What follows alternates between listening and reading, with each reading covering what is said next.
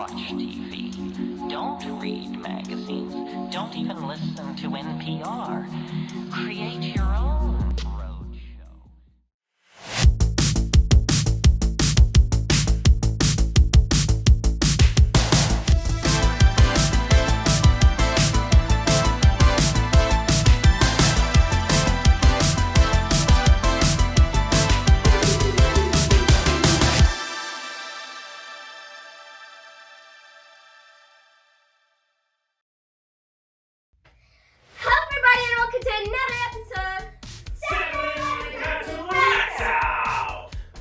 Returned. Toe munchers and all, they are in tow. We got the big toe muncher. By the way, I don't even know if we've had official introductions. This is Joey. Joey doesn't like, he's camera shy, but he'll say hi first I see him. He's like, oh, I'll give you a little kiss, it's okay. But he's a friendly fellow. He's good. This is his daughter. Chocolate. What's her name? Chocolate. Why did you name her Chocolate? She's dark chocolate. I guess. She looks more like slate gray to me, but if you ever have some slate gray chocolate, send it my way. I'd like to try it, see what it tastes like. Oh no, there's the chocolate rocks that are that color.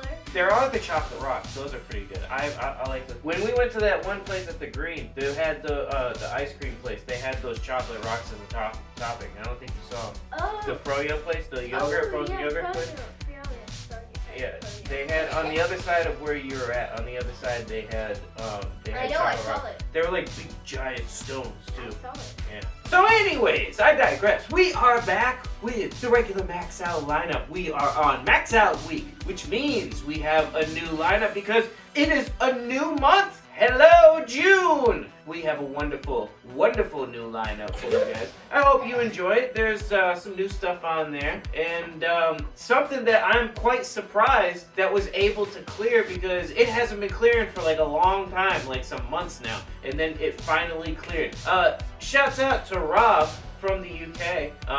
We haven't seen him here for a couple of weeks. We're missing you, Rob. But one of these cards, the cartoon I'm actually talking about, is one of the cartoons that he himself has been requesting for a while. No more spoilers though, I shan't give you any more. But now, we are at the moment where I must mention something that I brought up in the past, maybe a week or two ago, I don't know, something like that. But we have a website for merch finally. And this is that website right here. That's the website finger roll thing. But anyways, you can go there, you can get Saturday Morning Cartoon MAXOUT stuff. We will have up Friday Night Sucks merch, and we also have stuff from Boffo brand. Boffo is named after our cat Fabio, and I guess now I gotta find a picture to put right there. So you can find some stuff from there. There's a bunch of different stuff. It is priced by the site. We have lowered the prices from what they were originally, believe it or not. They're priced for inflation and blah blah blah blah blah blah, and basically it's based on the quality and what kind of shirt you're wanting to get, basically. A regular old Max Out shirt I think is like $18.99, and I think we make like 99 cents on that, on those shirts. Like we don't make like a whole lot. It's just these prices for the material stuff. Everything is high because of inflation. Let's shake our digital fists at the government and at inflation.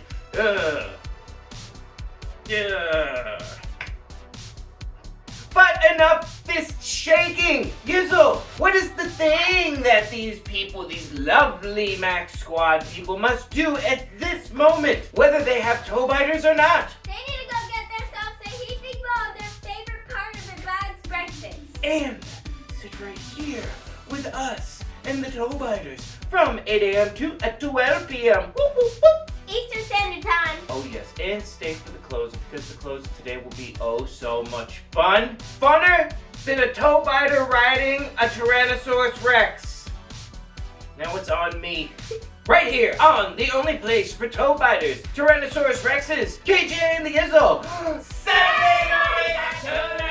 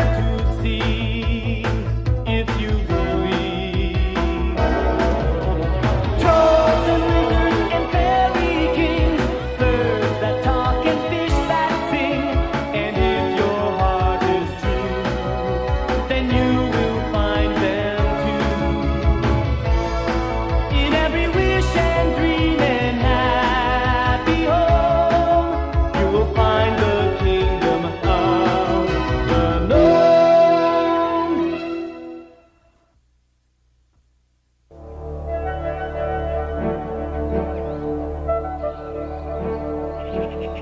There are all kinds of places in the world we know. All kinds of places that different creatures call home. There's the world of nature, where wild animals live, no cars or buildings, and only the trees are skyscrapers.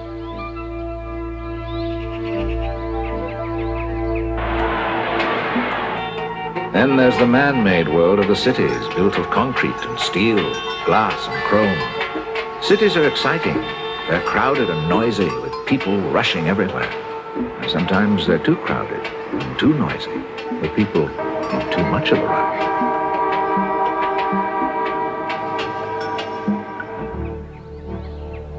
Let's journey to a land where the air is always clean and the only noise is the beautiful sound of animals talking to each other.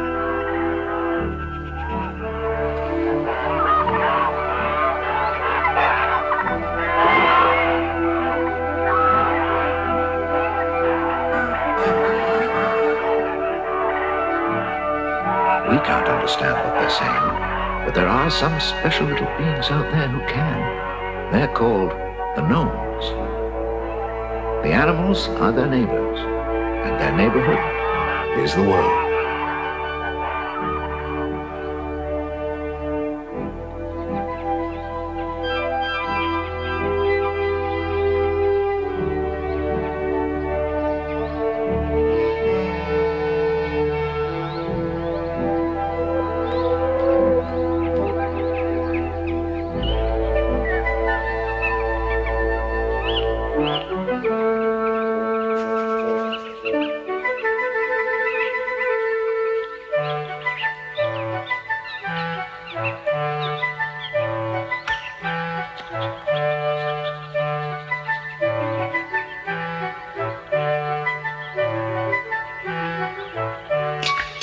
The most wonderful thing of all is that this world is there, just waiting for you.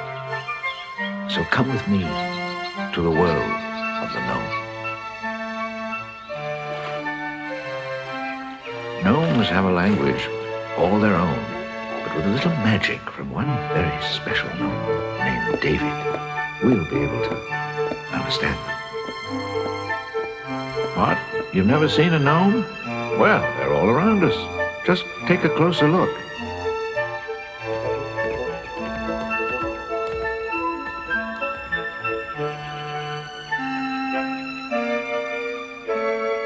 Let me show you the secret world, the stuff that dreams are made of. They're little people with full-sized hearts. There's nothing to be afraid of. You may not see them, but they're right here, up each day at the crack of dawn, hurrying busily all around you, before you get here and after you've gone. Oh, David, you have company calling. I thought so. Send them right in. Welcome. Come in, come in. Don't be shy. We're not very formal here. Yeah, well... Oh, good evening. I'm David, son of the famous Tim of Uppsala. Welcome to our humble home. I'm glad you were able to make it. You must be really sympathetic to gnomes. Otherwise, you wouldn't be here. This, I know, is the first time you've met us, but we know you humans very well. There's some things I've been meaning to talk to you about. What's the idea of coming into our peaceful forest and blasting away with your noisy guns at every animal you see? And of course, you make the water so dirty, the fish can't live in it. And the air so full of smoke, nobody can breathe. Come on, you sleepyheads. Mice aren't supposed to sleep all the time. Are you ready for your supper? Oh, but I know it's not your fault. You're too young to do things like that. Anyhow, we gnomes wouldn't hurt a fly, and we try to help our friends when they're in trouble. I think maybe we could help you, too, if we got to know each other better. Perhaps some of our love and respect would rub off on you. Love for our fellow creatures, respect for the beautiful planet we share. Yes. That's really why I invited you here today. Isn't it time we got together? Let's try to clean things up a little bit. Here's your towel, David. Thank you. There's several kinds of gnomes. Most of them live in a forest like me, so we're called forest gnomes.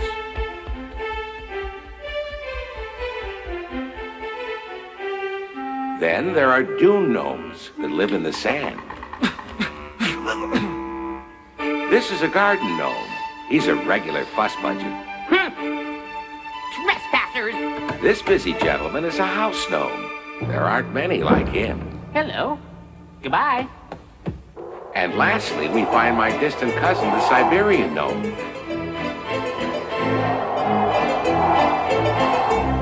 Something below her, I'm afraid. You can see what I mean. I wouldn't call him bad-tempered, but he is a little lacking in the social graces. But I'm sure you'd like to know some more about us. We'll start with our weight. I weigh 300 grams. That's about 11 ounces. I usually weigh 250 grams, but lately, say 9 ounces more or less. 15 centimeters high. That's 6 inches, or about as tall as an ice cream cone. Now I want to tell you what our daily life is like. And of course, you have to meet my wonderful family. Oh, just a minute. This charming and efficient housewife, who's 399 years old, and is still to me the most beautiful and enchanting woman in the world, is my wife, Lisa. I don't want to brag, but we do make a handsome couple, don't you think? Our children, Lily and Harold, now they're great-grandparents, and we're great-great-grandparents. Gnomes have children only once, and we always have twins.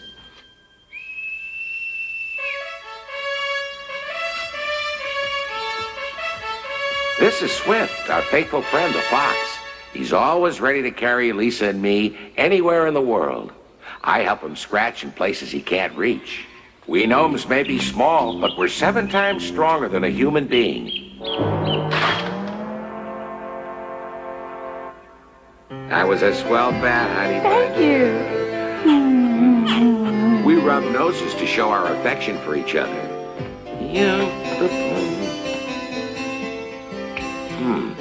I forgot to clean out the mouse basket. This is our watchman cricket. His name is Corky.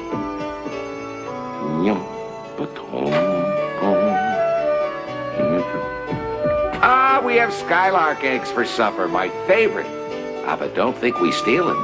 What happens is they can't hatch all the eggs they lay, and they give us the ones that are left over. Now, don't think the skylark eggs are the only thing we have to eat. We have all kinds of good things. Mushrooms, vegetable soup, honey. With the help of Swift, we can find a great variety of things to eat. And if we need to take a longer trip, the wild geese are happy to give us a lift. We travel a lot, Lisa and I, in all kinds of weather. My duties keep me on the go because I'm a doctor. Good heavens! I completely forgot to tell you I'm a doctor. I'm summoned to the most remote corners of the earth because I've established a good reputation. Other gnomes can call me by telepathy, and I always go when I'm needed. Last week I was in Denmark when an urgent message came through to me. Swift and I set off at once.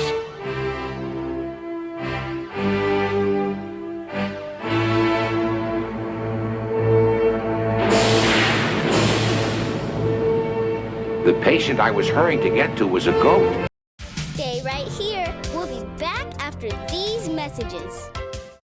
Message for Ronald McDonald! I do believe this mailbox is addressing me. McDonald's Happy Meal! Hamburger! Soft fries! All regular size! Now that's what I call special delivery. Skiing? Gymnastics? When you buy a McDonald's Good Sports Happy Meal, you get sports games, cutouts, even sports quizzes, plus a surprise inside. 4 different Good Sports Happy Meal boxes at participating McDonald's. She'd accidentally swallowed a jagged piece of wire with her grass and was now in great pain. The poor farmer had no money to pay a veterinarian, and she was his only goat. I was needed desperately.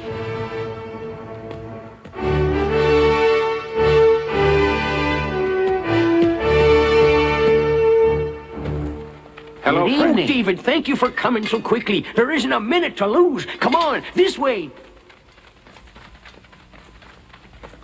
The poor worried farmer was waiting by the door to greet us. Hurry, we mustn't waste time.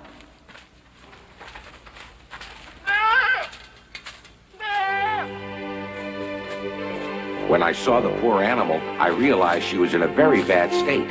I decided to hypnotize her immediately. I knew that once she was hypnotized, she wouldn't feel any pain.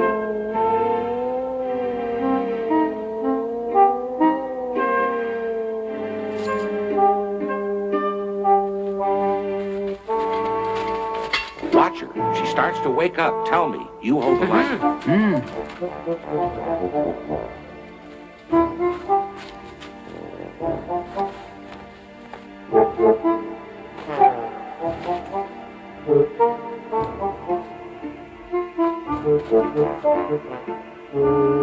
I could tell there was internal bleeding. If I didn't get that wire out soon, she wouldn't have a chance.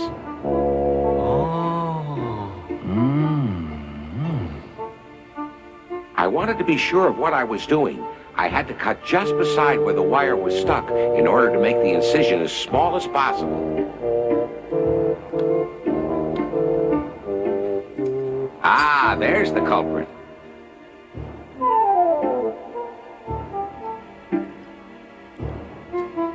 You may think that because I've practiced medicine for such a long time, over 300 years, that I'd be pretty cool in a crunch like this. Well, that's just not so. When a life is at stake, I always suffer along with the patient.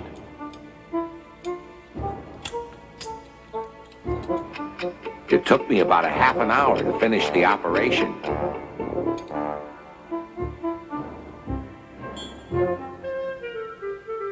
Yeah!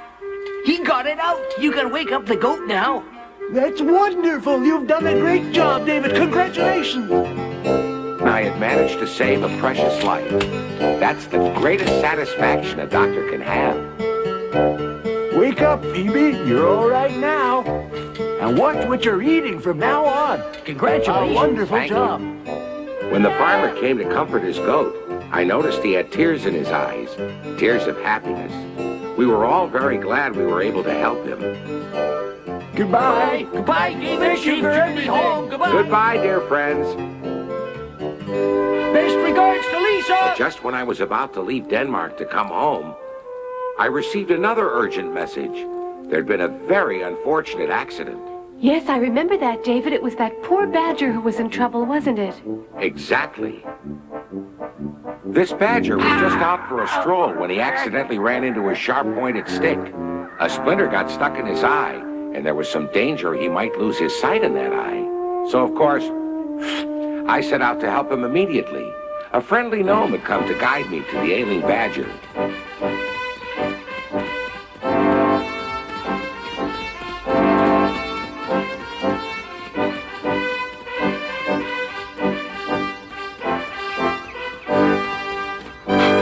Here you are at last. Thank you, Swift. Where is he? At the back of the cave. His wife will show us the way.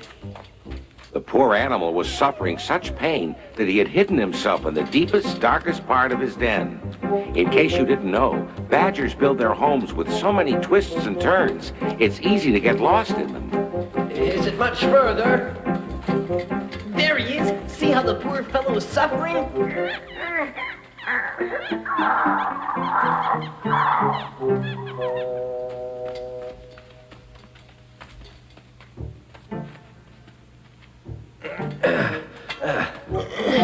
Come on. At first glance, the situation looked pretty hopeless.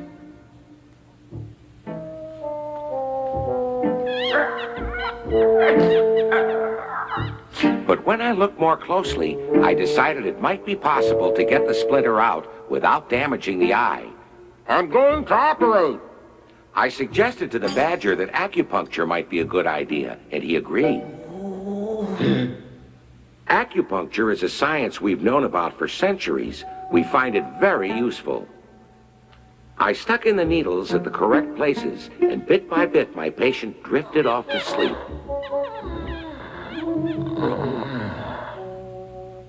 Then I began to operate.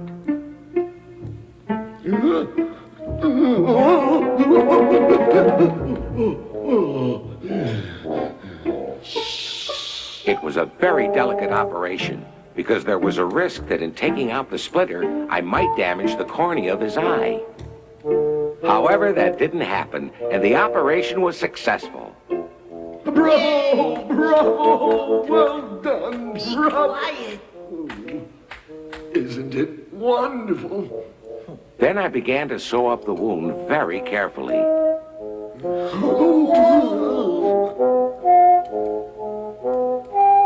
When I finished, I put lavender extract on the eye, and then I took out the acupuncture needles.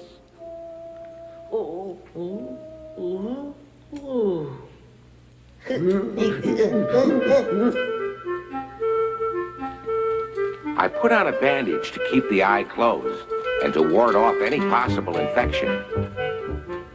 Bravo, David, you're a wonderful doctor. Thank you. It was a very delicate operation, but the eye will be saved. I told the badger's wife to keep him indoors for a few days. David, I want to give you something for curing. No, I wouldn't hear of it. There's no better gift than your friendship. Goodbye, David. Goodbye, Goodbye. David. Thank you for all your help. Remember us to your beautiful Goodbye. wife. Goodbye. Give our regards I to will, Lisa. and I'll see you soon. For my long journeys, I have several different ways to travel, and always with the help of my friends.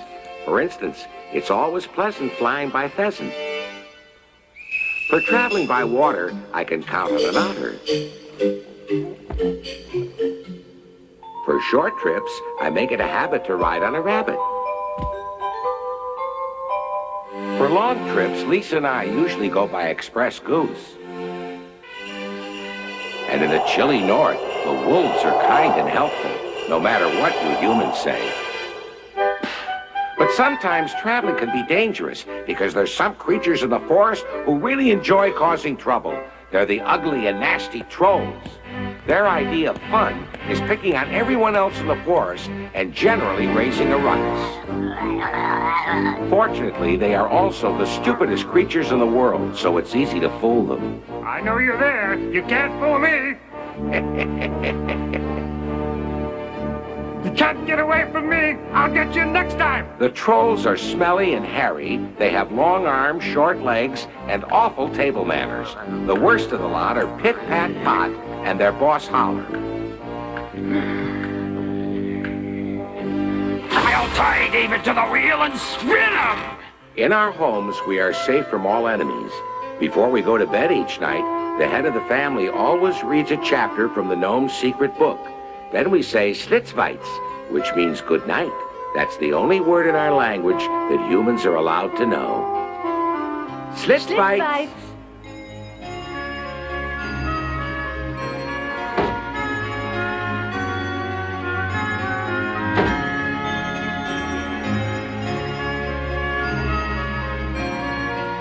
I know you're going away from us now, back to your city homes, leaving behind your newfound friends and the cozy world of the gnomes. But I hope you'll come back and see us. You know where to find us now, where the innocent forest children play under a leafy bough. You'll find us if you're friendly and share our point of view. But even if nobody sees us, we'll always be watching you.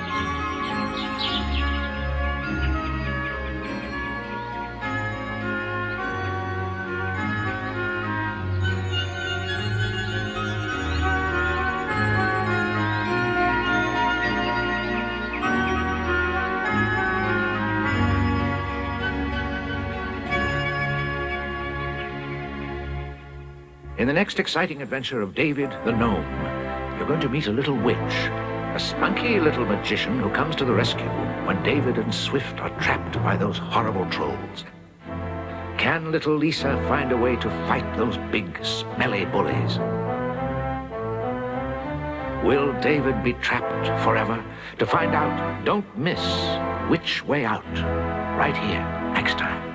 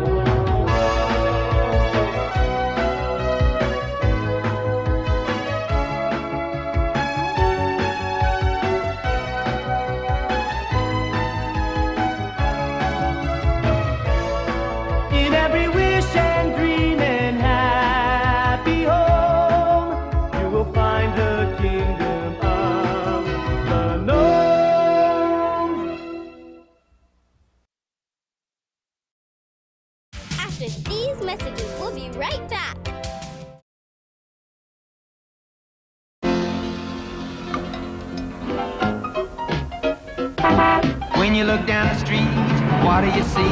The street is overflowing with a lot of machines. Now I don't mean the buses, the trucks, or cars. I'm talking about the people, yeah, you know who they are.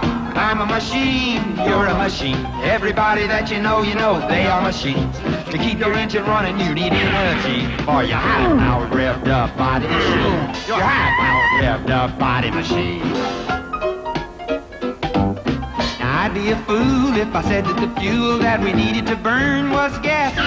Cause the fuel we use is the stuff called food, and it puts out the power for our machine. You make a stop at the filling station, Fill her up one chicken sandwich to go. as you start to chew, your body does it. All systems go. Now that sandwich contains some very important kinds of food energy for your body. The chicken gives you protein, bread, carbohydrate, mayonnaise, fat, and the lettuce has vitamins plus cellulose or roughage. Together, these things help keep your body machine running smoothly. First the saliva, kinda like a driver, Move to the rear of the mouth. but what it's doing, along with teeth chewing, is taking food and breaking it down.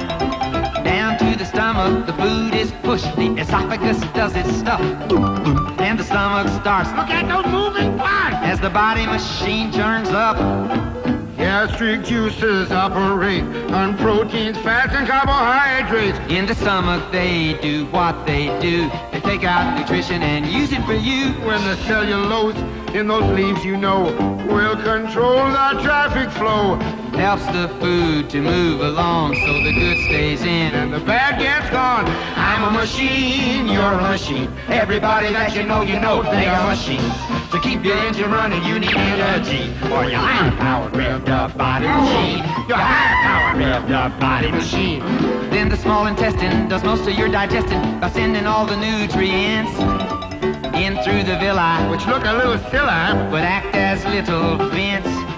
The bloodstream passes the nutrients it catches and takes them to the cells you see. You use what it delivers And store some in the liver. for future energy. I'm a machine, you're a machine. Everybody that you know, they are machines. To keep your engine running, you need energy for your high-powered, revved-up body machine. Your high-powered, revved-up body machine. Your high-powered, revved-up, complicated, tuned-up, fascinating body machine.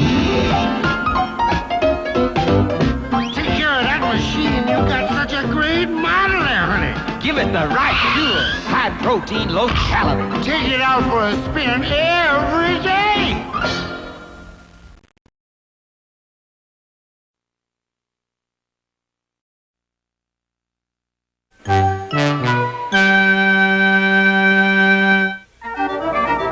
Nice to be back again in the wonderfully curious land of Wuzz.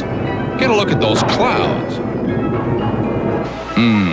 I'd say the WUZZLES are in for some nasty but colorful weather today.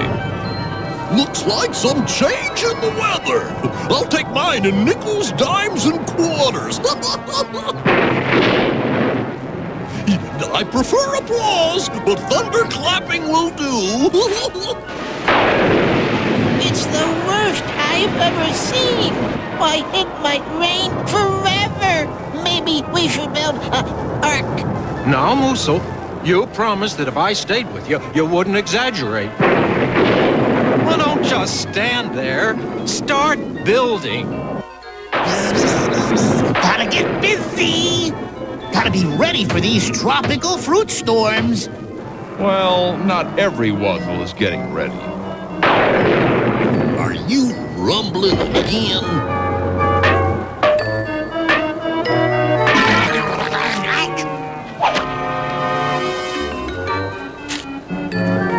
What's all the ruckus about? Sorry, Croc, but there's a tropical fruit storm coming, and this roof's a wreck. Oh, bullfinch feathers. Why, that houseboat's as sturdy as this hammock. It'll take more than a little old storm to ruin it. That does it. I think I'll try my favorite shopping center.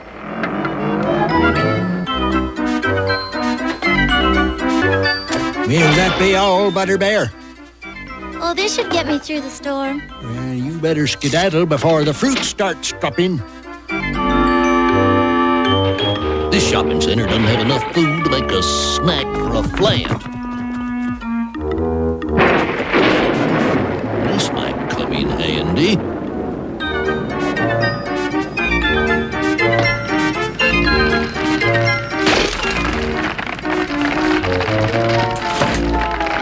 This pathetic umbrella has more holes than a mile of Swiss cheese bread.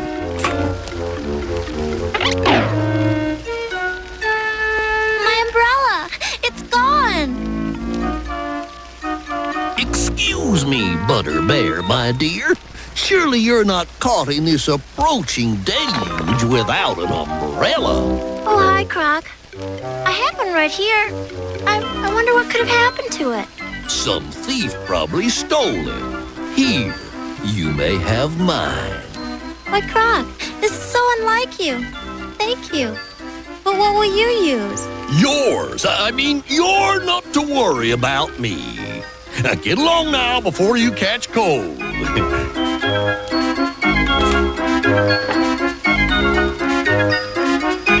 Well, I've done my good greed for the day. Another was oddity. Melon cherry rain. Around here, no one ever goes hungry on a rainy day.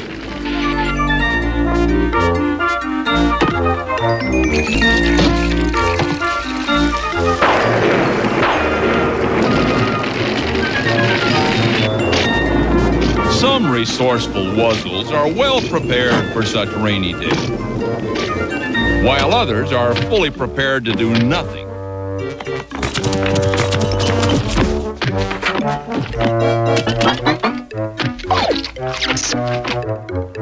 Ugh, this is terrible. It could be worse. It could be raining coconut melons.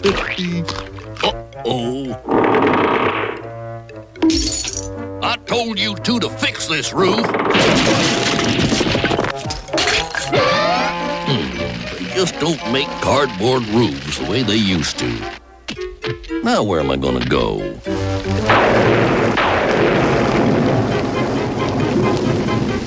Here, bird doggy. Nice bird doggy. There must be some way to get that bird dog out and old Croc in. Good afternoon. Are you the bird dog of the house? Quick, there's no time to delay. You better get out of here before Wuzzle Beach fills up. Now, how long do you suppose it'll take that bird dog to realize he's been fooled by Croc?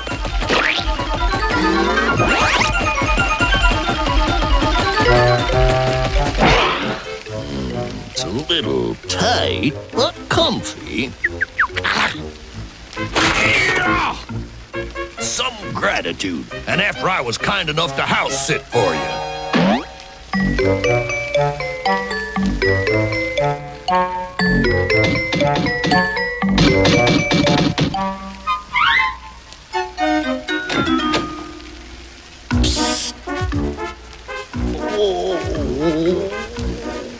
Croc!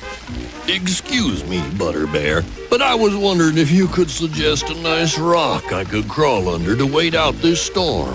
Why, Croc, even you don't belong under a rock in this weather.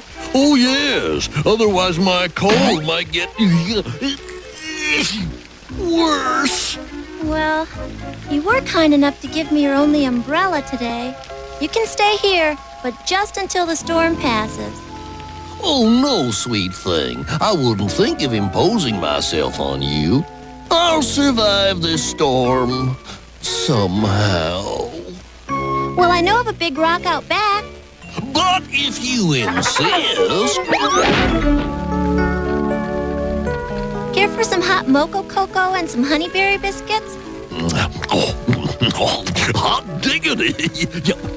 I mean, if you're sure it isn't a bother. Not really. It'll be nice to have some company during the storm. Even if it's only you. Having Croc around the house could be the start of something big. Big trouble. A big crock full of trouble, you might say.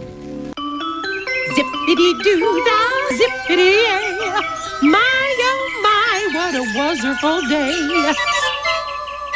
Hey, what's going on here? How come it's only raining on Butterbear's house?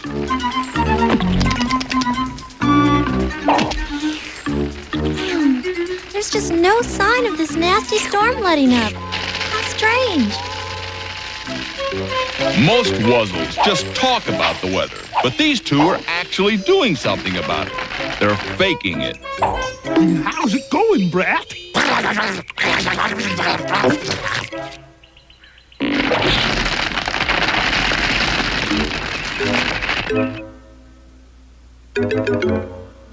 Is your cold any better? Yeah, I feel terrific. I mean, why you hadn't let me stay here? I'd have caught fruit pneumonia by now. Well, I must go can some fruit in the cellar. What are you doing here? Why aren't you pitching a storm like I told you? We've only got enough fruit for a drizzle. Shower at most. Looks like I'm going to have to come up with another plan to make myself welcome a little longer. So listen to this. Uh-oh. When Croc puts his mind to something, it usually means trouble. What on was?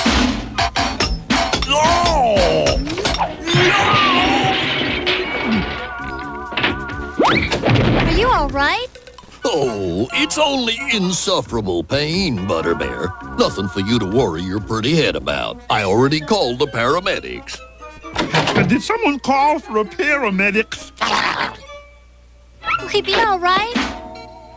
Does it hurt when I do this? Yeah, don't do that. How bad is it? Looks like we'll have to operate. Oh, dear. You better go inside. This won't be pleasant.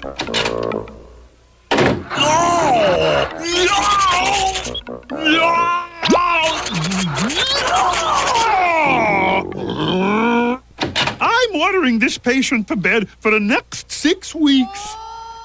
Yes, of course. I'll see to it Croc has the best care possible.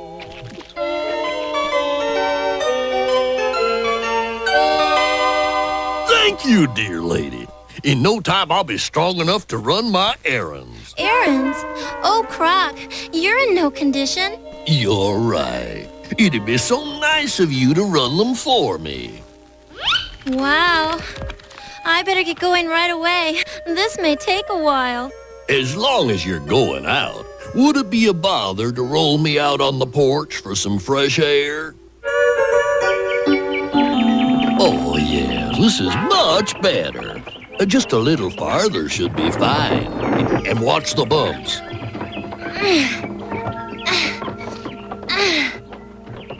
Yes, I'm sure the air will be even fresher up on top of this hill. After these messages, we'll be right back. I got a wuzzle, I'm gonna snuzzle. Name's Hippopotamus. Cuddly as can be, 'cause she's part hippo and part bunny. I got a wuzzle, I'm gonna snuzzle. Name's Bumbleye. Cute as he can be, 'cause he's part lion and part bumblebee. I got a wuzzle, I'm gonna snuzzle. Name's Ellaroo.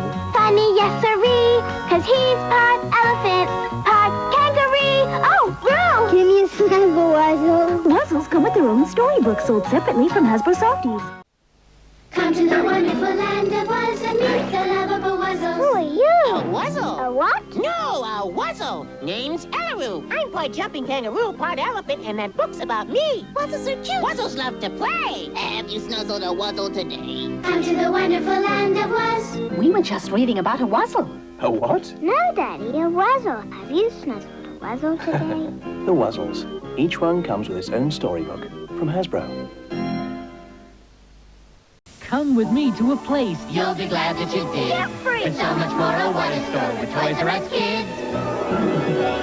I'm making my list, Jeffrey. and on it's a snuzzly wuzzle. Each is a combination of two cuddly animals. Wuzzles just $16.97 each. New posable wuzzles only $3.97 each at Toys R Us, all from Hasbro. Oh, neat. And the Wuzzles Color Forms playset, just $6.48. We're Wuzzles headquarters.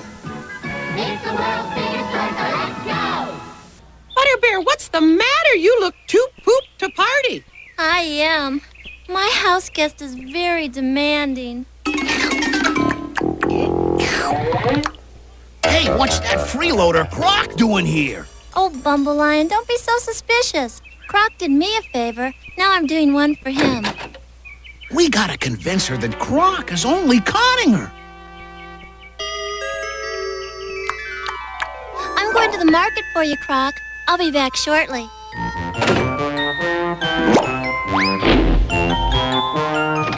You call yourself a refrigerator. 14 lunches and you're empty. Surely Butterbear has an extra supply stashed away somewhere. Hot diggity! Paradise cellar! Oh, so rich and creamy. Rich?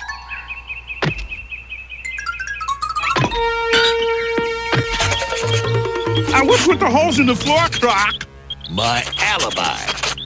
So make sure to get some of my tongue-tingling, snout-smacking, newfangled melon cherry juice. To get yours, stop by 1515 Lazy Bones Lane.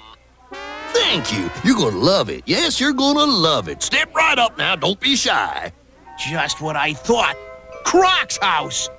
Okay, you can cut the phony disguise with me, Croc. Croc? Oh, no. I'm Croc's brother, Wilfred. Wilfred? Don't you believe me? Sure I do. I'll even give Croc your regards, because I'm going to Butterbear's to visit him right now. Hey, Rhinoki, buzz me over to Butterbear's fast.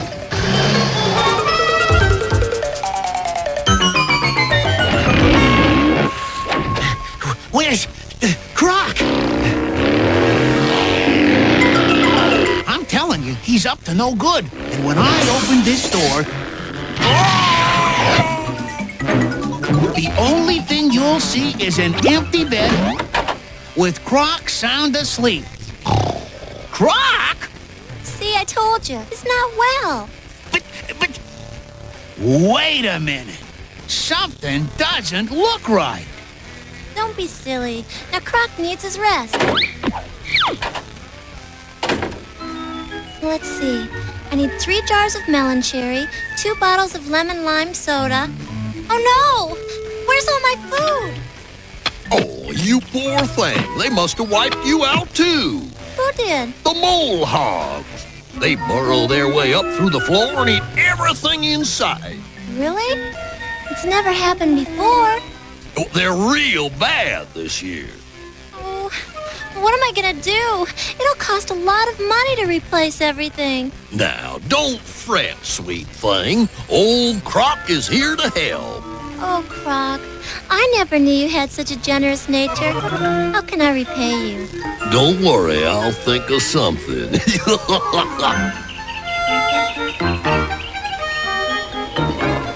Butterbear, don't you have a whole cellar full of food already? Not anymore. Croc said the mole hogs got in and ate all my supplies. Croc said? Wait a minute. So that's what he's up to. I think I know just who those mole hogs might be. See, Butterbear, it was Croc who stole everything from your cellar. He's been faking all along. Oh, that Croc. He's been using me all along. And after I treated him just like his own mother. No, you didn't. His own mother threw him out. Which is what I intend to do. That patient has worn my patience thin. No, Bumbleion.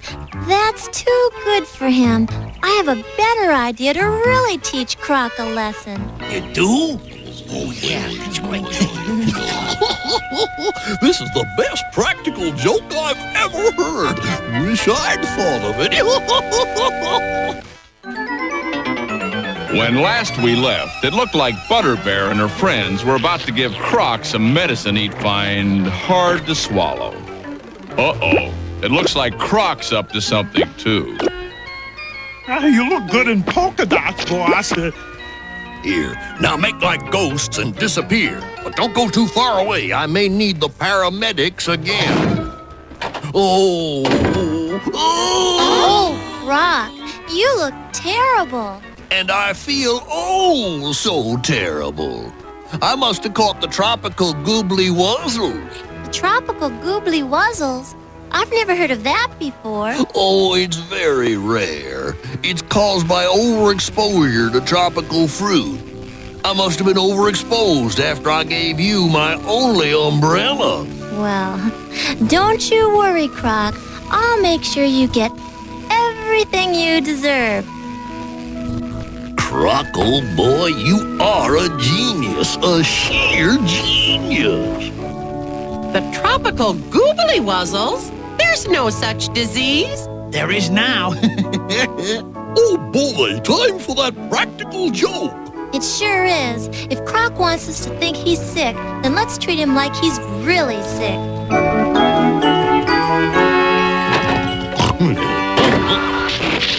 Butterbear? What's up? Oh, Croc, I checked into that disease, the tropical goobly wuzzles, and it's much more serious than I thought. But don't you worry. I have some medicine cooking in the kitchen that should be just perfect for someone with your problem. It looks like Croc actually caught something he only thought he made up. And I wonder what Butterbear is cooking up in the kitchen. This garlic radish and pepper onion sauce should tangle up Croc's taste buds. Here, how about some of this liver spinach? Perfect. Is the medicine ready yet? Here, Wuzzle, you test it.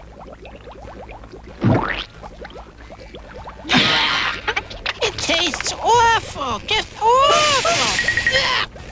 Oh, good, it's ready. Nothing I hate more than medicine, but if you made it, I'm sure it'll tickle my taste buds. Oh, it will. I made it especially for you. Uh-oh, did I make it too hot? Yeah! Hot! My tongue could start a forest fire. Oh, listen to you. You're not breathing well. I'll have to put an onion mustard pack on your chest to clear your lungs. Why, that looks like the makings for a sandwich. See? You're breathing better already. Now we've got to do something about those spots on your face. Oh, don't trouble yourself, dear lady. I really don't feel that bad. Oh, you will. If you don't let me take care of you, that is. A mud pack should get rid of those spots. But How about a massage to help your sore muscles, Croc? oh, that sounds delightful. How does that feel, Croc? That bed doesn't have the proper orthopedic support. You'll sleep like a baby Crackosaurus in this bed as soon as I figure out these darn buttons. Not that one! Maybe this one. Nope, not that one either.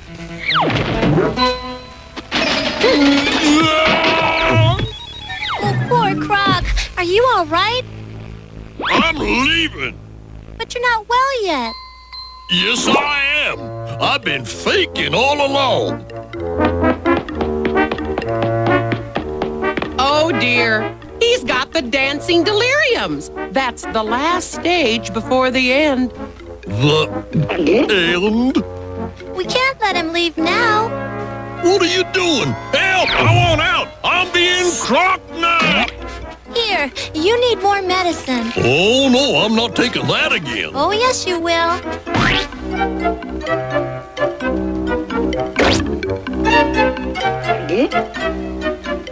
I think Croc's just about had enough. Are we ready for the grand finale? As soon as he's asleep. Flizzard! What took you so long? Never mind. Just get into your paramedic outfits and get back here to get me out of here. Right, boss. Come on, brat. There's no place like home, even if it doesn't have a roof.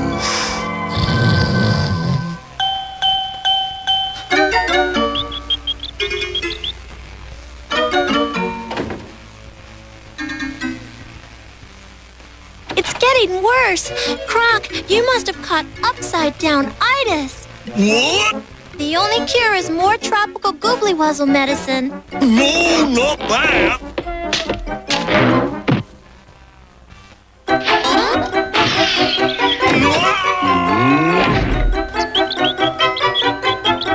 Out of my way! Run away, Croc!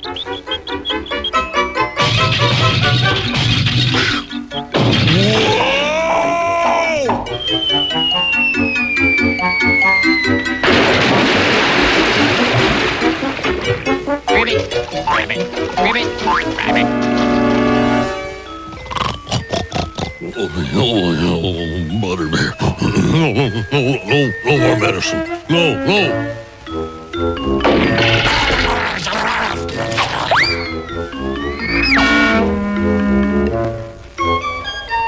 Hey, you goofs on the roof! This is no time for games. Fix those homes before... No. This just isn't my day. It's often been said, be it ever so humble, there's no place like home. But in Croc's case, it should read, be it ever so crumbled, there's no place like home. Stay tuned, another action-packed lineup of Saturday Morning Cartoon MAXOUT is coming your way.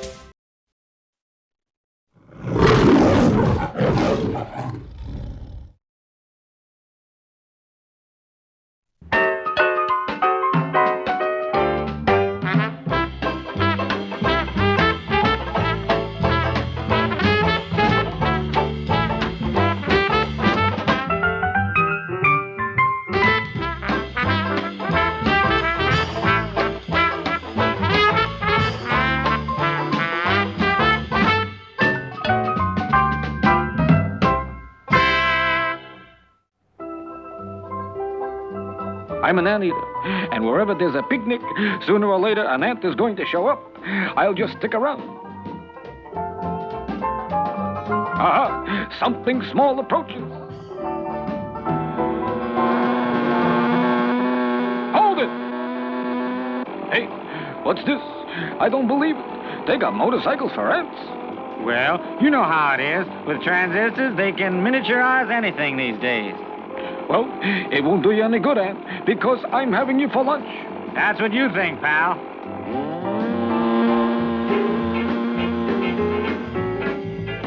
So it shouldn't be a total loss.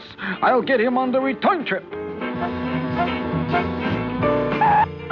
Man, I never saw so much delicious food. Boy, this French bread sure makes a great peanut butter sandwich. Here he comes. You know, peanut butter really sticks to the roof of your back.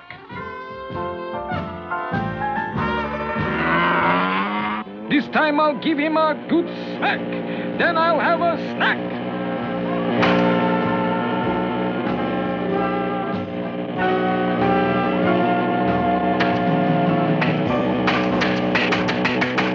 You're wasting your time, pal.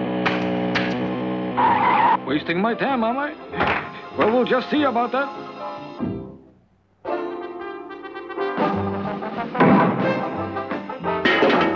I can't fail this time. He's got to come this way.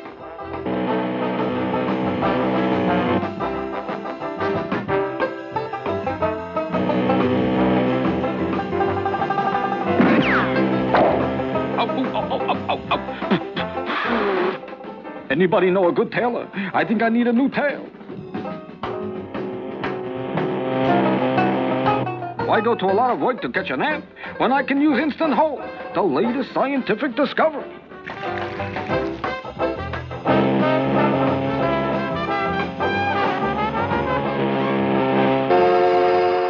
Fooling with science. It doesn't work. I'll have to run him down.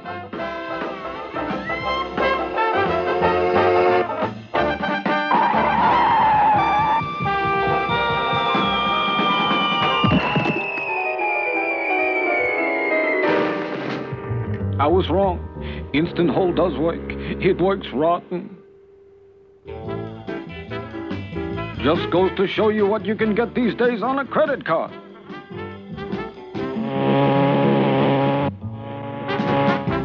All right, wise guy, you met your match.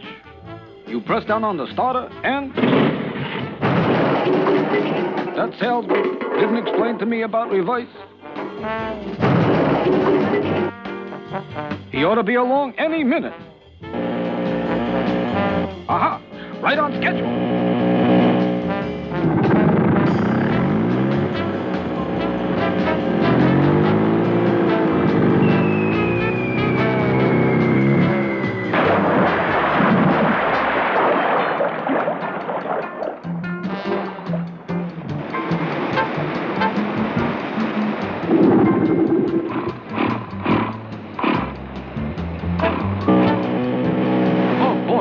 That was a close one.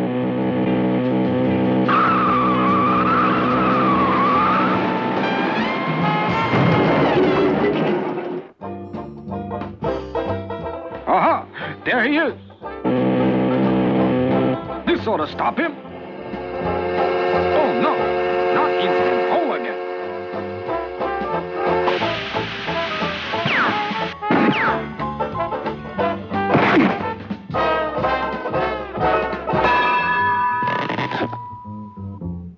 I hate you, instant hole.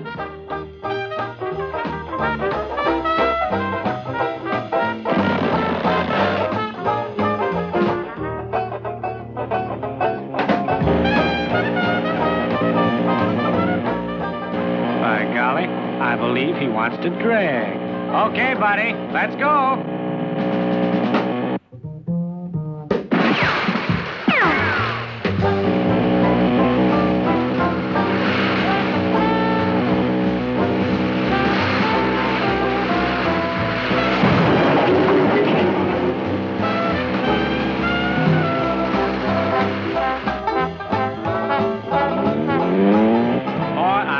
Love eggs.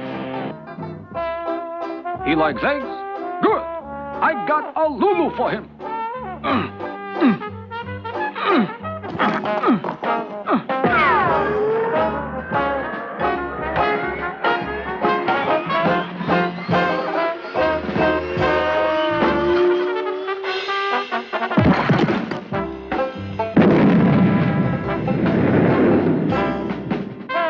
And to think, this picture started out to be a picnic.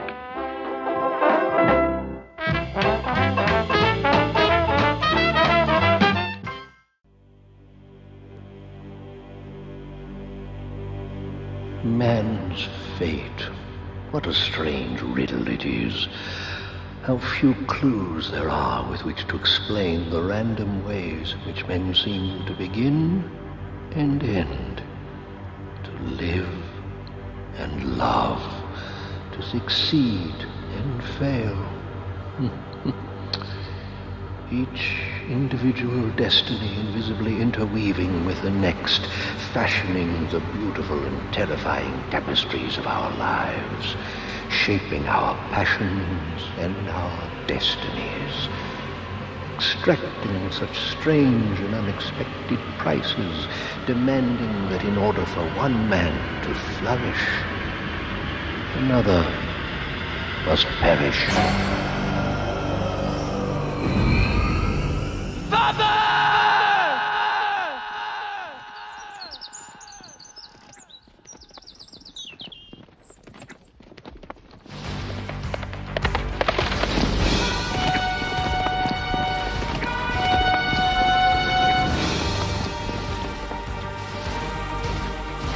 Secure the castle!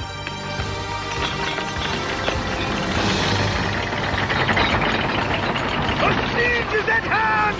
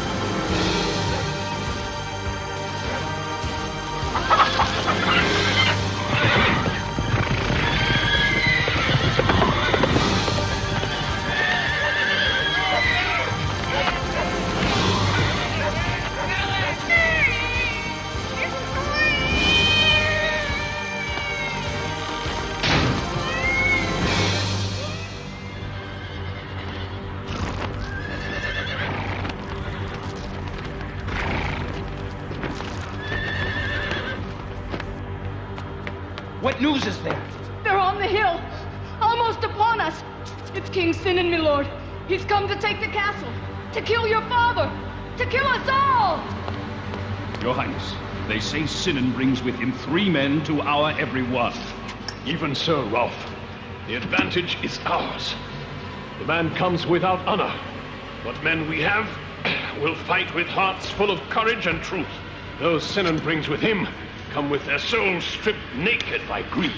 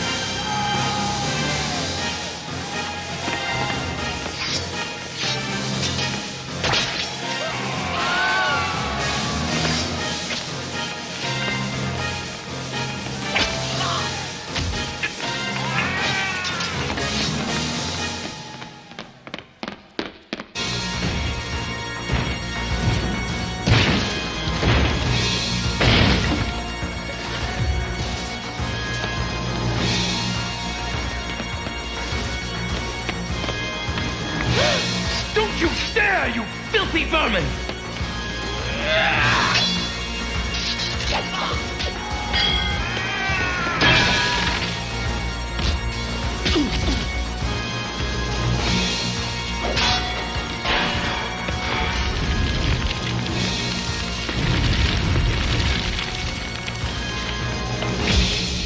Mother, quickly! Go to the tower, bolt the door. But Valiant... Don't worry, Mother. Father will have this battle won in no time. I mean, how can he not? With such an extraordinarily talented son and heir fighting at his side. You are extraordinary, but promise me also to be careful, my beautiful and daring boy. You and Father taught me not to be careful, but to be bold, to fight for what is right and true. I am a prince, and I must fight as one. I have no choice, my dear mother, but to return to you either with my shield or upon it. Stay right here. We'll be back after these messages. We are here at the Crunchabout to draw the winners in the Where's the Captain sweepstakes. How's it work, Captain? Millions answered right. The Milky Way was correct. From those entries, 10,000 winners are drawn. Another winner. Congratulations to you too, Captain, for putting the crunch on that Sog Master. No one puts the kibosh on the slosh. We'll see, Sog Breath. Thanks for entering. Winners get a letter from me. Is he gone? Cap'n Crunch is part of a balanced breakfast. Sometimes grown-ups touch kids in ways they don't like. I was wrestling with my uncle, and it changed. It felt icky. When touching feels funny, it's hard to know what to do. He said I shouldn't tell anyone. If that ever happens to you, say no. No. Then go. Go. And tell someone you trust. Tell. Say no. Then go. And tell. A message from the American Medical Association.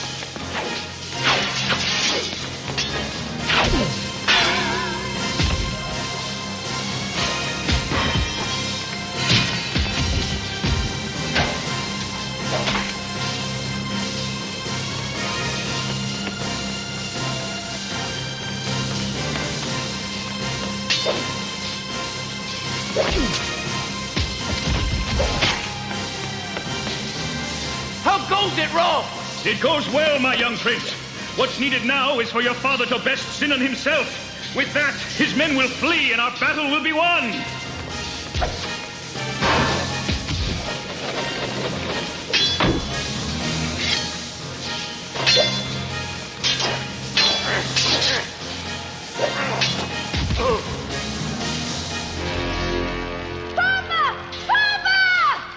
No! He is an innocent child!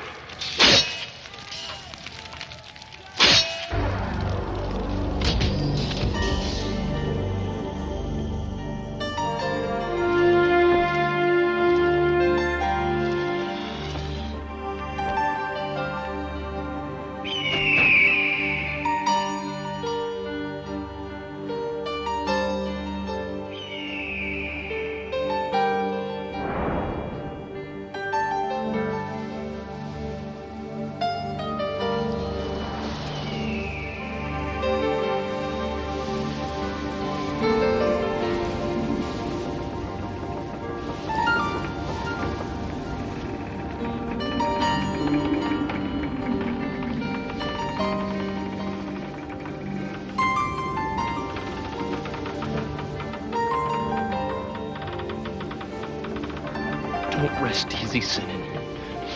This is not how it ends. I swear, it is not.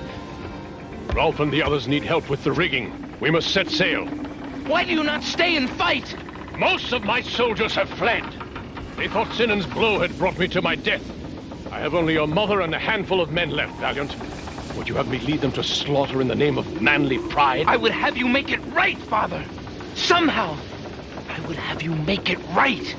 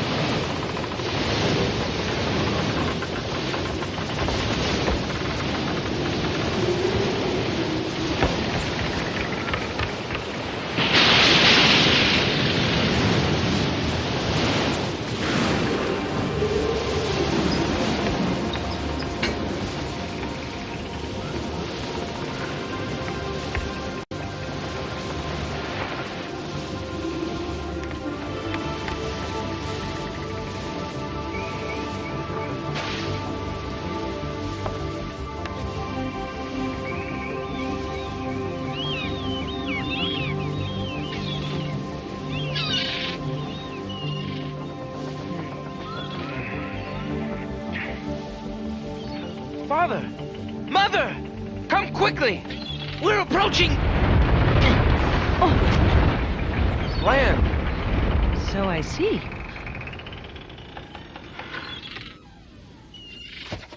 Valiant, what manner of place is this?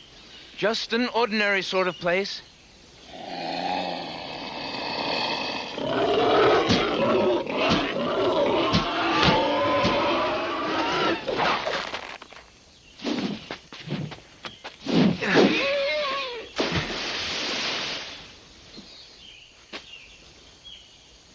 Perhaps I was mistaken. It seems this place, whatever it may be, is far from ordinary.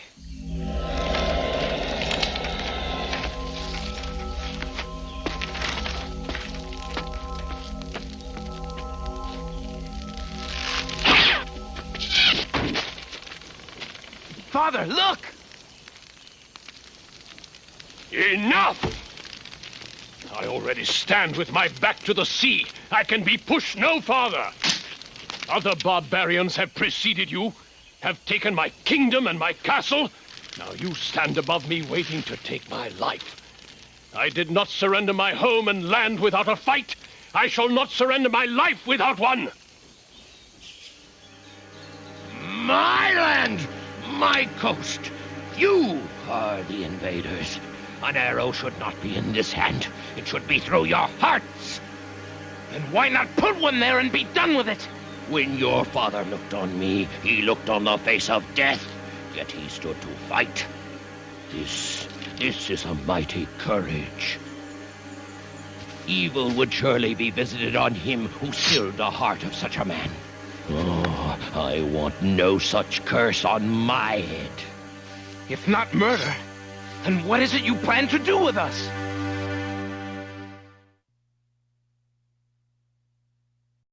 Stay right here. We'll be back after these messages.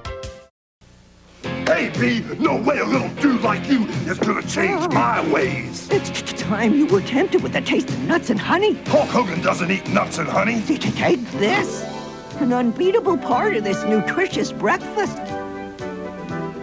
That's better than a body slam. Undefeated. And still champion. It's a honey oven oat. It's Honey Nut Cheerios.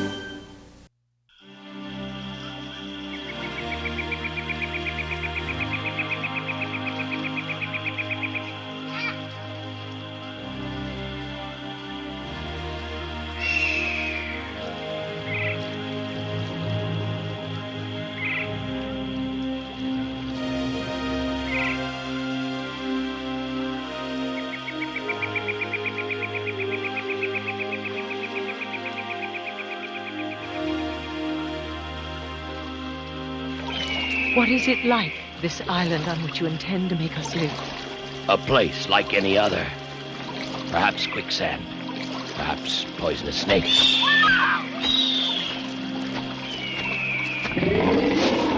Maybe some wild things. This is how he expects my family to eat? Out of shells? Filled with what? Slugs? Bugs? Swill? My father is a king. He deserves to be treated with dignity. It is this or starvation. Then I, for one, shall gladly starve. We are royalty, Rolf. We should not be fed as if we were pigs. It's an ugly truth, but you'll have to face it, boy. Your home's no longer in a castle. You dwell in a marsh. Now make the best of it. Why are you bidding me to suddenly embrace the attitudes of a peasant? You have always instructed me to conduct myself as a prince. True. When you were barely more than a baby, your father entrusted you to my care. To train you to sit a horse, to swing a sword, to someday be a prince. But I was born such. I am the son of a king. There is far more to it than that, my lad. Much is required of a prince. He must possess a spirit not only braver and stronger than that of other men, but one far sweeter and kinder, too. Is it not enough that your father has lost his kingdom, and your mother her home? Do they need now the burden of a petulant son as well? A boy so arrogant that he would rather starve than lower himself to eat from a turtle shell? The test of a prince is not the spirit he shows when all goes right with his world, but the spirit he shows when all goes wrong. Had you forgotten that? It seems I had. For a moment.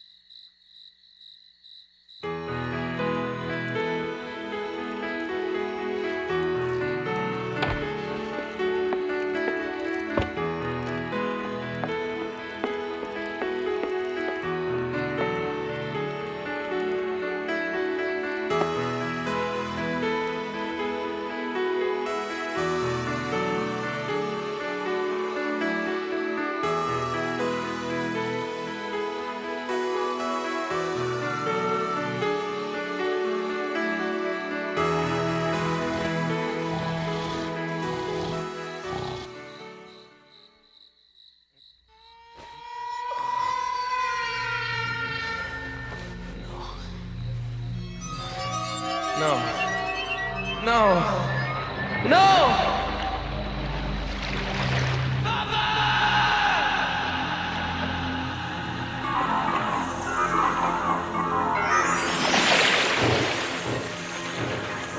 A new order. The Round Table. Might will no longer make right. What then, Arthur? What then shall make right? Truth and justice, Merlin. Protected by Excalibur and the Knights of the Round Table, they shall come to Camelot, Merlin. To Camelot! And who will they be, Arthur, these Knights of the Round Table? They must value above all else truth and honor. They must have souls as pure as dawn and hearts filled with courage. Knight of the Round Table, champion of justice and defender of truth. I, King Arthur, call you to this.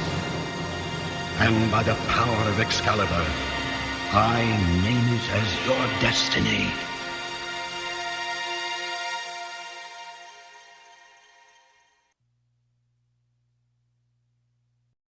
Stay right here. We'll be back after these messages. Someday our bodies will thank us for this workout, sir. I'll let your body speak for both of us. You're just tired because you didn't have a good breakfast like I did. A Cheerios breakfast.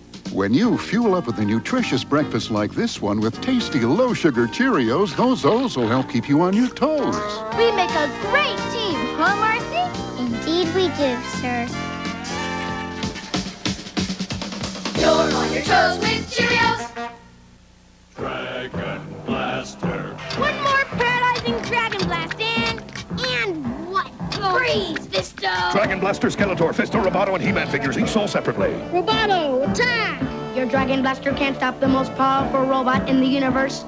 Oh yeah! Freeze, Roboto! I said freeze! Dragon Blaster, Skeletor, new from the Masters of the Universe collection. Other action figures, each sold separately. From Mattel. To be a knight. To uphold the code of honor and truth. To make real my father's dream. This is my destiny. Rubbish! Rubbish? Am I then to assume that you won't talk to my father for me? This vision, you say, has been coming to you every night since we arrived. You believe what it shows you? With all my soul. Camelot is real, Rolf. I know it is. Well, boy, if you've truly a destiny to follow, then follow it. You've no time to waste in idle chat. But how do I explain such a thing to my father? What is it I tell him? The truth, boy. Tell him the truth. I have seen Camelot, and I believe it to be my destiny, Father. Your destiny? To dedicate yourself to what? To the phantoms of a boyish imagination? Never! I will not allow it. Willem, please. He's only asking that What more must I give, woman? I have already lost home and kingdom, and now you ask me to happily lose my child as well. Our boy has long ago ceased to be a child, my love. I am a man now, Father, and with all my heart, I wish to be as good and true a man as you have always been. Goodness, truth. They have brought me to exile and ruin. It doesn't have to always be so, Father. I want to go to Camelot, to King Arthur, to ensure that someday justice will triumph over violence. Will you not believe in my quest? Will you not give me your blessing? I cannot believe in folly, and I will not give my blessing to madness. You are taking from me more than you know, Valiant. You are taking my very heart.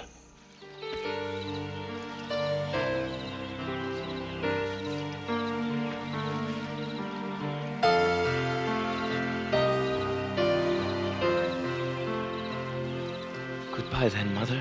Wish me luck. Always.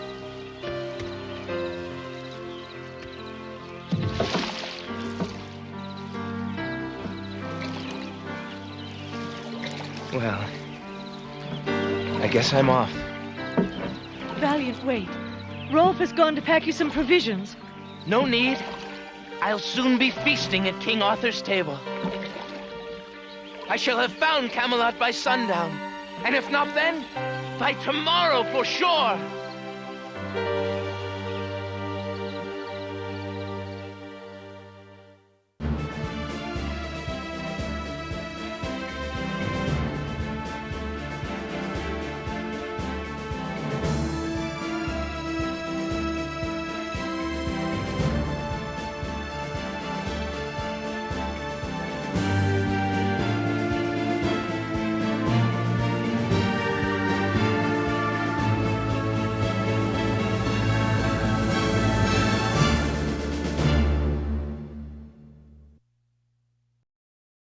Don't move, another action-packed lineup from Saturday Morning Cartoon MAXOUT is coming your way.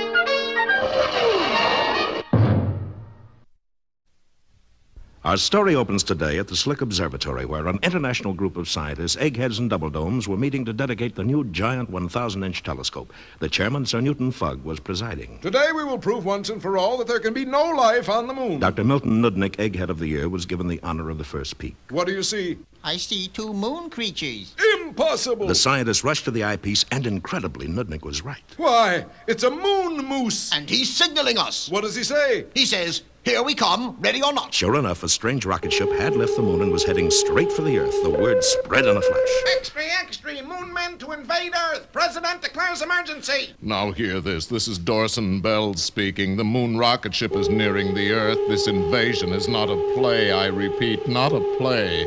Please feel free to panic. And some people did panic. Stores closed, houses were shut up tight. Everywhere, panic reigned. What's the headlines, George?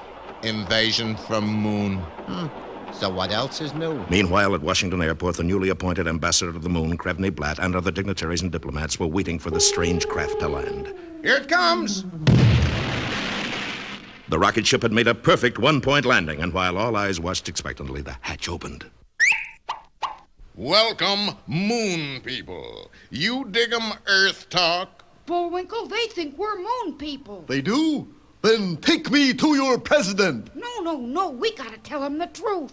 Gentlemen, I'm Rocky the Flying Squirrel. And I'm Bullwinkle the Moose. And we're both from Frostbite Falls, Minnesota. Minnesota? You mean you've been to the moon and back? Why, they've discovered a great new rocket fuel. And so to a hero's acclaim, our adventurers told their strange and incredible story. It seemed that just days before, in their little house in Frostbite Falls, Bullwinkle had been baking a quick-rising cake according to his grandmother's old recipe. But the first layer had risen a little faster than they'd expected. And the next thing they knew, the stove had been blown clear to the moon. Well, they had to get it back. Sure, we still owe 2 payments on it. And so the boys put together their version of a spaceship and used the second layer of that extraordinary cake to propel them to the moon. And the third layer blasted us back. That cake batter must be a revolutionary rocket fuel. My boy, you must make more of that cake for your government. Bullwinkle, you're gonna be a famous scientist. Well, after all, I am a graduate of MIT.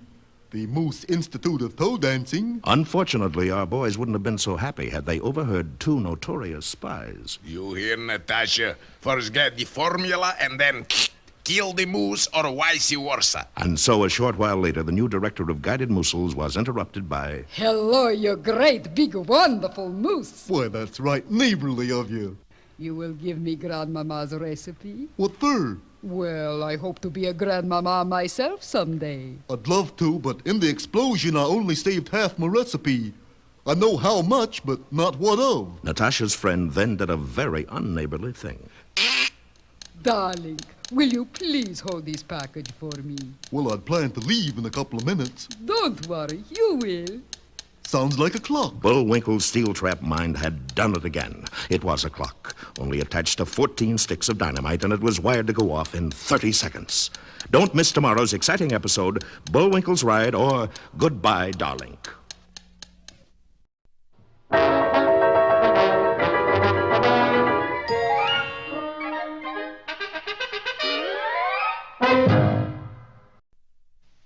And now it's time for... Time for the dancing fool, Bullwinkle. Again?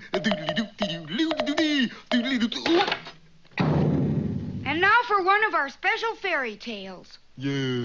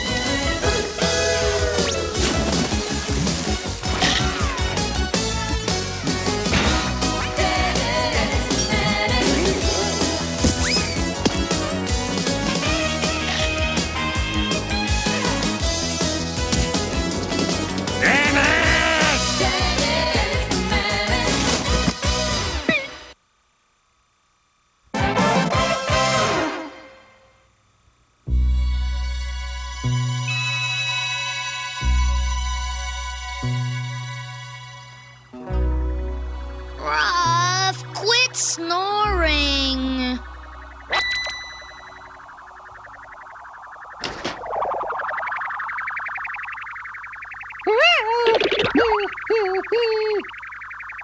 Get off my bed. You know Mom gets mad when you do that. Oh! It's a flying saucer. I am Randar. What are you? Scared. Ah! Uh-oh, we're being invaded by space creatures. Damn, Ruff, let's make tracks.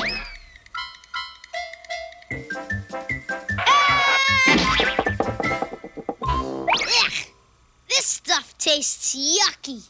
You ought to complain to Mom. Take this, hairy one. Quick, Ruff, duck. Yuck. The Earthling is right. This is yucky. Hurry, Ruff, we've got to hide.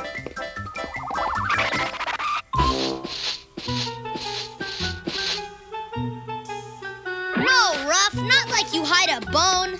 Fear not, Earthling. Wow! I have traveled millions of space miles in search of a peaceful, friendly place to relax. Friendly? Then you better stay away from Margaret's house. By the way, I'm Dennis. Greetings, Dennis. Ah, my journey has tired me. Where may I rest? Rest? Are you kidding? First you need something to eat. Come on. Look me.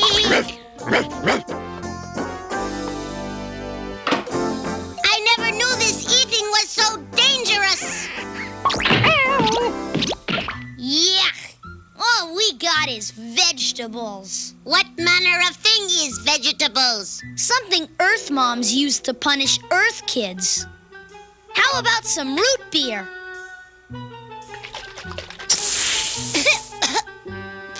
Come on, Randar. Let's go over to Mr. Wilson's place. He's always got lots of food. Not again. Look me. You'll like Mr. Wilson. He's my bestest friend in the whole world. Hey, Mr. Wilson! Take a hike, Dennis. That does not sound friendly. Mr. Wilson! Martha, I tell you, he's doing it on purpose. Now, George, why would Dennis want to wake you up on purpose? Simple. Because he knew I was asleep. Strange creature. Why does he have so little hair? Mr. Wilson says it's because of me. Hey, Mr. Wilson! Dennis, now you go home. Dennis? Warning! I'm losing strength. Prepare for emergency landing. Martha, I just saw a space alien, and Dennis was floating alongside him. Operator, get me the police, the fire department, the army, the Ghost Guard! Whee! This is better than a roller coaster!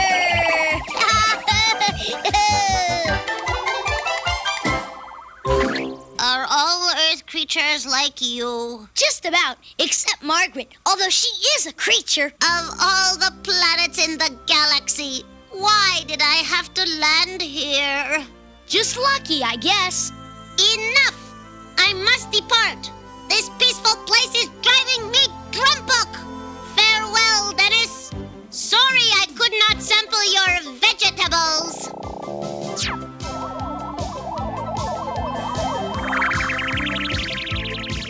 Goodbye, Randor.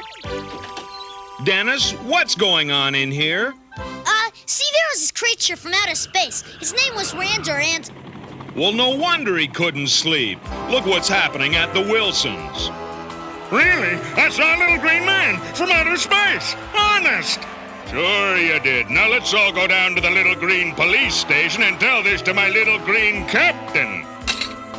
What? Martha? Dennis!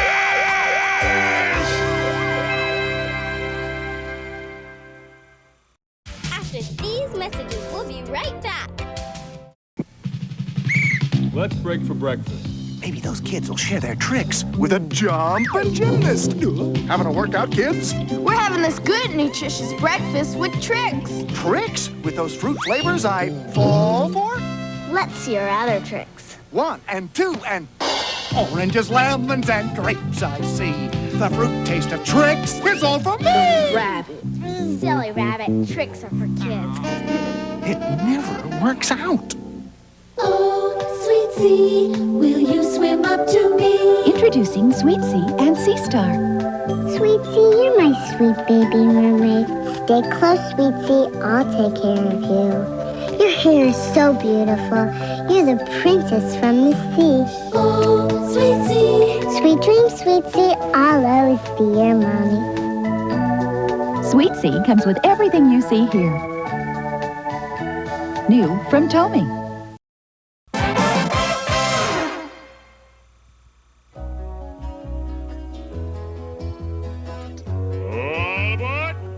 Remember, you will see the hydroelectric plant just after the turn. Then you will destroy it. Yes, destroy it, and with it, the electricity to 3 military bases and 2 airports. Have a good time, Dennis. Say hello to your grandmother for me. Bye, Mrs. Wilson. Bye, Mr. Wilson. Thanks for seeing us off. Anytime, Dennis. I'd like to see you off to another galaxy. I'll miss you too, Mr. Wilson. So long. We won't be gone long. Take your time. Stay as long as you can. Oh, my gosh. Dennis forgot his bag.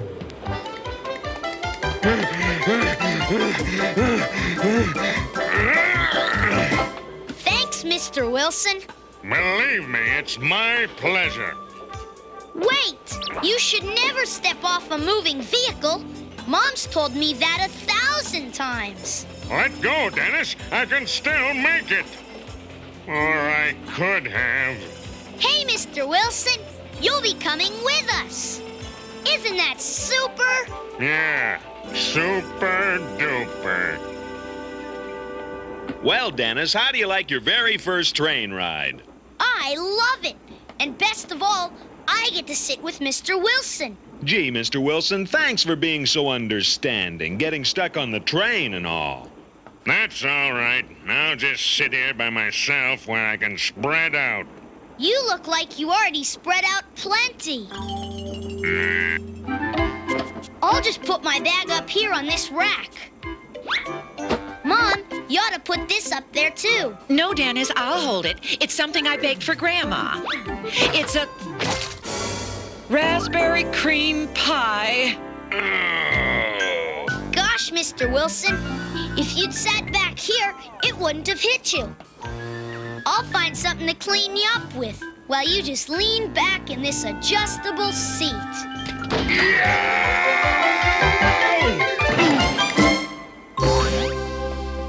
Are you okay, Mr. Wilson? Gosh, those seats could be dangerous. Only if you're involved, Dennis. You could turn a marshmallow into a dangerous weapon.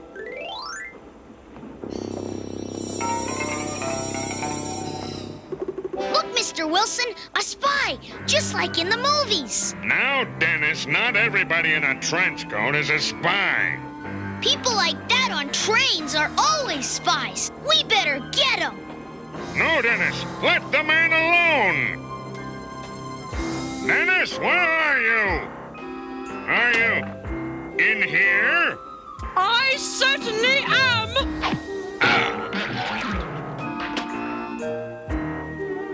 The spy!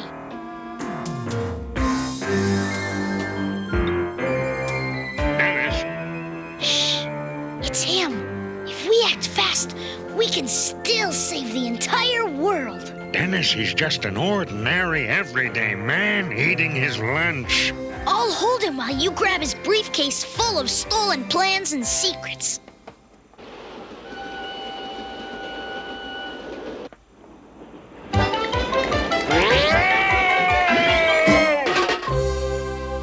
No time for eating either, Mr. Wilson. The spy is getting away.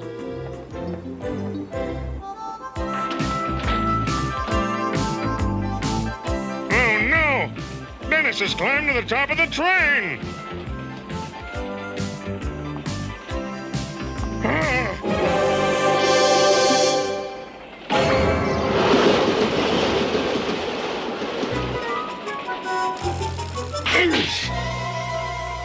Gee, Mr. Wilson, what on earth are you doing up there? This door handle sticks, but if you push it up and pull it over, it opens.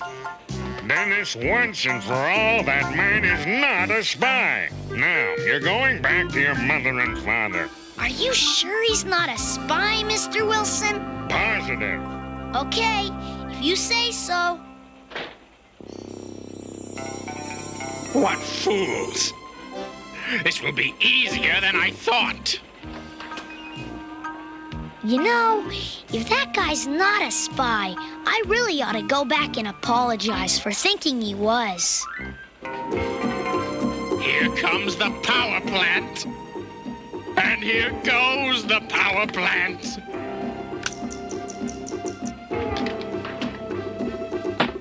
Mister, I want to apologize for thinking you were a spy. A spy? Here, let me close that window for you.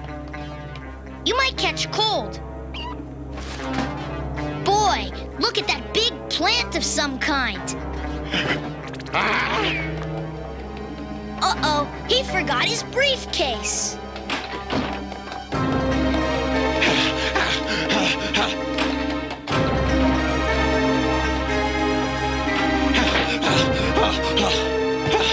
Phew, so much for that little brat. Here, mister, you forgot your briefcase. Mister! Where'd he go? Ow! I'm glad I found you. Gosh, that could be real dangerous riding down there. Here, mister, let me give you a hand. Oh, thank you. Thank you. Don't mention it. And here's your briefcase.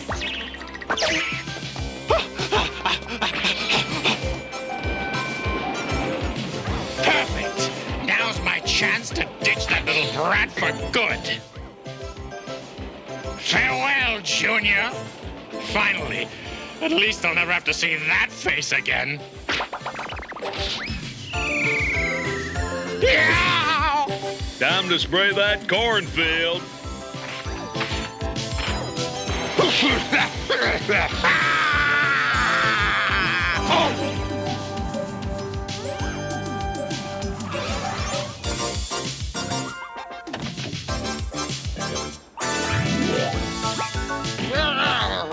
Hey, loco.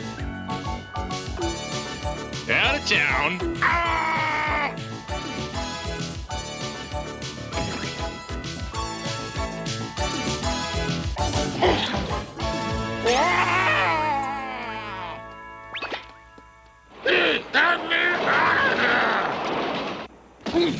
Hey, mister! That face! That face! Here's your briefcase. Hey, where you going? Henry, I'm worried about Dennis. Where do you suppose he is? Oh, I'm sure he's all right. After all, Mr. Wilson is with him. No, it couldn't be. Oh, boy! Good thing I found you. Oh, no. Not again! This looks like a real expensive briefcase.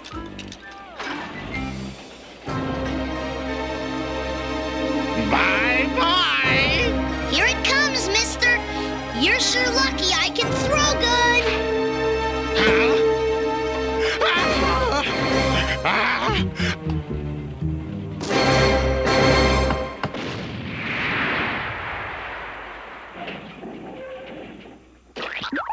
What was that? Oh. You know something? I think maybe he really was a spy. Too bad you have to go back all alone, Mr. Wilson. Yes, it'll be lonely without Dennis, but oh, how peaceful. Take good care of my ant farm and my fish, Mr. Wilson. I will, Dennis. Stay away as long as I'd like. I mean, you'd like. Bye, Mr. Wilson. Goodbye. I feel reborn. Mr. Wilson, you still got my bag. Huh? Oh, no, not again. Henry, what will we do? Don't worry, dear. Mr. Wilson will take good care of him. Well, Mr. Wilson, looks like we get to ride all the way home together. Yes, all the way home.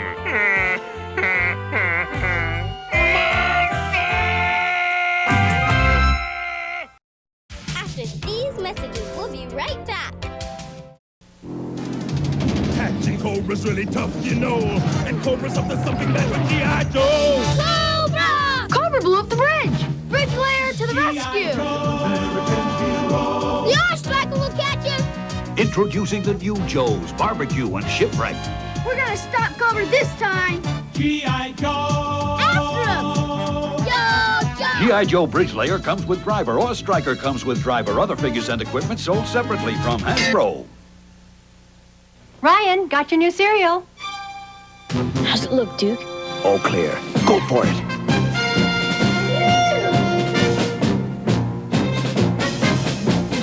Hit it! Introducing G.I. Joe Action Stars brand cereal, a delicious part of this complete breakfast. Crunchy stars that taste great. So, for all you action stars... Bye, Mom. G.I. Joe Action Stars.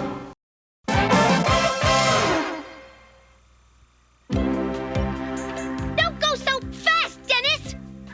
Don't hit that lamppost. Margaret, quit being such a backseat driver.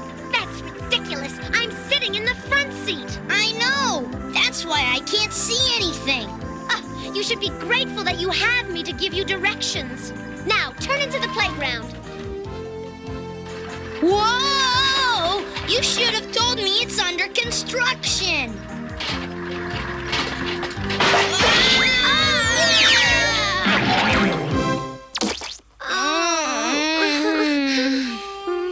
Look at that! What a weird-looking lamp. I saw it first. Finders keepers. Well, losers weepers. Greetings. I am Ali Boo Boo, the genie. Aw, come on. Genie's a girl's name. Not that kind of genie. He means a magic genie. The young lady is correct. Whoever owns the lamp is entitled to 3 wishes. Good. I get the wishes. I found the lamp first. You did not. I found it. Did not. Did too. Did not. Did too. Did not. Did too. Did not. Please, might I make a suggestion? Only if it's in my favor. Never mind her. What is it, Mr. Genie? That you each take one wish for yourself and use the last one together. Her and me agree on something? Forget it. Nevertheless, let's try, shall we? Now, what is your first wish? Well, let's see now. I wish my doll Molly would come to life, and that I had a baby carriage to push her in. And what kind of personality would you like her to have? I want her to be a liberated woman, just like me. 2 Margarets. Yuck.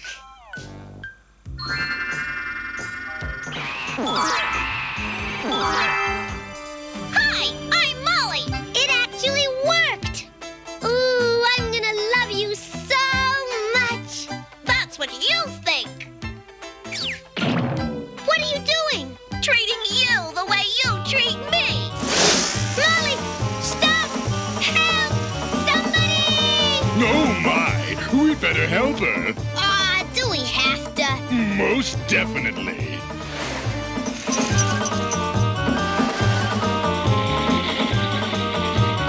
When's the last time you rode a bike? Approximately 200 years ago. But they say you never forget how. Don't you believe it? I'm afraid this is trickier than I thought. Why don't you just use your magic to catch up to Margaret? I can only use it when someone wishes it. You mean I have to use up one of my wishes? That is correct. Forget it. This time, I'll drive.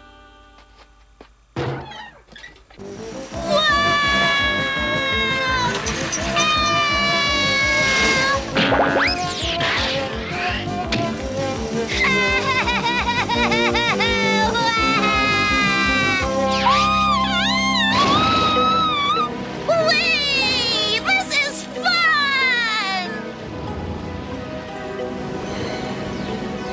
Margaret's headed for a waterfall. Save her! Gladly. All you have to do is use up your wish. Okay. I wish this bike would turn into a flying horse.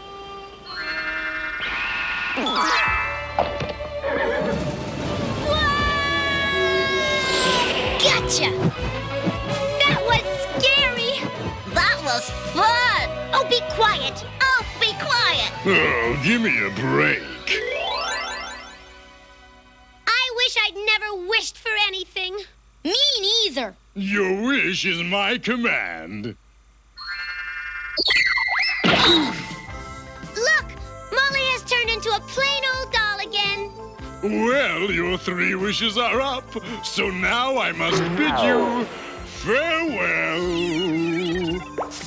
Dennis, that was very sweet. You used your one wish to save me and Molly. Don't remind me. Well, I think you deserve a big reward. I'll let you have the magic lamp. I don't want it. Take it. I don't want it. Take it. Oh, give me a break.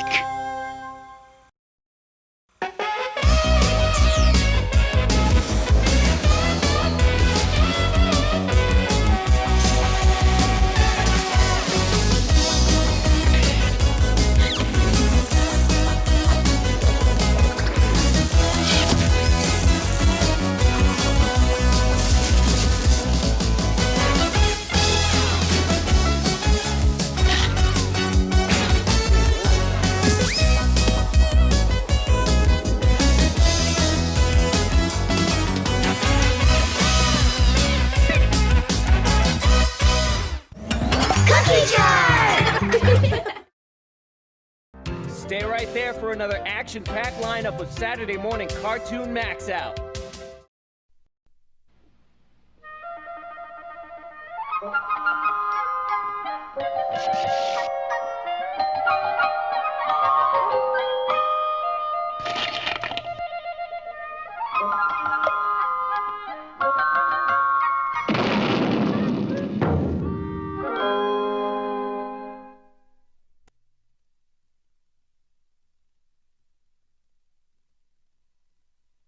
It all started out with a plant, a variety of European bellflower used in the making of salads. The plant is called rampion. This plant grew in a beautiful garden belonging to a mean witch whom everybody feared. Unfortunately, the rampion could be seen from a little hut belonging to a peasant and his wife. Every day, the wife, who was to have a baby, she'd sit by the window and gaze at the rampion. Darling, I know this sounds fantastic and utterly absurd, but I have this uncontrollable desire to have a salad made from that European bellflower. You know, rampion. You mean those weeds there? Rampion, dear. And I fear I must have some or I shall surely die. All right, dear. If it's rampion you want, rampion you shall have. And so the husband sneaked to the garden wall, peered over the top, and leaped into the garden of the witch. Rampion, schmampion. It still looks like weeds to me. Whoops! Halt! You cannot move! You know, you're right. You have come into my garden like a thief. Alas, be merciful. I'm only here because my wife sees your rampion. I think I'll turn you into a toad. And has such a longing for it that she would die if she could get no rampion. If that's true, you can take away as much rampion as you like, but on one condition. You must give me the child which your wife is about to bring into the world. In his fear, the husband consented to everything, and when the baby was born, the witch appeared, gave it the name Rapunzel, which is short for rampion, and took the little infant away with her. Rapunzel grew into a beautiful child. She played in the woods and was very careful of her long hair, which she would comb day after day. When she was 12 years old, the witch shut her up in a tower. It had neither staircase or door, only a small window. Matter of fact, there was only one way to climb up the tower. Rapunzel, Rapunzel, let down your hair, that I may climb the golden stair. And that was the way. Well, a couple of years later, the king's son was walking in the forest, and he chanced to hear a song so lovely that he stopped to listen. Do-do-do-do-do-do-do-do. The lovely voice came from Rapunzel's tower. Rapunzel, Rapunzel, let down your hair. Ooh, that I may climb the golden stair. Wow! Rapunzel, I have searched far and wide, but never has my heart been so touched by song or beauty such as yours. I like you too.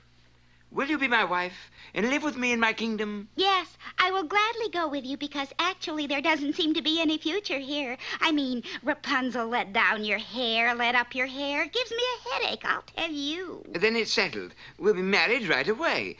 Just let down your hair and we'll be off. Aren't you forgetting something? No. What? Me. If I let down my hair, how am I to get down? Ah, that's right. Well, I think you better go now. The witch will soon return. Oh, don't worry, Rapunzel. I'll think of something. Whoops! Oh, you've come to fetch your lady love. Where you goofed. You'll never see her again. And so the poor prince wandered, unable to see a thing, eating roots and berries. Meanwhile, back at the tower... Oh, you wicked child. I thought I'd separated you from the world, yet you deceived me just for that. Well, now you've done it. We're both stuck here now. Aren't you forgetting? And so poor Rapunzel was left to live in the tower all alone and in great poverty. The poor prince wandered about in the forest for 2 years. Then, one day... It's hair. Yes, hair it was, for in the 2 years, Rapunzel's tresses had grown to their full length again. Rapunzel, I told you I'd think of something, and I have. Only I can't see. Why don't you take off your hat? I can see. And now I'll climb down your hair, and when I get to the bottom, I'll explain my plan. What's your plan? Jump! Jump! That's your plan? Yes! Some plan.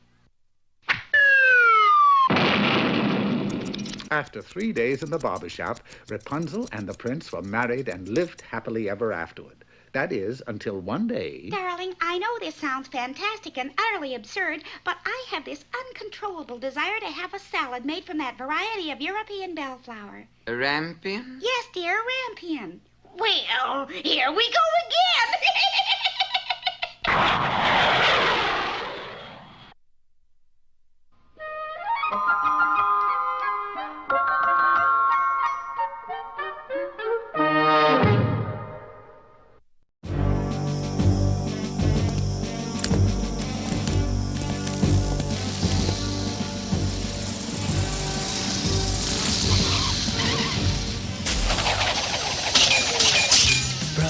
This is not what I consider being on guard.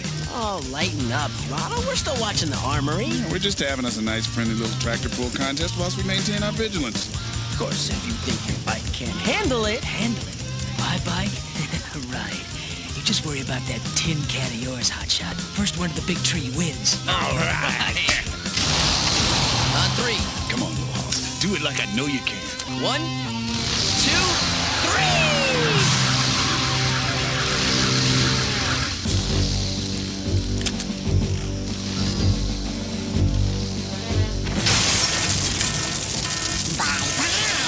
Bullet brains, boneheads.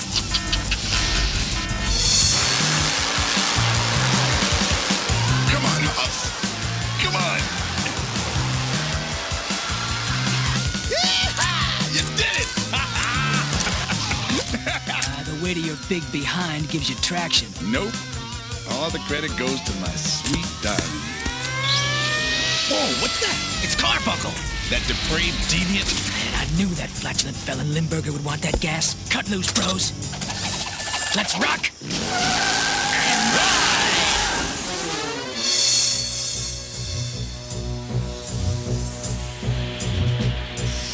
Well, your mission was successful, I trust. Gas to the gaseous, your fulsome fragrantness. Ah, yes. Amazing, isn't it? This one little canister contains enough top-secret knockout gas to make Chicago sleep for 24 hours. All the time I need to gut it. So good night, sweet citizen. I do hope you have pleasant dreams, because by the time you awaken, there will be no more Chicago.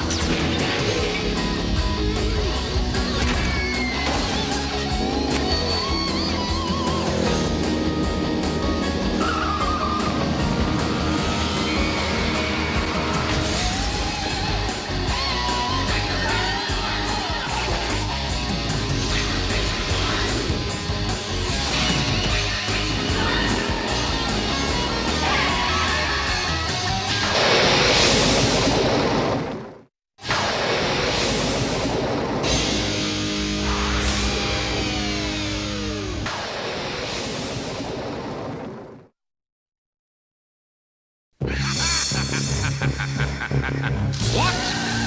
No!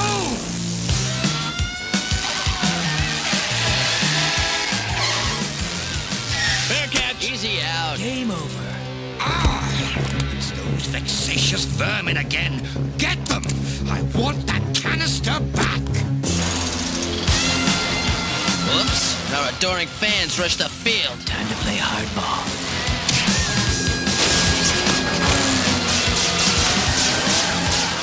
Whoa! Sizzle City!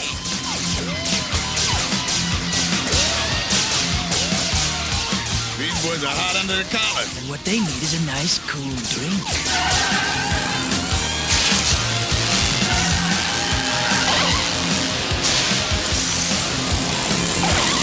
Chalk up another successful saving in the city, bros. I wonder if we can get a government grant. So close.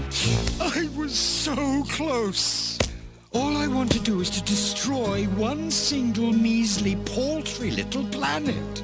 Is that so much to ask?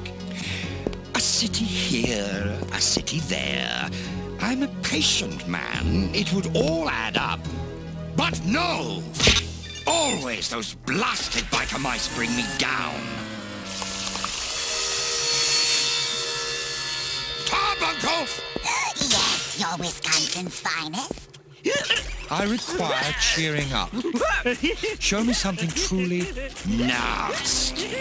Something evil. Something diabolical. Something that will rid me of those nefarious mice. Yep, I think you got the formula perfect, Doc. What are you doing? My newest invention, your laughing boviness. I call it toxic goo. All we have to do is spill it anywhere we want, and the land is ruined. Then you just volunteer to clean it up, and you can dig up all you want. My dear Dr. Carbuncle, allow me to point out a tiny flaw in your reasoning. If the land is ruined, why would I want it? Observe. I just sprinkle on a little of this special powder and voila! Whoa, hello, Betty. That was fun. Do it again. Quite brilliant, Doctor. Thank you. But useless. What? Those rampant rodents will simply arrive and ruin everything as they always do. Those blasted bikes of theirs are too fast, too powerful, too ingenious to fight. If only I could obtain one and learn its marvelous secrets.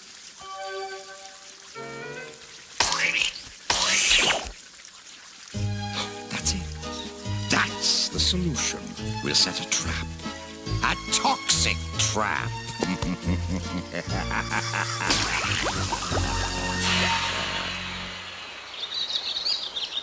Ah, this is great. Yeah. I mean, even us interplanetary heroes need time off. There you go, darling.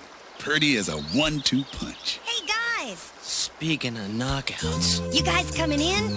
The water's great! Whoa! What the?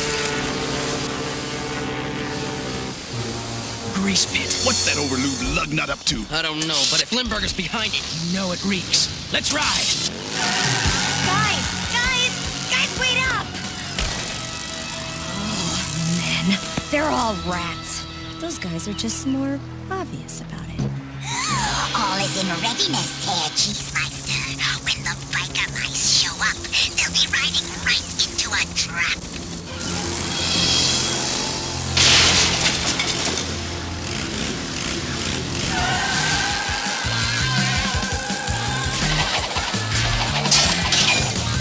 Yo, yank the tank!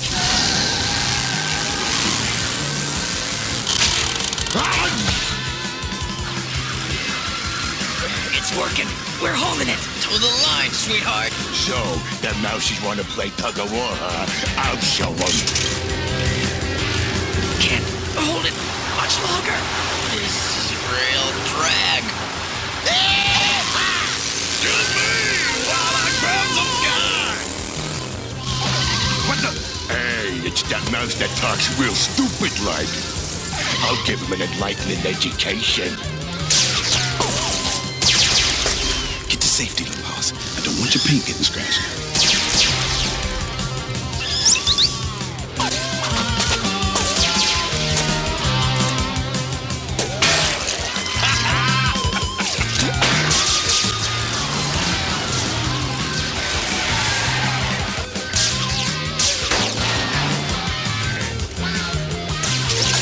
Pretty tricky, Mousy, but guess where the next one goes? I'm gonna blast your bike. You low-down scum.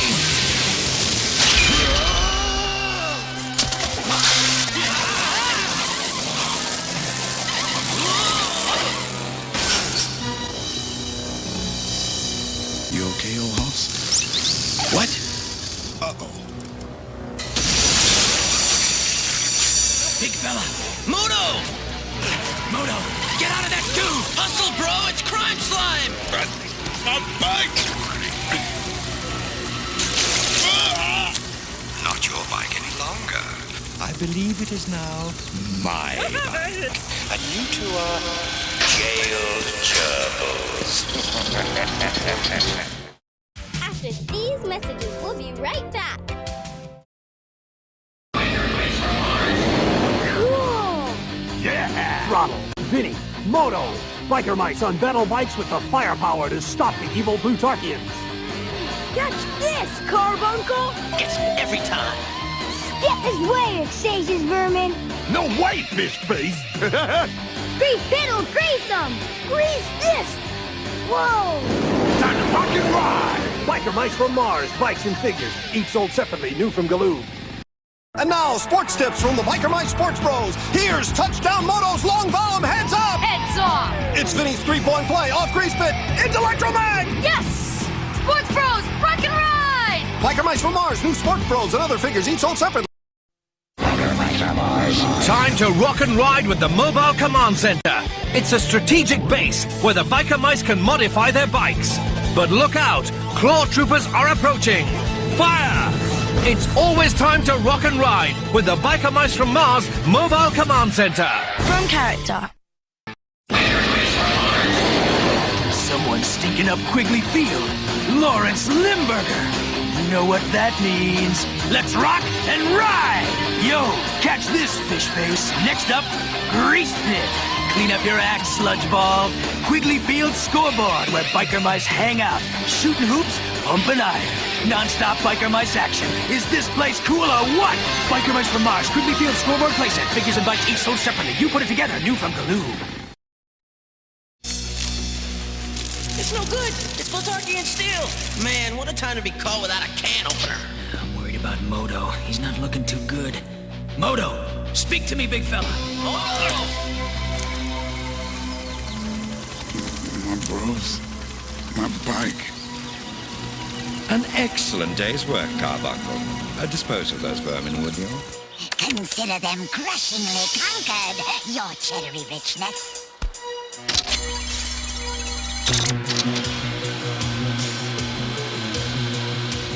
Hey, is it just the economy or is housing getting tight around here? We gotta stop this thing, or we're gonna be two all-mouse patties. Special sauce, lettuce, cheese. No cheese, no cheese. I hate cheese. Oh! My bros. 2 more seconds. And it's fuzzy flapjack time.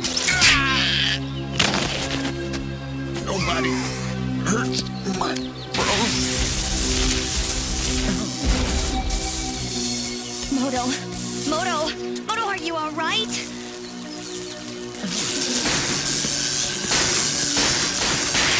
Guys, Moto's in bad shape.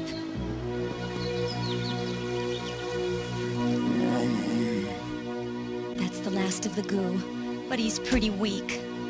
My bike. Ah! This is weak. Oh, hey, easy, big fella. He's delirious. Hold him. Moto, listen to me. It's gonna be all right. You're going to be fine, but you have to rest. My bike. Limburger's got my bike. We'll get it back, bro. You promise? Biker's honor.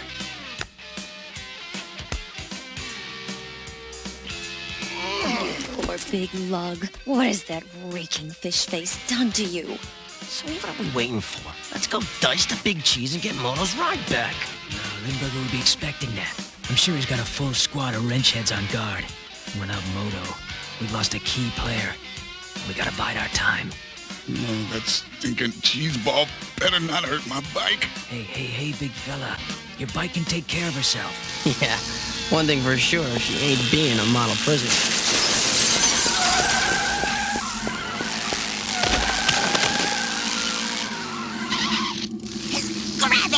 Grab it, you inept idiot!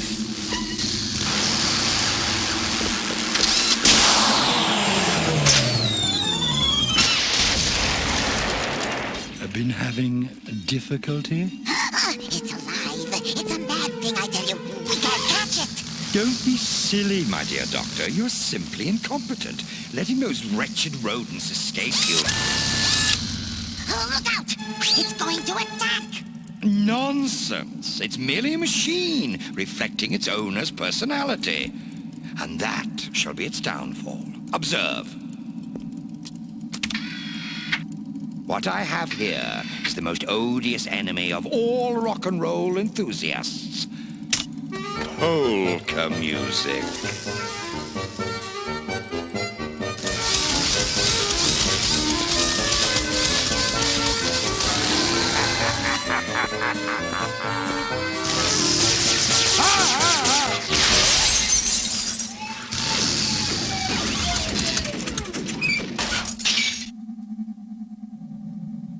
You see, A little finesse, a little distraction, a little Lawrence Welk.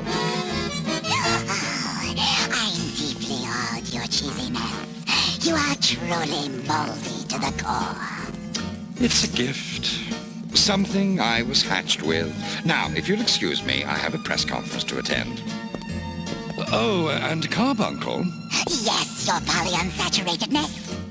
I'll want to start digging immediately. Make sure there is a sufficient amount of that powder which dissolves the toxic goo. You can count on me, your whipped creaminess. Yes, unfortunately, I have no choice. My fellow citizens, as you know, an unexplained toxic spill is even now contaminating one of our fairest waterfront parklands. Unexplained, huh? I'd like to unexplain him.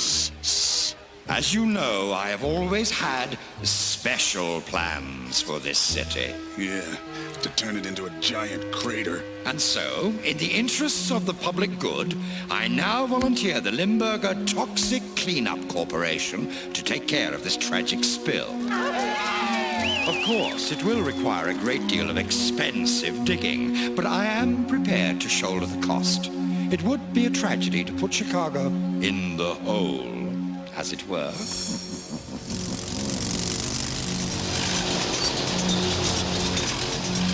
Gotta stop him. And get my bike back. I've got an idea, but we need that knockout gas. Let's get back to the garage and hurry. Before the city's best park takes a one-way ride to Plutarch. The park's dead ahead, you goons. Get ready to dig a whole lot of fun. No, Limburger's not taking any chances. I never seen so many ugly bozos with blasters. You gotta get my bike. If Carbuncle so much as dings a fender out. Easy, bro. We'll get it. Charlie's got a great plan. It's a dangerous plan. That's why I like it. Listen up, then. I've hooked up the sleep gas canister to this button. Fire it when you get inside. Yeah, get to the good part, sweetheart. And this is your new supercharger. Getting warmer. It will give you 30 seconds of supersonic speed. Got that? Yeah! Can this girl cook or what? Listen to me. 30 seconds. No more. After that, boom. The supercharger goes up like a bomb. And if it's still on the bike, so do you. Impending catastrophe. That's why I love it. He's a wild man. How has he lived this long? Well, if he takes more than 30 seconds, he won't live much longer. There now. Just hold still. This won't hurt a bit. I'm just going to cut you open and look at your brain. What? Not again?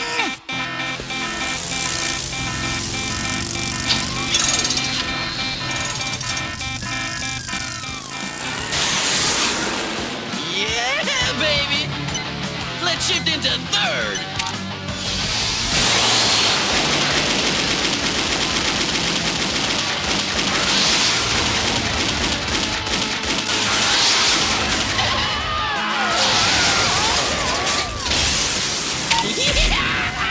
He might done, sweetheart.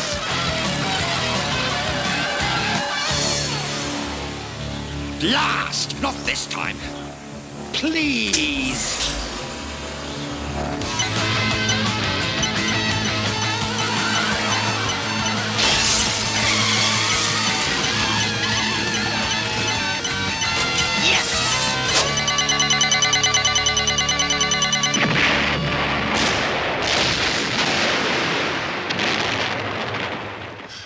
Full second to spare.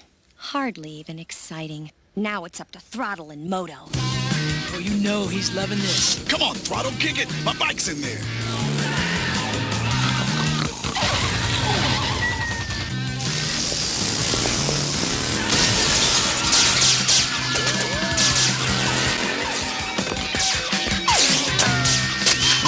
We're not exactly in control of this situation, are we? Somehow we gotta find a way to take those creeps out. Not us. What do you mean? This ain't our fight. Go get him, little hoss.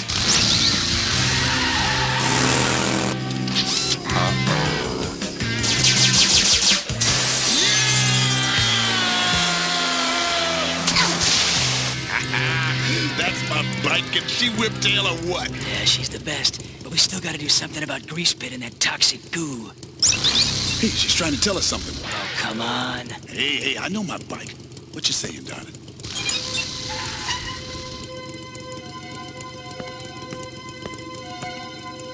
I'll be darned. Told you. Time to save the park, bros. And just to keep Limburger too busy to stop us, let's yank and crank!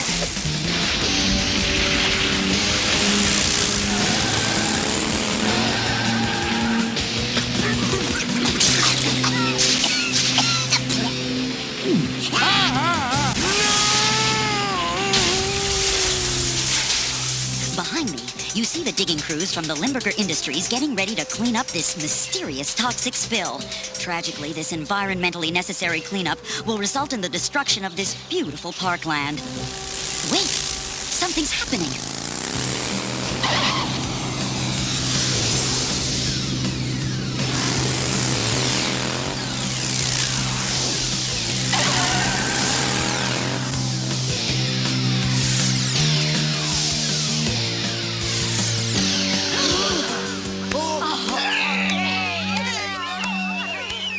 Darn them dang mices.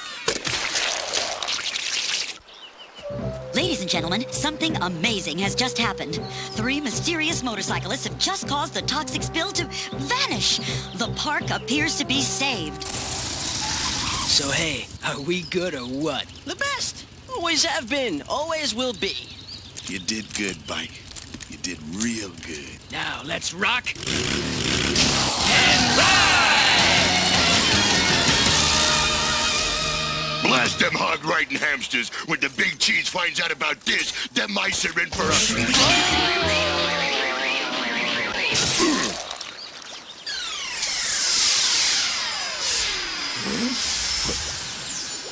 What the?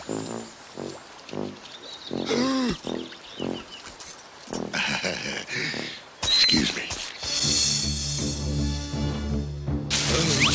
I'm in a bad mood. A very bad mood. I need something to cheer me up. And I know just what would do it.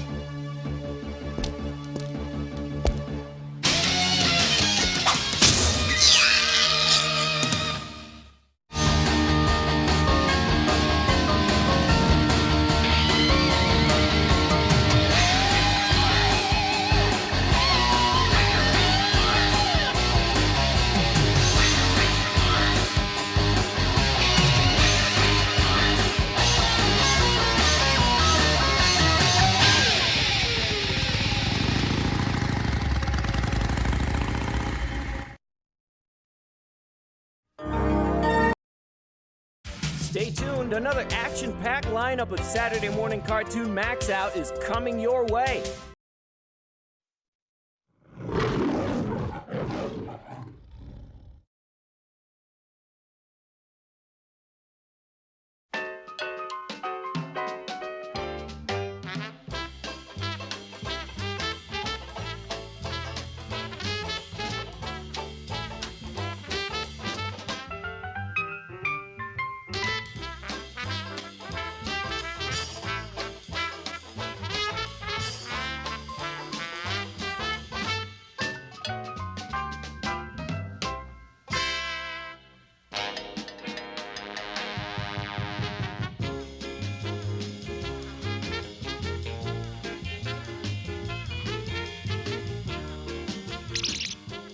Oh, what's that over there? Ooh, it looks like a picnic. I love picnics. You know, my mother used to take me on picnics.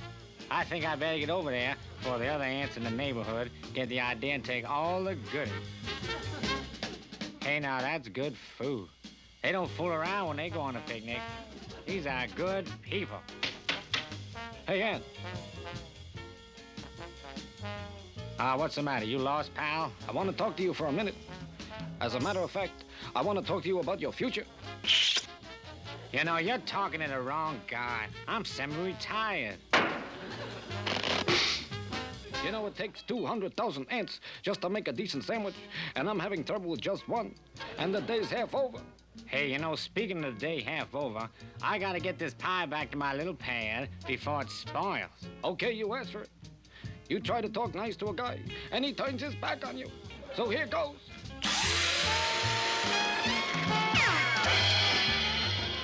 Coconut cream pie. You know how I know it's coconut? Because it's got a coconut in it, and it hurts. All right, Aunt, you better say uncle.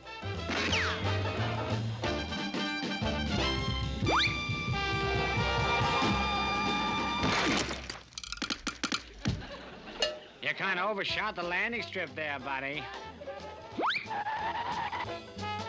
Okay, Aunt, I'm going to huff and puff in reverse and inhale you out of house and home.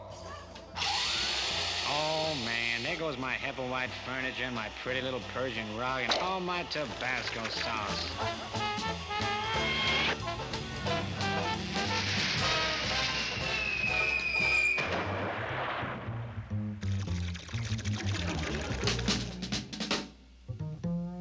With all the ants in the world, I gotta pick a kook.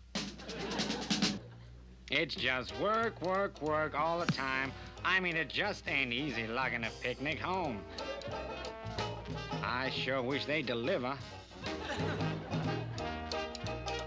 This time, instead of going to him, I'll force him to come to me, or vice versa, whichever works best, you know what I mean?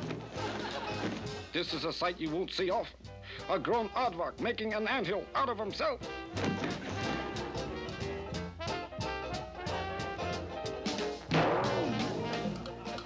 Boy, I tell you, it's a good thing us puny ants are strong, 'cause otherwise we just have to eat little things.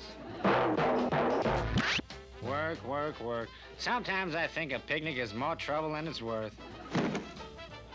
You ever have the mumps? Well, I got the kind with seeds in it. And it's rough on the sinuses, believe me. You gotta take it easy with bananas, 'cause one little bump and boy, you got yourself a bruised banana. It's no use, Aunt. You won't give me the slip. How do you like that? He gave me the slip. And I just told him not to. Today we storm Hill 90.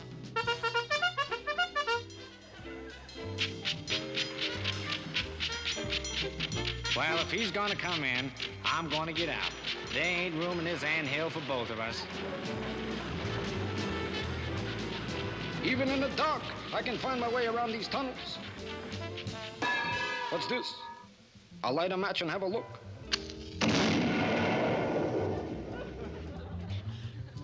Look, how'd I know he'd have central heating? Hey, Aunt, just to notify you, the aardvark strikes again. Even again and again if necessary.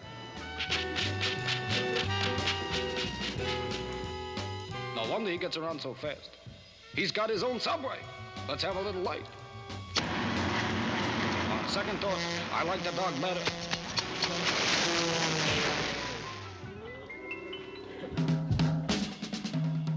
I know what I'll do. I'll smoke him out. It's the cheapest cigar I could find.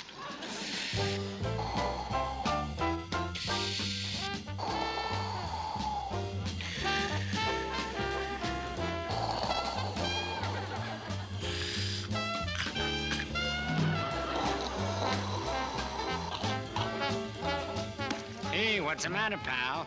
Didn't you read the warning on the package?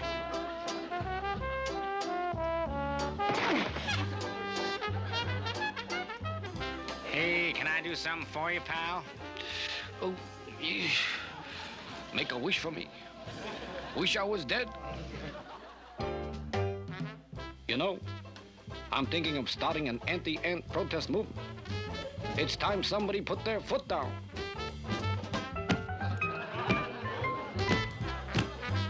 Hey there, buddy. Be careful.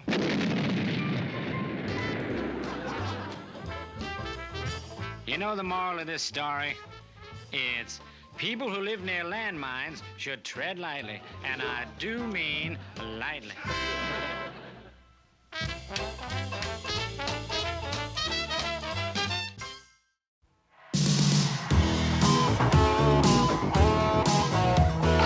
Doyle was a high school star. Everybody thought he'd go real far, but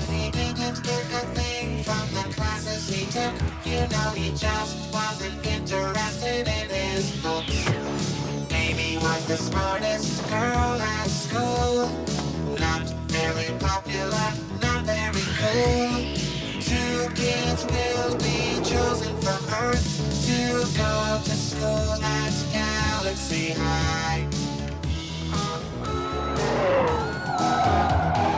Traveling millions of miles through space to go to school in a far-out place. Amy is the sweetheart. Doyle's got a lot to learn here at Galaxy High. Galaxy High. Galaxy High. Galaxy High. Galaxy High.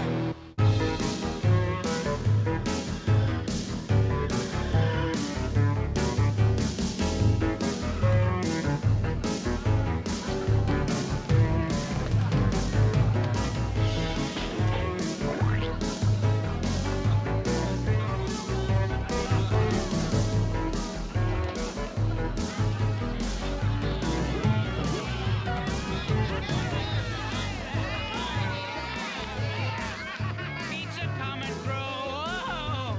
Watch it. Look out. Gangway. Guys, could you move it? I hate Friday nights.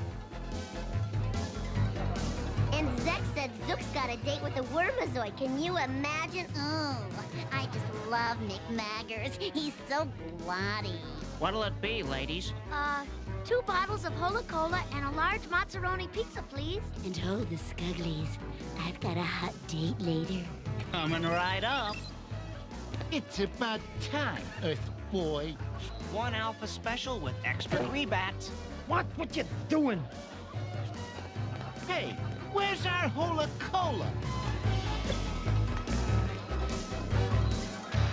It's a zoo in here tonight.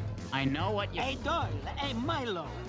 What are you standing around for? Pick him up. That's the face. That's the way, boys. Luigi Bacon, you take him.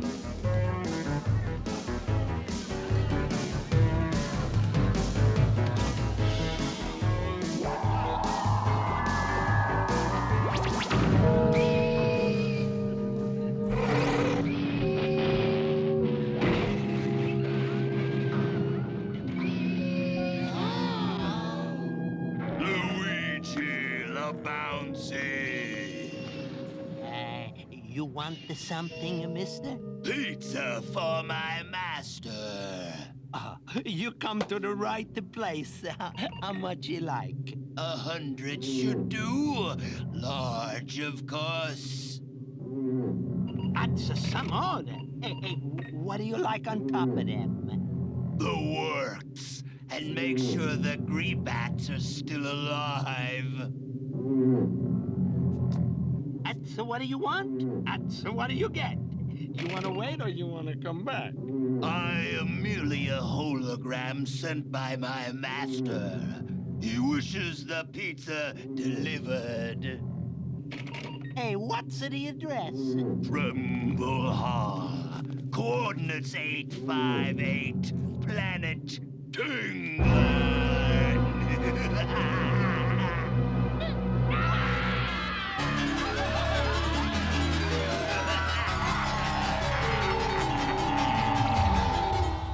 Neato Paneato, a light show.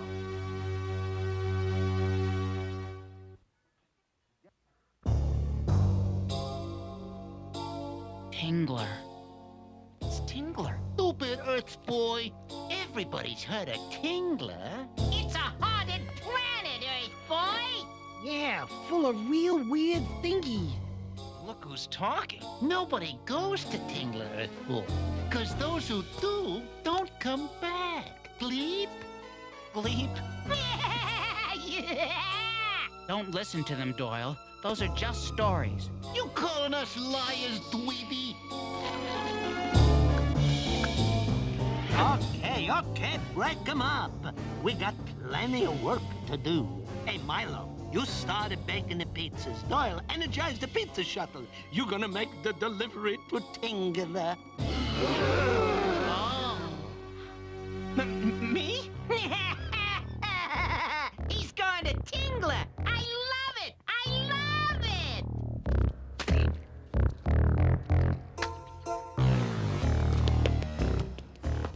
Luigi, wait.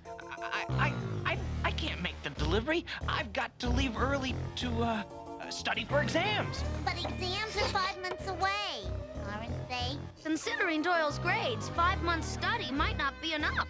What's the matter, Earth Boy? You cackalack? I am not. What's a cackalack? Closest Earth equivalent is chicken. Doyle is not cackalack.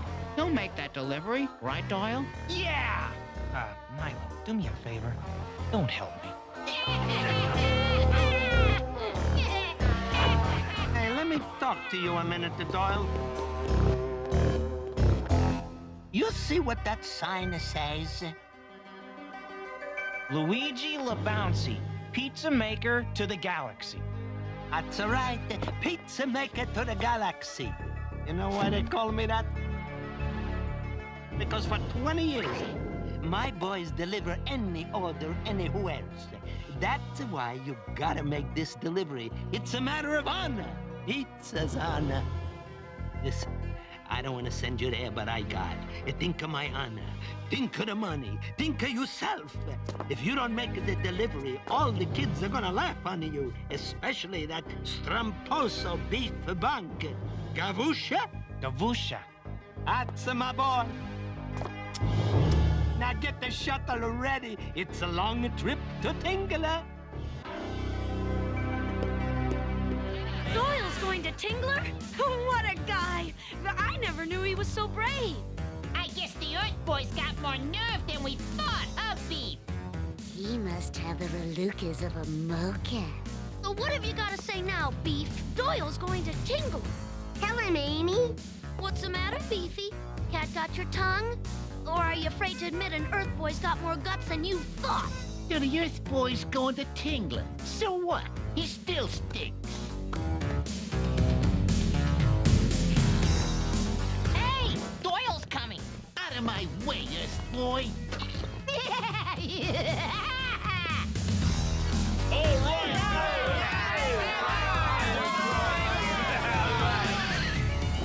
Oh, Doyle, you're so brave. Yeah, I suppose I am. But after all, the pizza must go through. You better just hope those stories about Tingler being haunted aren't true. Oh, I'm sure they're just... What are we doing, Beef? Souping up the old beefmobile, Slitch Brain. How come? We're gonna get the Tingler before that stinking Earth Boy. And then we're gonna scare him so bad, he won't make that delivery. I love it! I love it!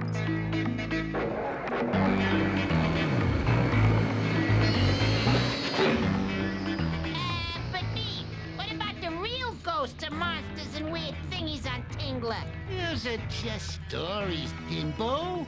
But we're gonna make the Earth Boy believe they're true. You're still too wimpy. Give me a can of Zoom juice. Hey, Beef!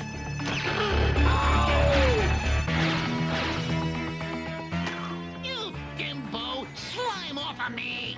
It wasn't my fault, Beef.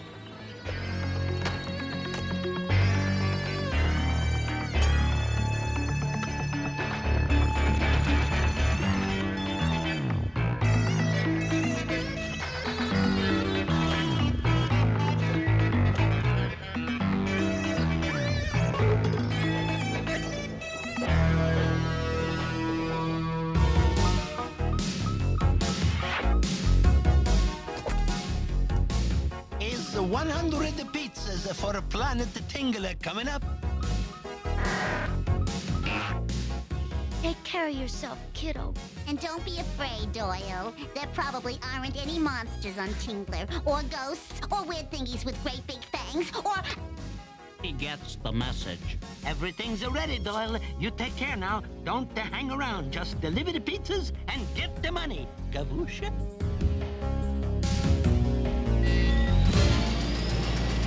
Hey, the Earth Boy's taking off.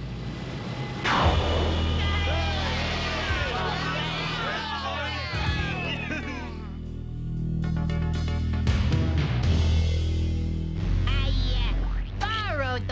projector from Eisenstein's lab, like you said, Beef. Let's go.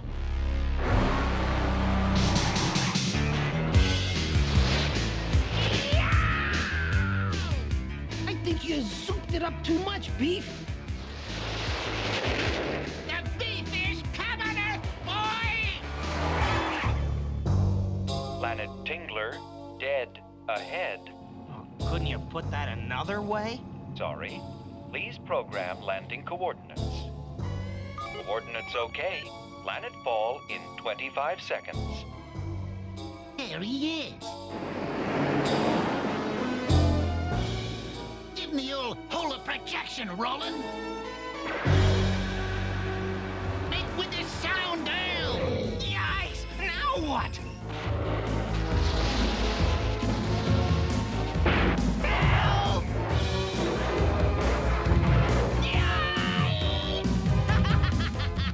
Listen to that whip holler! I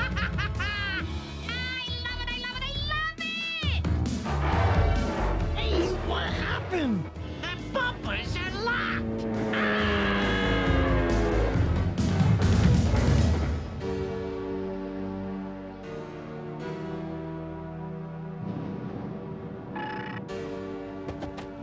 Oh no! Luigi's gonna kill me!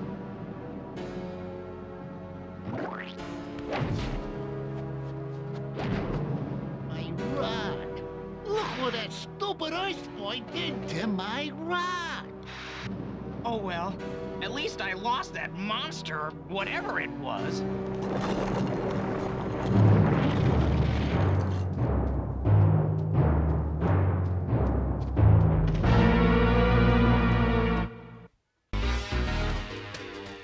Hey, yo, I can fix that for you, dude. Real reasonable. Huh? I said I could fix your wheels for you. My garage is just a few bleams away. Lucky for you, you crashed on the main drag. You mean you're a mechanic? Best one on Tingler. Only one on Tingler, too.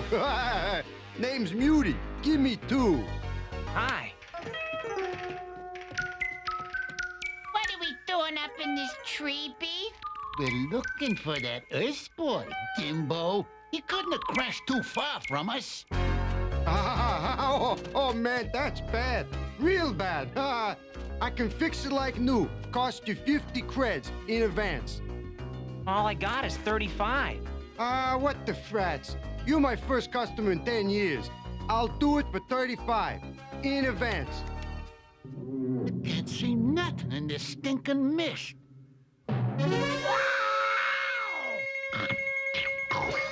Ah, frats! Ha! You stink! Oh, yeah?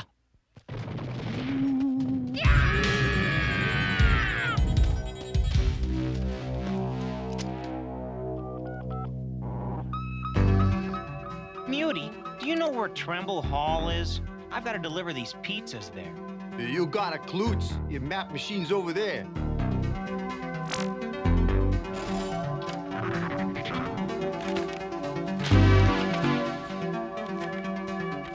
Your Tremble Hall is right here. I should have your shuttle fixed by the time you get back.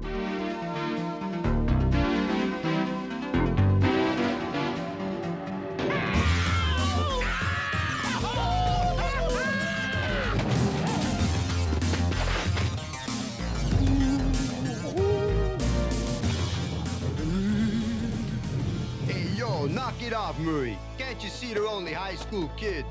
I'm sorry, Muty. Didn't know he was a friend of yours. I didn't know you knew him, Muty. I'm sorry. Hey, no sweat. Hey, see you for poker Thursday. Hey, Beef! It's the pizza shuttle! Yeah, I'm fixing it up while the kid delivers his pizzas.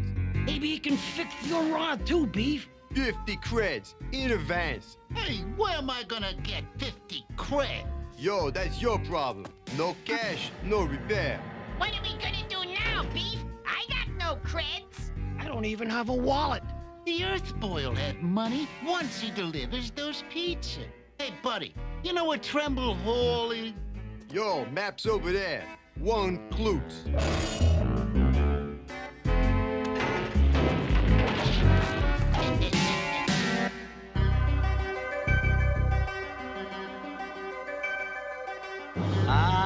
should have come back long before now. Hey, Luigi, fix me a deep dish sarin style, will you? Yo, gang, what's the scoop?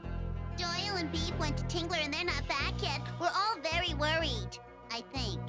Tingler? Woo, that joint gives me the leery-deeries. Took a fare there once. Only once. Do not worry or fret, pretty Amy. Doyle will certainly shall return. Yes, he will. And if he's not, you cook, you've always got Amy. Well, we just can't sit here. Doyle may be in trouble. But what can we do? We've got to go to Tingler. Ollie, you can get there faster than any of us.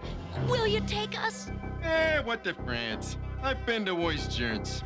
Okay, Amy, you got it right. I guess I go straight ahead.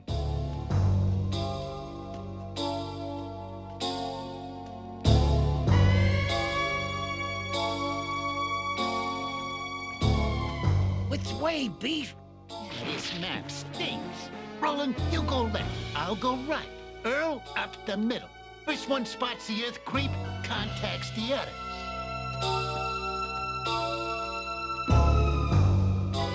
According to this map, I should be almost there.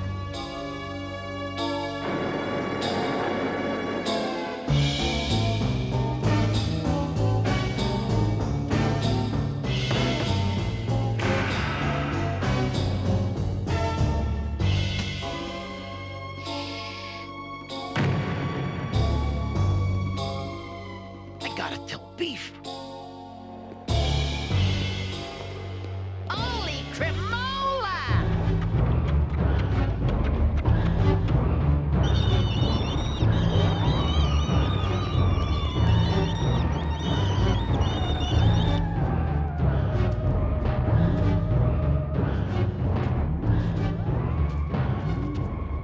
You're asking for trouble, fungus!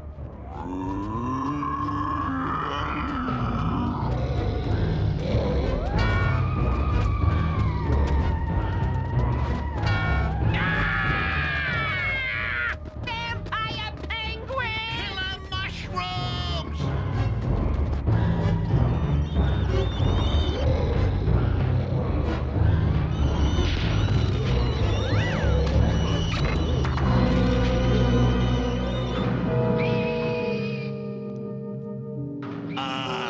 The pizza boy. What kept you? Listen, mister, I've about had it with this haunted house planet. Next time you want more pizza, pick it up. Now, where's my money? The master will pay you. Follow me. I think we lost him. Hey, Beef! What do you think you're doing, Timbo? I found the Earth Boy, Beef. You went into the creepy house. Show me. This way.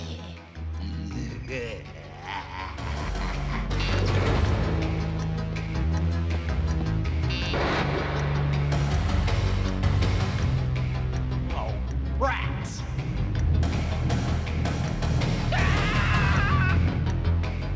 There's Tingler. Hold on to your Lucas.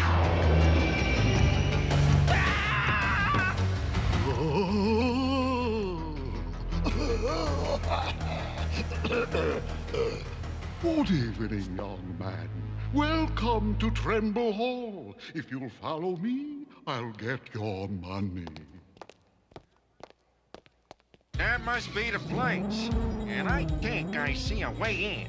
You know, young man, you've made me and my guests very happy.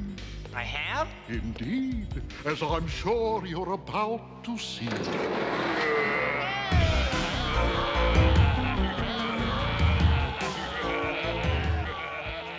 No one's ever been willing to deliver pizza here, and we do so enjoy it. Pizza, pizza, pizza, pizza, pizza. Hey! That sounds like Doyle. Zoom it, Ollie! right, now let's settle down. There's plenty of pizza for everyone. But first, we must properly thank...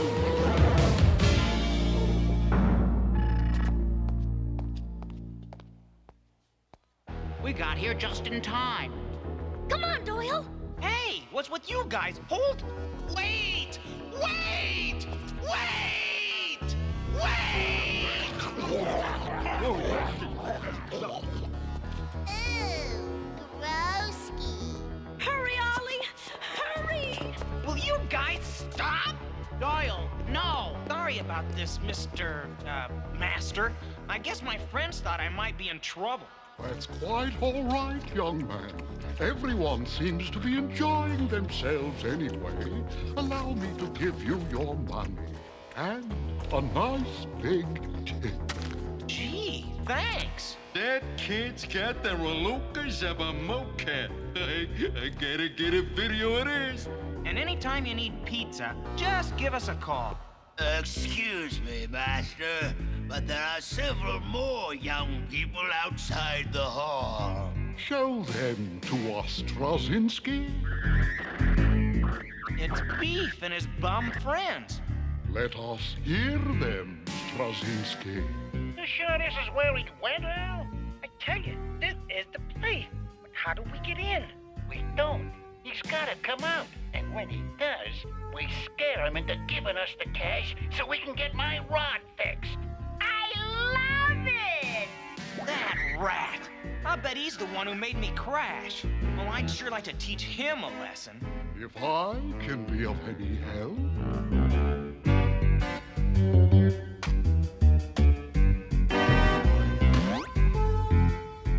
I can't wait to see the Earth Boy's face. Hurry up, he's coming. Let's go, dude. Thank you. See you next time. Oh, no! A scary monster! Give us your money or meet your doom, Earth Boy. Oh, gosh! Please don't hurt me! And don't let your friends behind you hurt me either! Friends? Behind me?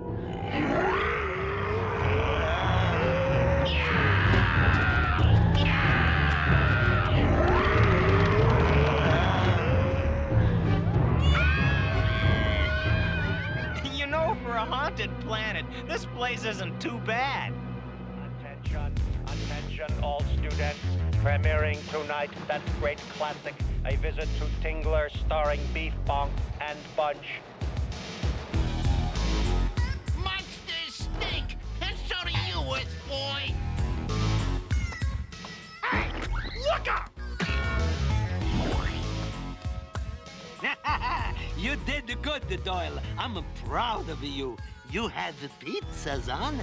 You know, Luigi, I think I understand that now.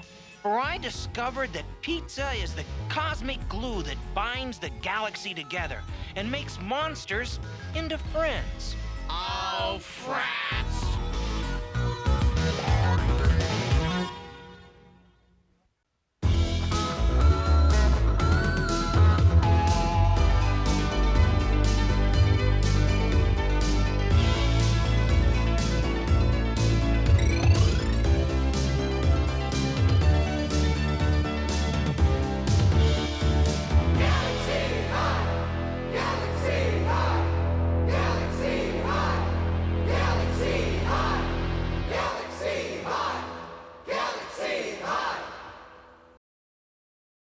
Stay right there. Another action-packed lineup of Saturday Morning Cartoon MAXOUT is coming up next.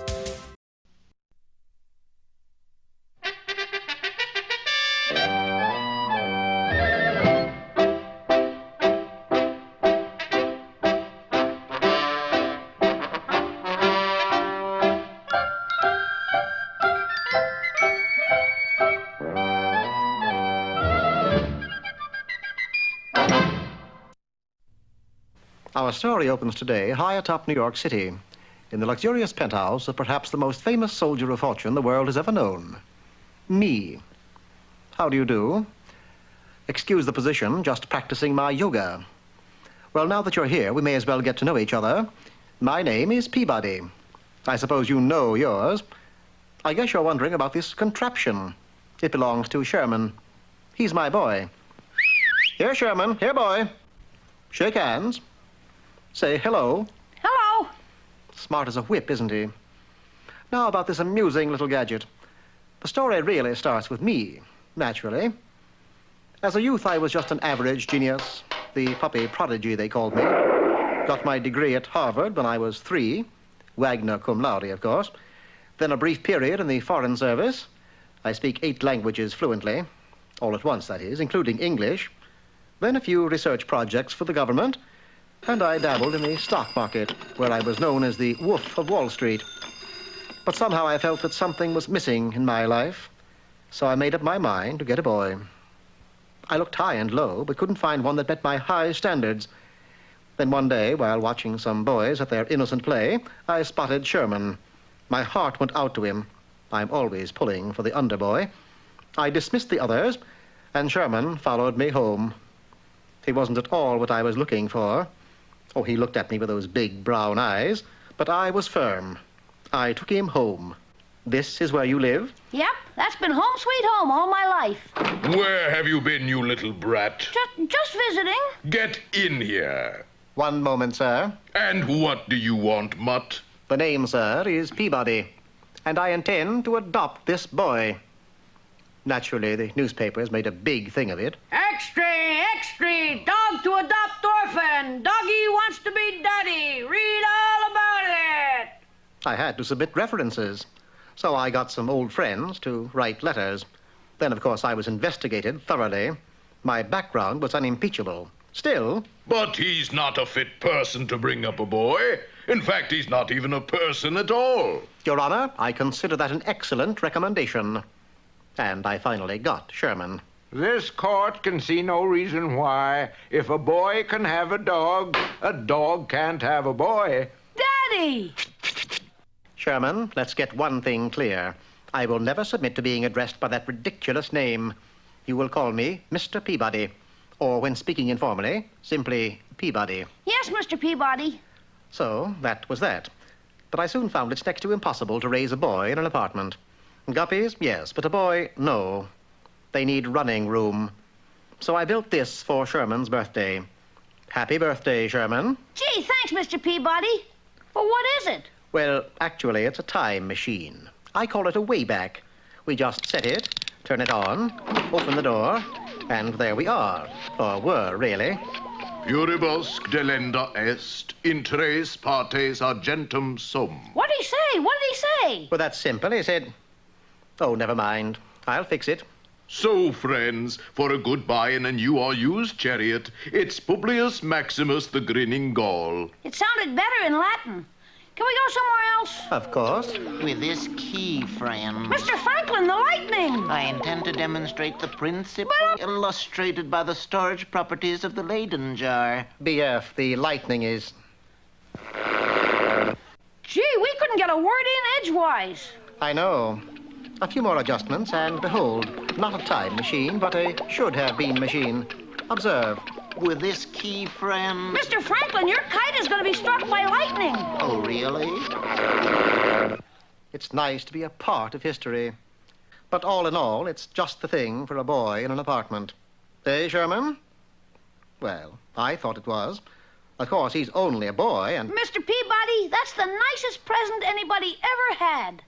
Yes, of course, Sherman. No doubt about it. Every dog should have a boy.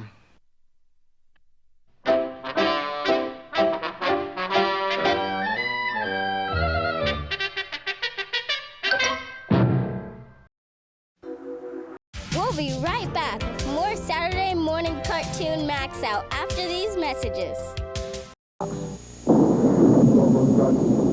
Now you can construct what may be the ultimate robot monster. Robostruck. Each sold separately, batteries not included. Then you can unleash the power of Robostruck. But who could have known these robot monsters would be this incredibly powerful? Robostruck. Only you can build them. Only you can control them. Or can you? Robostruck's robot monsters are sold separately and ready to construct. New from Tony.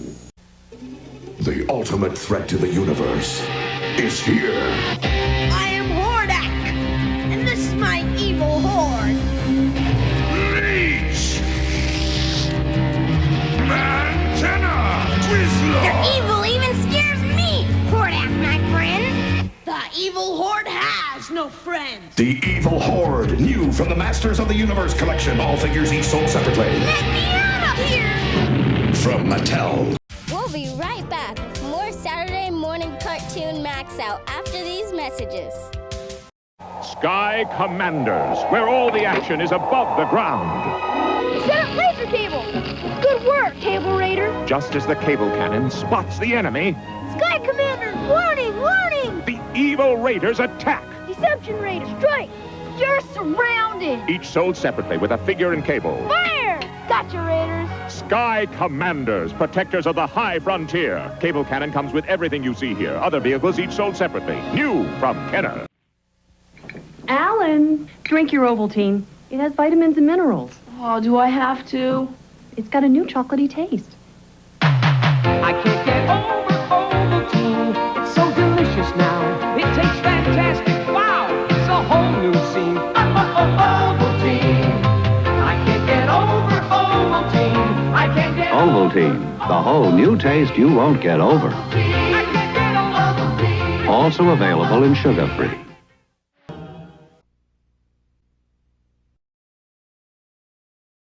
Don't move, another action-packed lineup from Saturday Morning Cartoon MAXOUT is coming your way.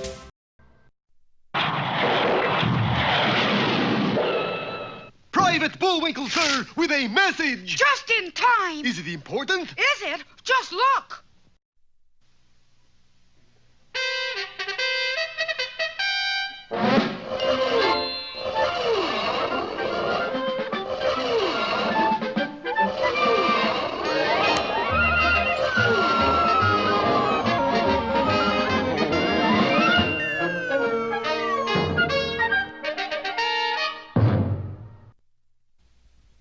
You remember how surprised the world's scientists were when they looked through their 1,000-inch telescope and saw Rocky and Bullwinkle flying back from the moon. But when the boys made their one-point landing, the explanation was ridiculously simple. Bullwinkle had tried to bake a quick rising cake from his grandmother's recipe. The result, naturally, was the world's most powerful rocket fuel. Bullwinkle was immediately ordered to go to work for the government to duplicate the recipe, which unfortunately had been torn in half in the explosion. Yeah, I know how much, but not what of. Everybody was interested in the result, including two notorious spies, Boris Badenov and Natasha Fatal.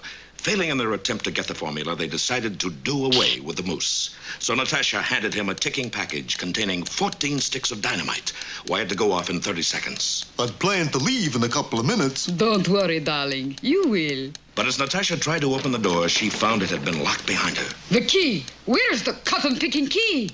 Oh, the key. Well, I got it here somewhere. 18 seconds. 17. 16. Let's see. Here's the key to my locker at PS84. Hurry up, please. Key to my hope chest. It's little, because I'm kind of hopeless. I must go quickly. I'm doing my level best. 12. 11. 10. 3 trunk keys, in case I ever grow a trunk. Time is running out. 8. 7. 6. Hey, that one belongs to the Frostbite Falls Volunteer Fire Department. Yeah, wonder how they're starting the engine these days. Give me my package, you fool. 3, 2, 1. That's what I like. Precision timing. A few minutes later, Bullwinkle found the right key, and the furious Natasha left to meet her partner in crime. Boris promised to meet me here. Where is he? Oh, there you are, darling. What do we do next? We do what any intelligent, self-sufficient spy with real initiative would do. We wait for instructions. Meanwhile, the fact that Bullwinkle's rocket fuel was made from his grandmother's fudge cake recipe was having a great effect on the whole country. Top scientists discarded their most complex apparatus. Erwin, go get me an 8-inch cake tin and a set of cookie cutters. Colleges changed their course of study. This year, gentlemen, we will study atomic structure, nuclear physics, and fudge making. The effect spread to other countries. But you are top nuclear physicist. How come you are sent to Siberia? My biscuits were too heavy. In the USA, grandmothers rose to national prominence.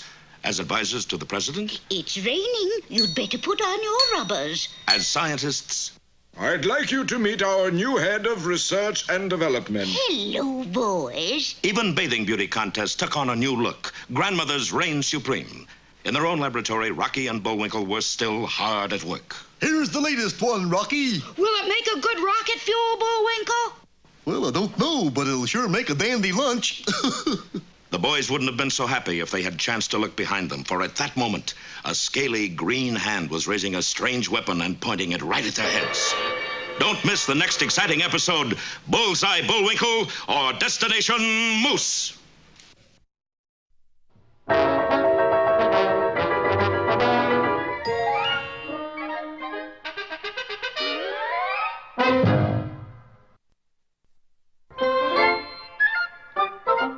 Well, it looks as if our time is just about run out.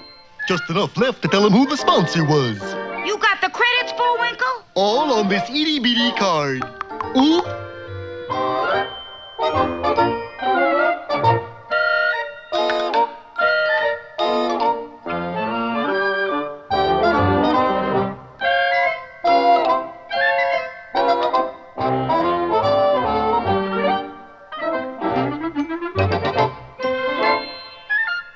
We're late again, Bullwinkle. Right. Bye now. See you next time.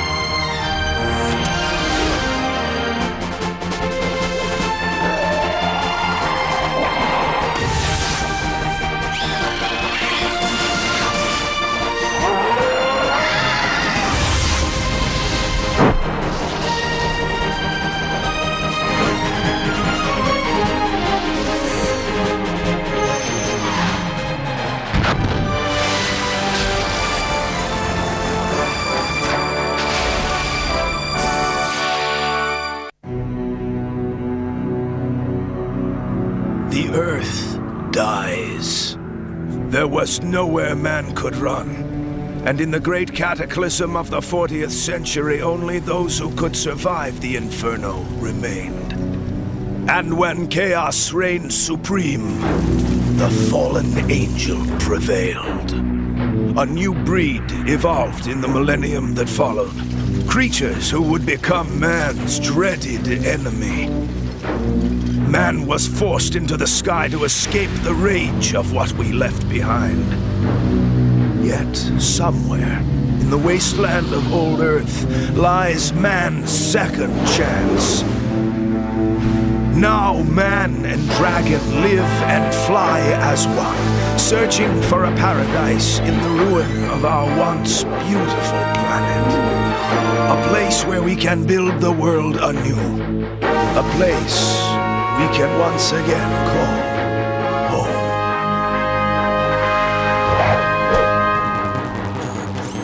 This is Dragonfly's recon detail Dragonator Zenith reporting. Requesting drag down clearance. Repeat, requesting clearance for landing. Cleared for entry, Zenith. Welcome back. Okay, Dragonators, ETA in 6 minutes. Take us home, Riptor. It's showtime, Storm. What do you say we give them a landing to remember, huh? Let's dip and rip! Peek! No hot dogging! Oh, Peek, not again. Oh, watch out, Skywatch! Get out of the way and you'll be okay! Up, up, and away! Okay, Wings Storm once around the biospheres. A little stroll through the park before it gets dark. Enough sightseeing for today, Stormy. Tour's over.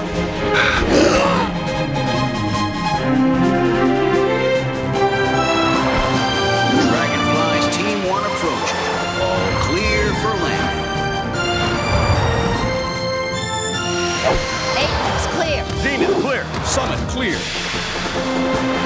And now, for another peak performance by the one and only Ace Dragonator, Peak!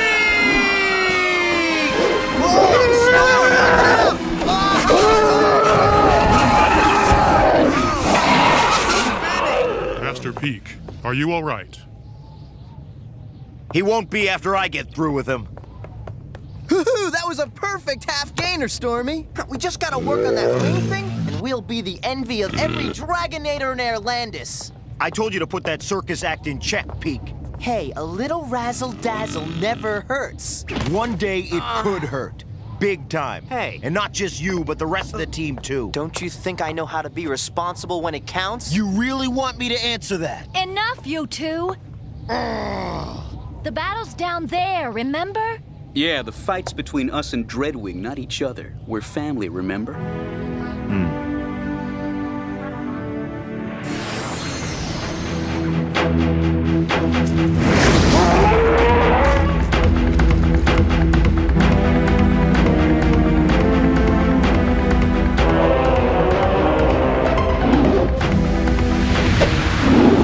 Wake up, my gremlins! Your master is home!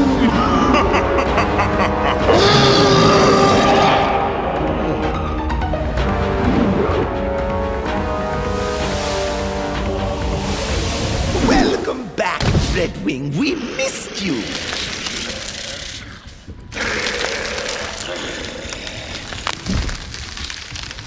Gangrene! Black are thirsts, but my thirst for power is even greater.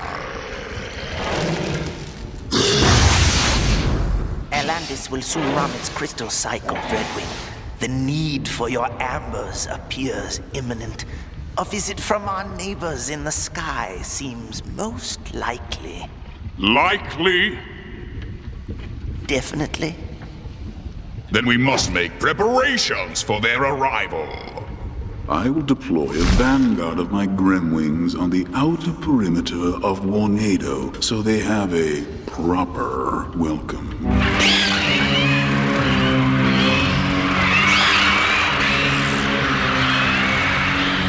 Gremwings, why do we fight? Are we not all brothers under the same scale? I'll tell you why we fight. We fight for flight. We fight for the secret of the floating crystals. We fight so that Warnado will rise out of the trenches and into the clouds. Hear me, children of the breeding pits. All in favor of bringing down Airlandis. All in favor of your master, Dread. Arise and seek out those who descend upon us. Raise your wings higher and let me hear your thunder!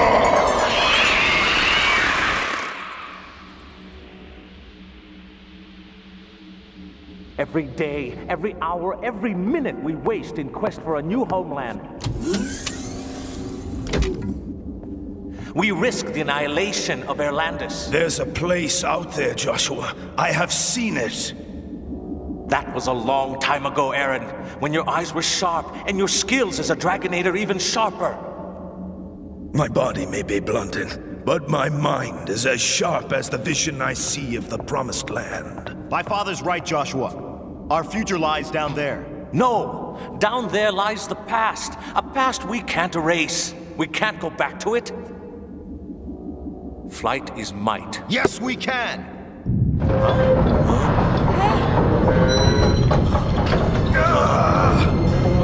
Father! It's an airquake!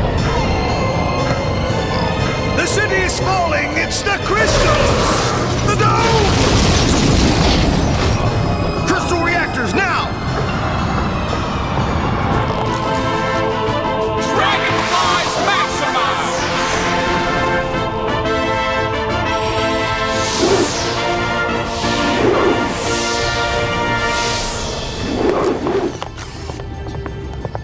What's happening? Bum crystals, Zenith. They cracked under the pressure. Take a look for yourself. What?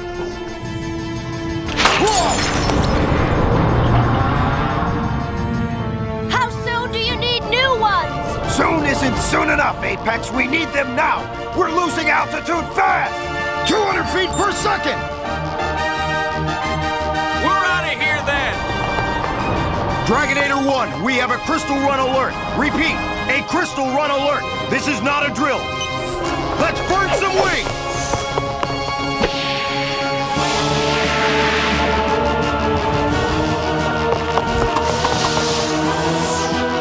Dragonflies, maximize!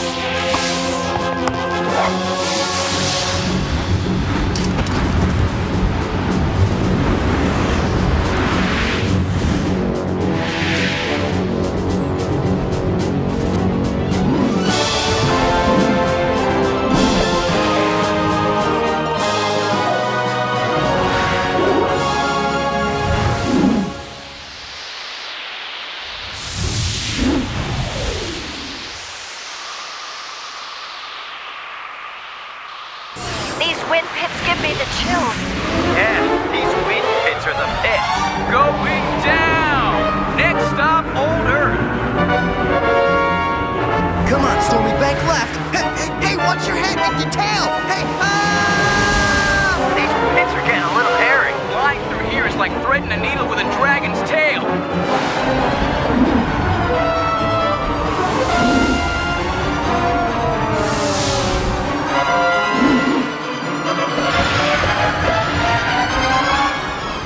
Keep it steady, FLYZ. Breeding pits, dead ahead. It's a soup scoop, Peak. Routine drill. Nothing routine about it, sis. That's some spicy dip. Yeah, spicy isn't hot. Be careful, Peak. Zenith, spot any crystal? No, but Riptor does. Follow me.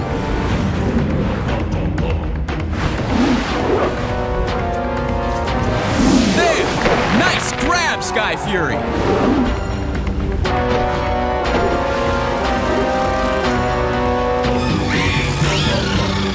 One crystal scoop for one Airlandis float!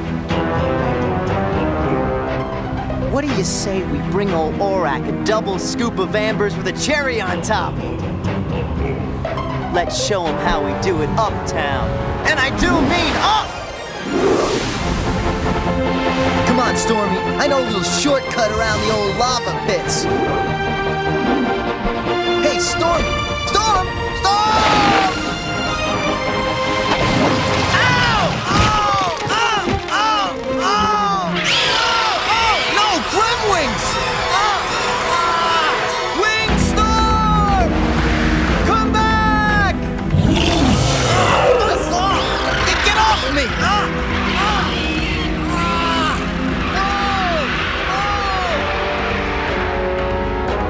One down, far to go. Then Airlandis will be mine. We'll be right back with more Saturday Morning Cartoon MAXOUT after these messages. You're Snoopy. You're Snoopy. Snoopy. Looks like someone didn't have a good breakfast like I did. A Cheerios breakfast.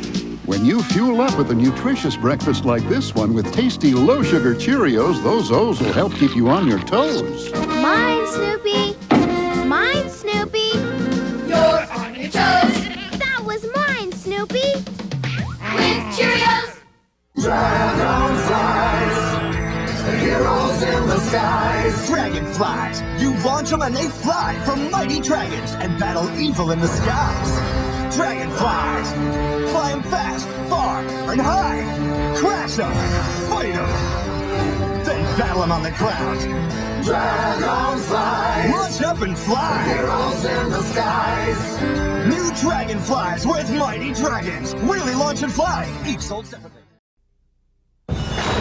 In the future, mighty dragons and warriors that fly join forces against evil. They're new Dragonflies posable action figures who pack a secret power, the power to fly. Wow, dragonflies really fly! Dragonflies on dragon launchers, zenith, peak, fly 'em, crash 'em against the evil Dreadwing. Now I rule the skies. Dreadwing, you're a dead ring. Dragonflies, flight is might. New Dragonflies flying action figures with dragon launchers, each sold separately, new from Galoob.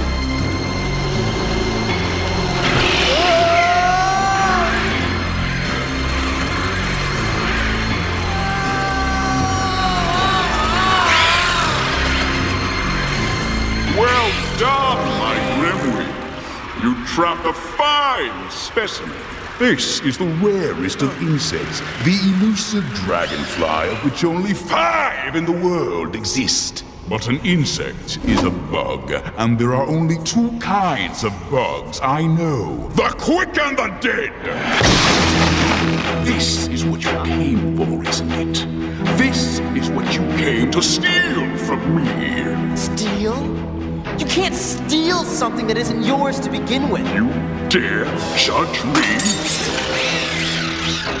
You dare judge a king? Dragonflies maximize!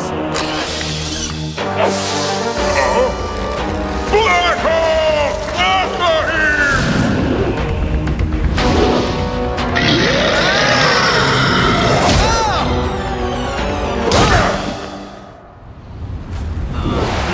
Easy, Blackheart. Don't break anything yet. We still need his bones connected to one another to set our fly in the web. After all, we want the dragonflies to be one big, happy family. And I promise you, that family reunion will be the last. And then, when the last dragonfly lies still in the wormy earth, I will have my jewel.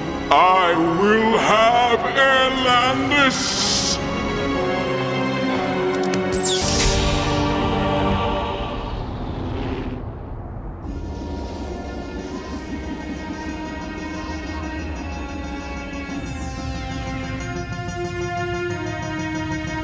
Skywatch to Peak. Come in, Peak. Do you read me? Acknowledge. Any word from Peak yet? We tried raising Peak on the Vox box. There's no response, Zenith. I don't know what happened. He was right behind me, and then he was gone. Try again. Keep on trying. We're going back down.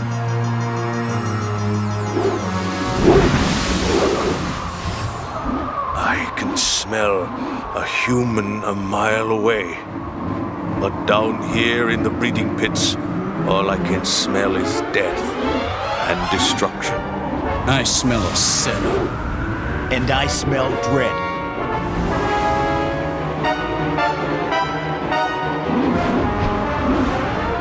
Everybody, keep your eyes open along with your noses. Do you believe in life after death? Oh, you should, Dragonfly, because there is life, a very painful life. Before you go, though, would you be so kind as to help me resolve that nagging question with a small demonstration? Can a dragonfly fly without wings? Give him a helping hand, Nocturna.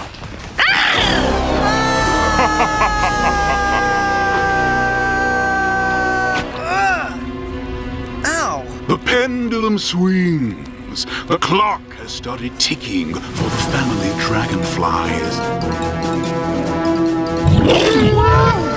What is it, Storm? Apex to Team 1. It's Peak. We got a lot. Everyone, stay alert. Stay close. Set windjammers to maximum power. There he is. Gotta get out of this! Come on!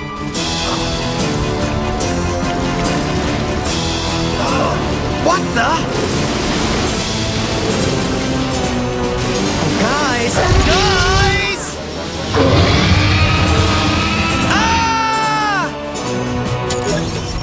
jammers up full! Jamming power! Dragonflies vaporize!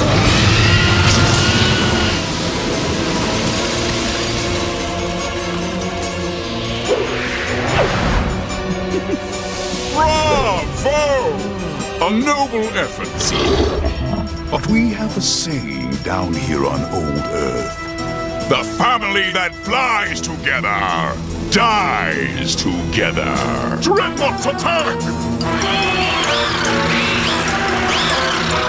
Destroy them! Destroy them all!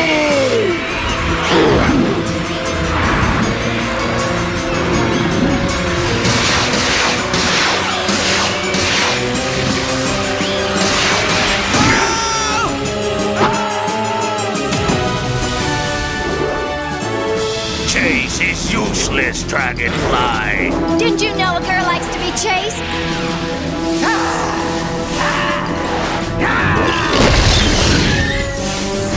Thanks for dropping in, Drom. Yes! Over here, Bright! Sorry, no touching on the first date.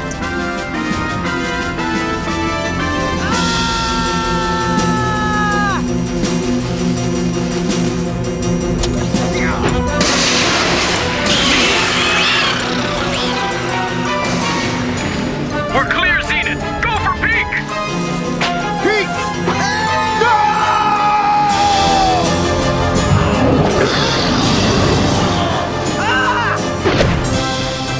Good catch, Storm. Thanks. Yes! Way to go, bro!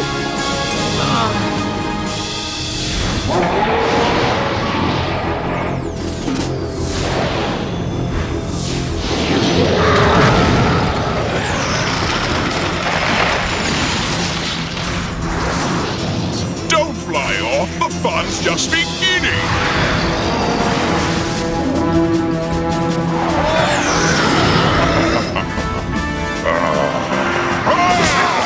Your head is next! Don't bet on it.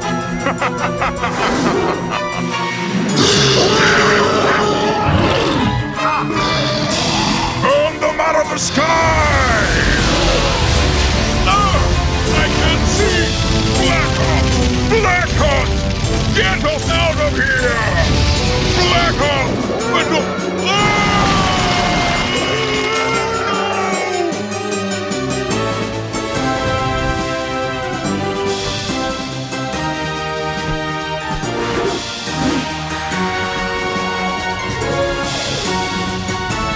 Thanks, big brother.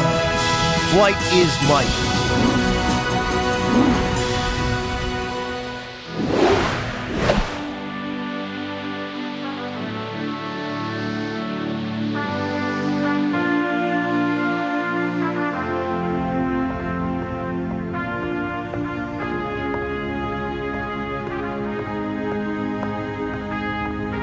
They think of this as paradise.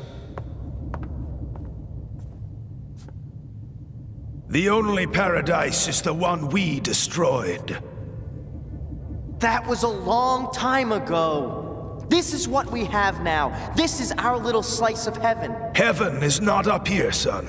It lies down there, along with mankind's second chance. We believe you, Father. And I in you. All of you.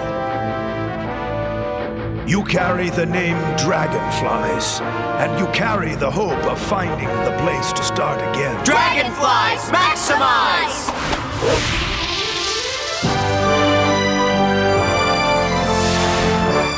Flight is might!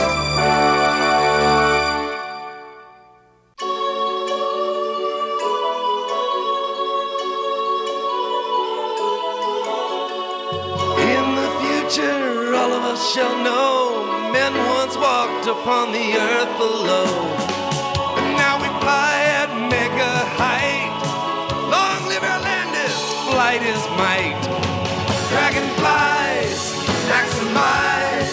Fly forever through dragon skies. When Dreadwing and its grim wings rise, no one can stop them but the dragonfly. Light is might. Light is might. Light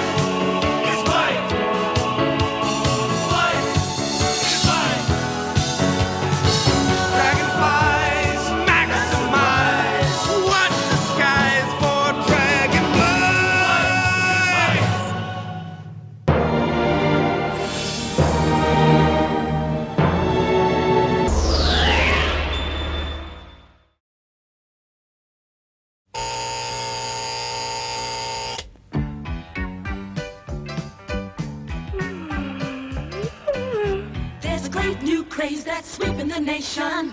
Come on, do the circulation. Starts with your heart, what a great sensation. Come on, do the circulation. Out through your arteries, in through your veins. Your heart pumps your blood, then it does it again. So come on, everyone, get it on, everyone. To circulation. So come on, everybody, exercise your body for circulation. Circulation, everybody form a circle now. Circulation, like your blood, you just start moving around. Circulation is a function that's so out of sight. And if your feet fall asleep, then you're not circulating right. You got 4 heart parts to pump the blood. Dub. Yeah, that's circulation. Left and right ventricle, left and right atrium. Yeah, they do it. They circulate. They pump blood through your lungs for oxygen, and then your arteries take it through to your body, and your veins bring the old blood back to be renewed. Circulation takes nutrition to your cells and gets rid of carbon dioxide and waste as well. Circulation is the function that's so out of sight, and if your hands are cold, then you're not circulating right. Well, your blood is such a life-giving potion. Like a river, it's always in motion. From your head to your toes, doing good as it goes. It's a big, red, beautiful ocean. Now the blood's not bad, it's kind of special. Yeah, come dig it, circulating with red and white corpuscle cells. Yeah, come do it, circulation. Red cells carry oxygen, white cells fight the germs. So come on, come do it, yeah, come do it, circulation. So come on, come do it, with your heart, come do it, circulation. Circulation, everybody form a circle now. Circulation, like your blood, you just start moving around. Circulation, it's a function that's so out of sight. So come on, look around then, you'll be circulating right. There's a great new craze that's sweeping the nation. Come on, do the circulation. Starts with your heart, what a great sensation. Come do it, circulate out through your arteries and through your veins. Your heart pumps your blood, then it does it again. Come on, everybody, get it on, everybody. Circulation. So come on, everybody, get it on, everybody. The circulation, the circulation.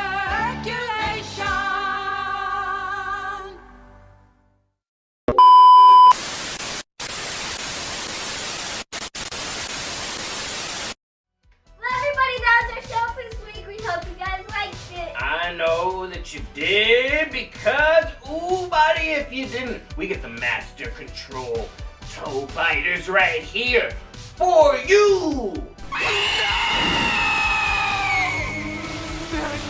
if you haven't already, make sure you guys go smash that like button and subscribe to our channel. And go head over to KJ and the usual as well.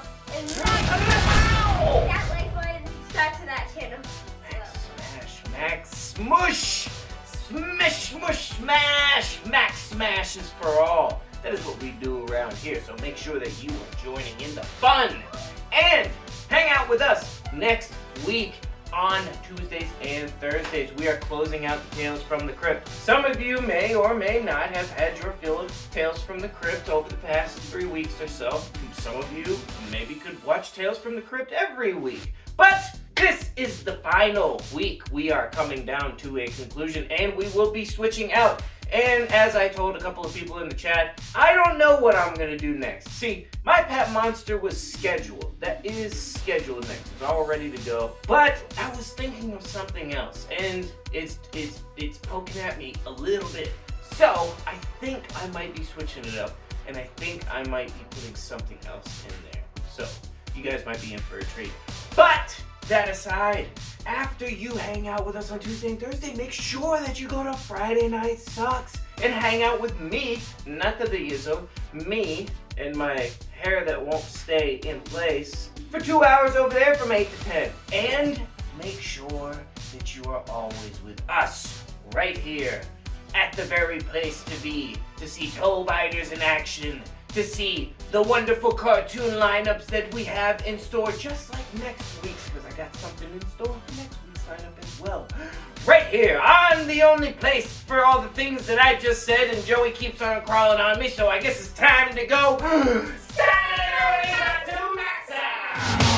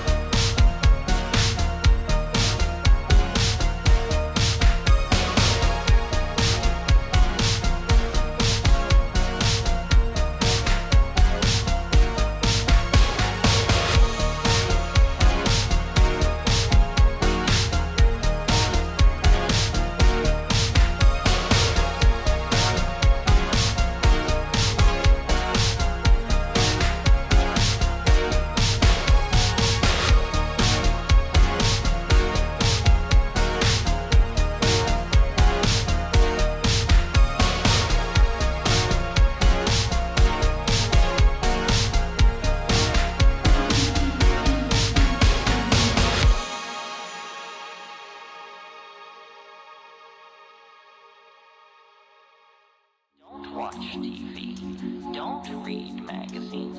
Don't even listen to NPR. Create your own roadshow.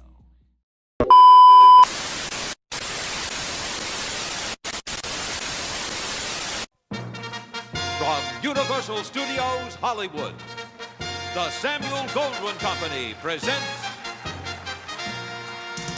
American Gladiators.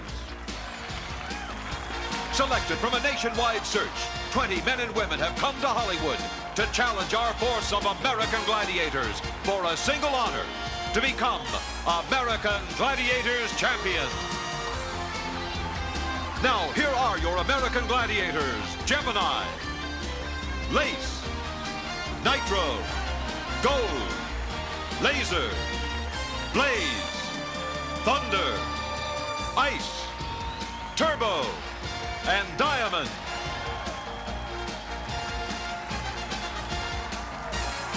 The host for American Gladiators, Mike Adamley, and his co-host, Larry Zonka.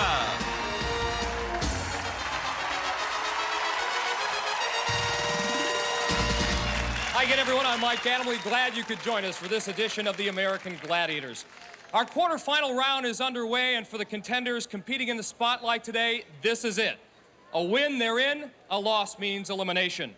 My co-host needs no introduction. He's known simply as Zonk. Hall of Fame fullback from the Miami Dolphins, Mr. Larry Zonka. Good to be here, Mike.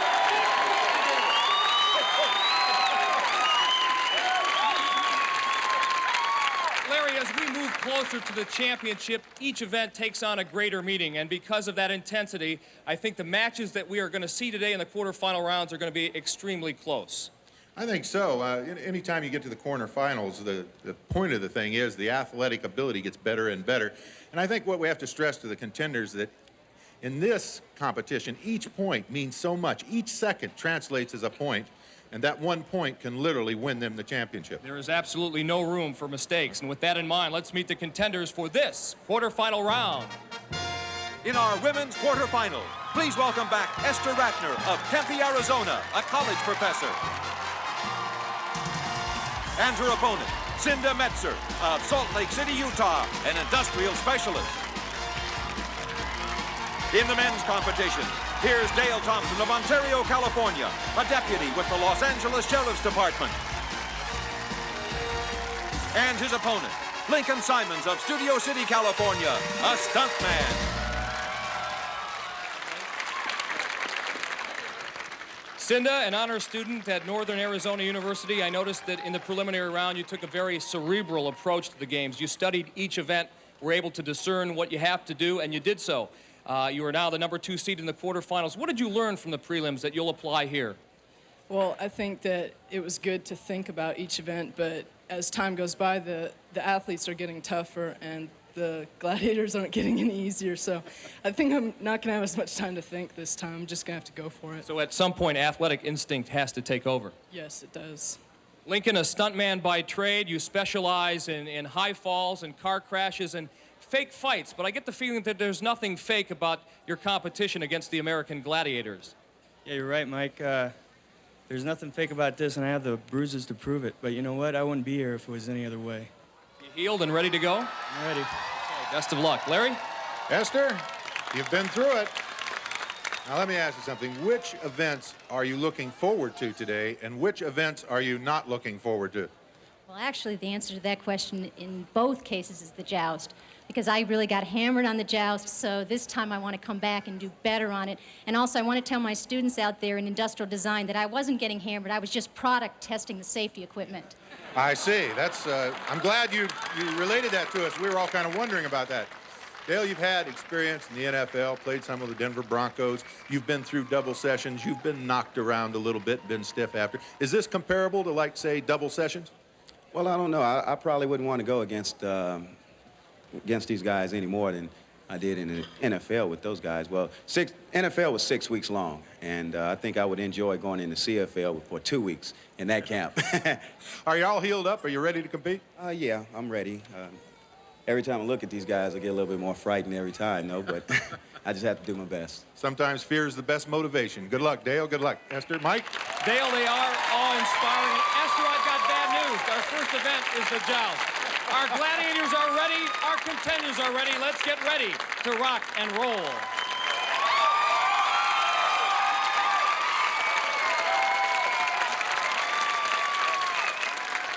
This is how our competition works on the American Gladiators. Our contenders, 2 men and 2 women, will compete against the Gladiators in 7 very rigorous events. Now, the contender who amasses the most points in those 7 confrontations automatically now moves on to the semifinals and also a step closer towards our championship final. At stake, over $150,000 in cash and prizes, and we are set to go with our first event. Here's Larry with the rundown. Our first competition in this quarterfinal match is the joust, where a contender has 30 seconds to knock a gladiator from his platform for 10 points. Thunder's up first for the Gladiators, and he'll start off against Dale Thompson. Dale, a father of 4, advanced to the quarterfinals by defeating Rob Batigi in the first round. And quickly, Thunder goes to work, almost knocking Dale's pugil stick out of his hands. Dale definitely on the defensive here, trying to keep his balance, assuming that defensive posture. But Thunder with that overhand right puts Dale away, and Dale's wife can't believe it. So no points for Dale Thompson. Well, our stuntman is up next, and actually Lincoln Simons comes from a family of stunt people, and earlier he told us what they thought of American Gladiators. My mom and dad, they've really been a boost because they've seen this show too, and they think it's perfect for me because they've seen the way I've grown as a kid and pounded my body, and they think it's like one of those things they tell me, hey, Link, go for it.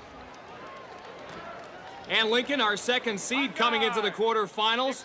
Actually, he stood tall against Thunder earlier, defeating him in the prelims, but not this time around. Thunder goes to work quickly, bang, zoom, and Lincoln is down. That quick 1-2 combo pays off. 2 seconds. Lincoln, this is definitely not another day at the shop. I know you're a stuntman, you're used to the cameras, you're used to the lights, your expertise in the area of car wrecks and fights, but that was certainly a fight. Yeah, it was a real one. He hit me with a good blow. I wasn't ready for it. I should have been a little lower. Lots more competition ahead. Good luck the rest of the day. Thank you. Thunder, people think the event is all physical, but there's a lot of mental strategy involved. Explain that a little bit. Well, it's anticipation, you know. You got to kind of play both offense and defense up here. So, you know, when he makes a move, you got to counter it and hit, and then come back, counter it and hit. And that's just like boxing, basically. Well, you countered, you hit, and you won. That's the bottom line. Thunder. All right. It's usually lightning that strikes without warning, but in this round, it's thunder as he shuts out the men. But there's more to come on American Gladiators, including the wall and atmosphere, but next, the women's joust.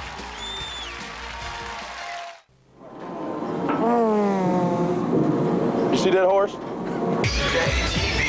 Hello, love this place! Yep, here I come into town to tell you about the new steak sandwich at Burger King. It's a 4-ounce flame-broiled USDA choice steak sandwich, topped with sauteed onions, steak sauce on a toasted bun. Enough said. Just take a bite out. That's great, isn't it? It's better than they cook in North Carolina. It's your way, right away. I love this place. Once upon a time in the sewer, there were 4 cute little turtles. Who suddenly went through this incredible mutation process and became the Teenage Mutant Ninja Turtles! And then there was a sweet, charming rock musician. Who goes out of control, changes and mutates into bebop! Oh, my, my! Look, they've decided to play together. And of course, they all live happily ever after. Now they mutate. From Playmates. We make tacos, we make nachos. Everything's cheap and nothing's pricey. We make burritos, we make tamales. And they're really hot and spicy. Ready to eat cheap? With Mi Cucaracha's big deal, you get 2 tacos, 2 tamales, and 2 burritos for only 29 cents. Everything's cheap and nothing's pricey. We make burritos. Still going. Nothing outlasts the Energizer battery. It keeps going and going. Either we're safe or we're dead. There is a place beyond fear, beyond pain, beyond the very limits of human endurance. A place where the human spirit We're gonna save ourselves. becomes the most powerful force on Earth. Get up and walk 10 steps! This is the true story of 16 of the most courageous people you'll ever meet and how they stayed alive. Rated R. Starts Friday, January 15th. These craters remind you of anyone's face? His skin's not that bad. Oh, where's Chris been all weekend? Maybe his face blew up. Someone should tell him. What, lose the zits? We could slip him some Clearasil. No one's going to tell you to your face you need Clearasil. Such strong medicine, Clearasil guarantees fewer pimples in just 5 days. It's Chris. Chris? Someone must have told him. Clearasil, fewer pimples in 5 days and your money back, guaranteed. Universal Studios Hollywood, Esther Ratner is first up for the women in the joust, and she'll be taking on Ice. Esther, the 37-year-old college professor at Arizona State University, was disqualified in the prelims by Gold because she couldn't get up from the kneeling position, and that's exactly where Ice has her now.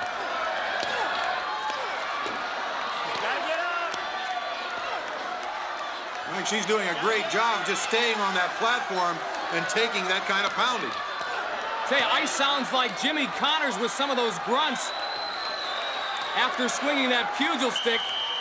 Ice has actually wore herself out. Her arms are actually tired from hitting Esther. Esther's won the 5 points for the draw, and her mother's delighted. Esther, that match against Ice was just like the song Hit Me With Your Best Shot. Ice hit you with everything. I mean everything. You took the phrase defending yourself to a new level. That's true. I told you in the opening that I'd be product testing the safety equipment. I think I did that a lot. Ice, that was quite a workout for you. I'll tell you, man, I was feeling sorry for her. I didn't want to hit her anymore. The last time she went down on her knee, I was like, blow the whistle or something, because it's like, I'm feeling sorry for hitting her in the head so many times here. I know it doesn't feel good. I've been hit in the head before. Hey, congratulations to both of you. That was enjoyable to watch. Up next to challenge Ice is Cinda Mentzer of Salt Lake City, Utah. Cinda advanced with a win in the first round and is now the women's 2nd seed. In the preliminary joust, Cinda drew Diamond and defeated her, but now Ice may be just a bit tougher. Cinda very quick with that initial strike. Ice fighting back.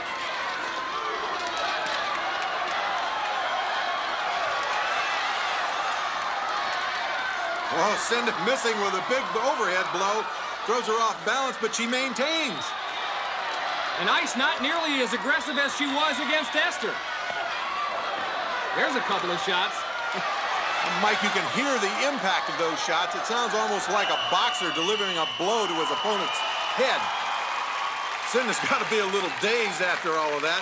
And I'm sure that Ice is more than a little tired. Cinda, congratulations. You are the first female contender that I have seen who was able to deliver the first blow. You weren't afraid of her. You went right after her from the very beginning.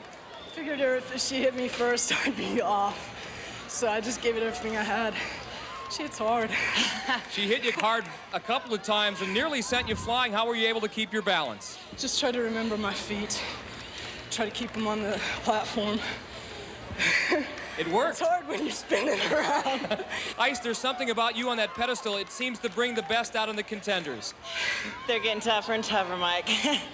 You know, and the more they're up here, the more they're getting used to it. Great match between Cinda and Ice. Thank you. I don't know as I'd ever get used to getting hit on the head with that pugil stick. Ice is tough, but both women managed to take away 5 points in their first battle of this, the quarterfinal round. There's no score in our men's matchup after one event as they prepare for Atmosphere. And in our version of Demolition Derby, the contenders will attempt to score by rolling themselves into one of 4 red, white, and blue scoring pods. Each goal worth 3 points. Now, it's not an easy task, and to make it even more difficult, our 2 gladiators will be caged inside spheres of their own, all bent on trying to stop the contenders from scoring. Lincoln Simon's getting loaded inside of his Atmosphere, and now Dale Thompson. As we see our first gladiator, Nitro, loading up in his Atmosphere, and our second gladiator, Turbo, loading into his vehicle. And if you're uncomfortable in close quarters, this event is not for you, but actually the contenders and gladiators will not be thinking about anything except getting those Atmospheres moving. 60 seconds. Referee Larry Thompson gets the match underway, and Lincoln Simons has really got that Atmosphere moving. He had a little different strategy there at the beginning, Mike. He took off like he was going to head for the scoring pod. The gladiator tried to head him off, but instead he went all the way to the end, but was knocked out anyway. As he gets knocked out again. And actually, it is Dale Thompson who scores first. And again, Lincoln Simons can't settle down. The gladiator's doing a good job of keeping him from scoring. Mike Lincoln's doing a great job of getting the Atmosphere up and down the court, but he can't seem to settle. Obviously, Turbo has a lot to do with that as he forces him out of the pod once again. Nitro with some good defense on Dale Thompson, who leads at this point, but this time, oh, they're going to give it to him. They ruled that Lincoln Simons, that goal counted right there, so he picks up 3 points. Almost had another 3, but time runs out. Lincoln did a great job in our first round of competition in scoring this, but he had a few problems today. Mike? Lincoln, a scoring goal in the nick of time. You were running out of time and trailing 3-0, but you pulled it off. That was tough, but I saw him go one way and I went to the other. And it's tough. You get in these pods, you just got to settle in. And I've been in them, but I just don't settle in long enough. You're modest. Okay, Lincoln, way to go. Turbo, we're going to call you the Bulldog Man. Lincoln had 5 opportunities of scoring possibilities, and you knocked him out of the scoring pod 4 out of the 5 times. Well, the audience here likes it to be exciting and likes a lot of slam bam, so I figured I'd let him get it close, but not too close. Good job. Enjoyed watching it. So after 2 events, now in the men's quarterfinal, Lincoln and Dale are tied at 3 apiece. The women are also in a deadlock, 5-5, as they get ready for Atmosphere. And Diamond and Blaze will be our 2 gladiators who will be trying to keep our contenders from scoring. Esther Ratner and Cinda Menser. Both small people in stature and look even smaller inside of that Atmosphere, don't they, Mike? But both blessed with good athletic ability. And I think here in the quarterfinals, now that they have the prelims under their belt, they've got a better handle on how to get these Atmospheres moving. And again, those plumes of smoke are nitrogen gas, which indicate to the crowd, the audience, and the referee that indeed the contenders have scored. Banging going on early. Little traffic jam. Cinda has a chance to break open and does. She's looking for the score down at the far end. Can she get it to settle? Yep, she's got a score. And she draws some attention as the other 3 Atmospheres come down to get in on the action. Looks like rush hour traffic there on Mars. Good block by Blaze. Now she's going to hold her up against the rail. Esther finding the going pretty tough at this point. Blaze is shadowing her. And again, Cinda breaks into the open. In scoring attitude. Can she do it? Nope. Knocked out again.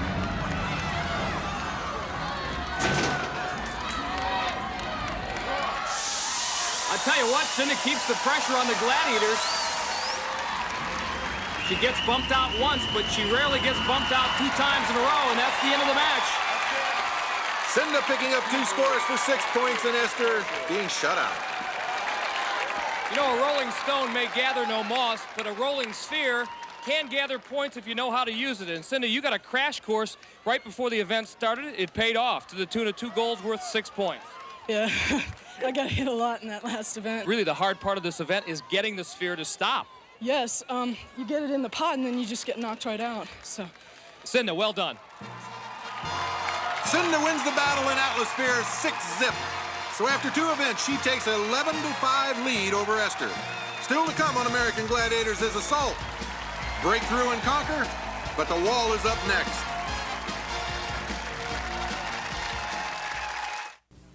Betty went to the doctor, she was feeling kind of tense. She said, I want it all down for 59 cents. I want a taste that's hot, a taste that's cold, crispy crunches up and juicy, zesty and bold. Her mouth wanted everything for just 59. She asked the doc, am I out of my mind? The doctor said, Betty, Betty, better follow doctor's orders. There's only one cure, make a run for the bottom. I wish it were darker so I couldn't see my skin. Pitch black would be nice. Relax. You wash every time, every day with Noxzema. Really look great. Thanks. For healthy-looking skin, your face belongs to Noxzema. We all count on our batteries to get us through, but you never know when they're going to hit the skids. Only Duracell has the Copper Top Battery Tester, so you can be sure your batteries will keep you gliding along. You can't top the Copper Top. In the hallway! It's the cheesiest! White Cheddar Man! Not cheese and macaroni man? I'm new. Kraft White Cheddar. Cheese and Macaroni Man. Join me for lunch, Super Son? Indeed. Introducing Kraft Mild White Cheddar Macaroni and Cheese. With lots of mild white cheddar, it's the cheesiest too. Thanks for lunch, Super Mom. We're off. We? Come, Noodle Boy. Kraft cheese and macaroni, now in mild white cheddar. Hey, I'm one full-sized adult, so naturally, I'm big on nutrition. But there's something inside of me that still gets really pumped about frosting. But who's kidding who? This body's a shrine, and we don't put fat or salt in the shrine. I'm lighten up. Relax. With Kellogg's Frosted Mini Wheats, you can have it all. For the adult in you, whole grain nutrition, fat-free and no salt. For the kid in you, lightly frosted, great taste. Hey, I'm no dumbbell. I know what I like. The frosting. What happens when some like it hot and some like it cool? Hot eats. Hot eats. Cool treats. At Dairy Queen. Now you'll get a terrific deal on a burger or shake for just 99 cents each. A bigger burger bargain with lettuce and tomato, just 99 cents. Shaking it cool. Get a tasty shake for just 99 cents. Burger or shake, now just 99 cents each. Hot eats. Cool treats. We treat you right. Be our guest, put our magic to the test. Bring a heart that's full of wonder and let Disney do the rest. Come to our world and be part of our family. Come be our guest. Good night, Mickey. The Walt Disney World Resort in Florida. Call 407-WDisney. Welcome back to Universal Studios Hollywood, and here's Larry Zonka with a rundown on our next event. The Wall is an event where our 2 contenders compete simultaneously, each trying to be first to the top of the 32-foot-high summit. But it's not a free climb. For 10 seconds after they begin, the gladiators go up after them to pull them off. As we see Dale Thompson eyeing the wall and putting together his strategy, he'll be trailed up the wall by Gemini in this event. Gemini looks more than ready. As we see Lincoln Simons, and he's going to be hearing the footsteps of Laser right behind him. Lincoln in the blue, Dale in the red. Lincoln made it to the top of the wall in the preliminary round. Let's see how he does here. Again, the location of those hand grips have been moved here in the quarterfinal round. So this ascent a little more difficult than it was in the prelims. And look at Laser. He just went right up. Lincoln was doing a good job, too. He was up the wall very well. Laser just went up with leaps and bounds and pulled him off. Well, Dale has basically now a free run, but he's trying to hang on for dear life there. Gemini is having his own set of problems, so Dale needn't worry about him, but he's so close. Dale has that same problem, getting both hands on one grip as he finally successfully gets a hold of the top of the wall and scores 10 points. Dale Thompson, you were the DT Express for the first half of the wall, and then you slowed down a bit, but the bottom line, you made it to the top, 48 seconds, and that was worth 10 points. Yeah, I tried to do my best. You know, when you look down at a big guy like Gemini, there's no way to just stop. Congratulations. Well, Dale and his family have reason to celebrate as Dale wins the wall 10-zip and now takes the lead over Lincoln 13-3 after 3 events.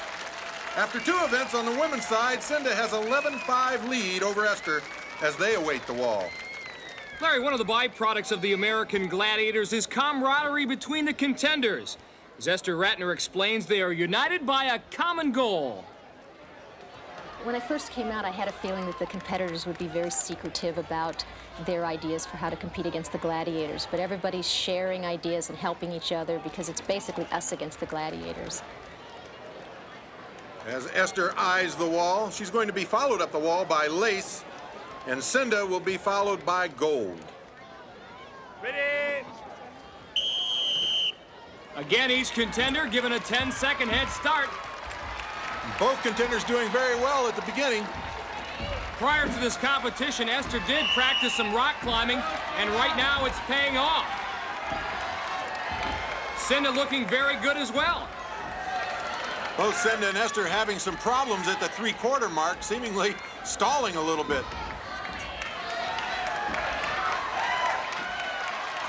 Esther in a definite stall there, and Cinda is desperately looking for a grip to hold on to and pull herself up.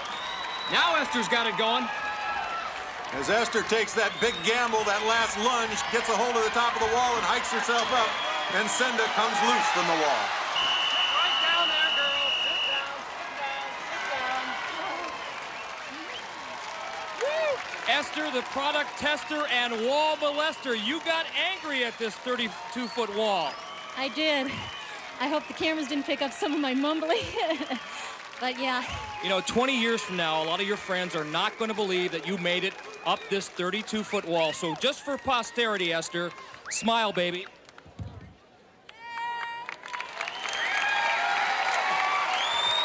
Congratulations. A near picture-perfect climb gives Esther 10 points for the wall, as well as a 15-11 lead over Cinda. Meanwhile, over in our men's quarterfinal, Dale Thompson leads Lincoln Simons 13-3 as they now get ready for Breakthrough and Conquer. And this is a 2-part event where a contender can earn 5 points for scoring a touchdown in Breakthrough and out-wrestling a gladiator in Conquer. And in the men's case, it'll be Nitro defending in Breakthrough and Thunder in the Conquer ring. So there's the possibility a contender can walk away from this event with 10 points, but Nitro is not buying any of that, neither is Thunder. They are bent on shutting out the contenders, and Lincoln Simons is up first. Ready?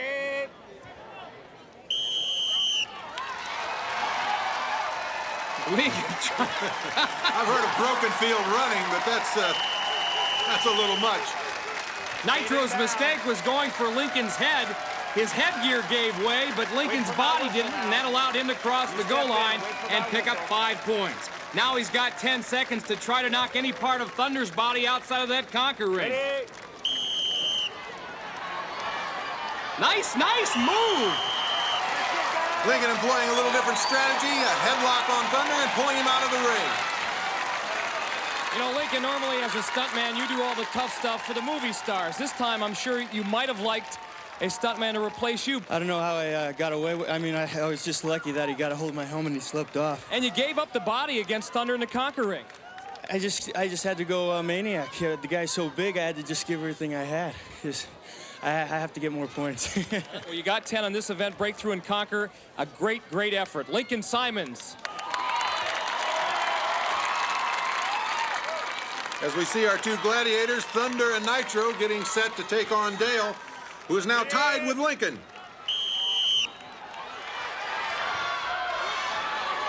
Dale trying a little shake and bake, and now the spin move. Nitro hangs on and stops him just short of the goal line. No points there. Thunder getting nice and low. He's going to make sure that Dale doesn't get any part of his body to knock out of the ring. Dale running out of time. Maybe a chance for one last ditch effort. Thunder doing a good job of keeping Dale pushed down low and keeping him away from his legs. The Gladiators shut out Dale, so Lincoln wins this event 10-0. Once again, the men's score is tied 13-13 after 4 events. Still to come on American Gladiators, Powerball and the game of assault. But up next, women's breakthrough and conquer. Wow, somebody must think I'm special. 'Cause you got Raisin Bran? Not just Raisin Bran, Post Premium Raisin Bran. With not just lots, but hundreds of big plump raisins. Look at all I got. And these flakes, premium, with not just whole wheat bran too. So it's good for you. Somebody sure thinks I'm special. It's me and Mommy. Post Premium Raisin Bran makes everybody feel like somebody's special. Our solid antiperspirant is strong enough to stand up to even the toughest customer. But it's not for him, it's for her. Secret, with the most effective ingredient you can get to help keep you dry, cool, in control. And Secret's still pH balanced to work with a woman's unique chemistry. Secret, strong enough for a man, but made for a woman.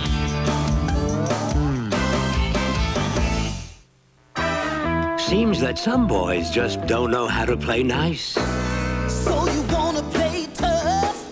Introducing the bold new Ford Ranger. You say you wanna play mean? Well, if you're gonna play tough, Ford's got the right machine, yeah. With this brand new body, Ranger's just not playing fair. The best and the rest, Ford's got a new machine.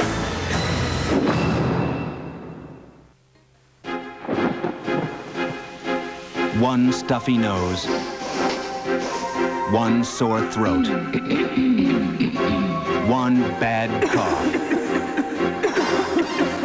One place to go, the halls of medicine, where you'll find the vapor action formula of Hall's Mentholyptus tablets. Real medicine to make you feel better fast. 3 symptoms, 1 place, the halls of medicine. Yes, you may. When something's really good, it's hard to imagine how it could possibly get any better. But only one. Wow.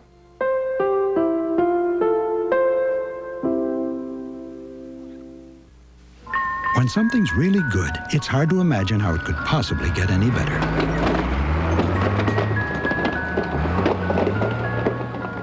Yes! Musical memories are yours to love again on The Lawrence Welk Show. Join your favorite musical family on this public television station. Don't miss The Lawrence Welk Show. Saturday evening at 6.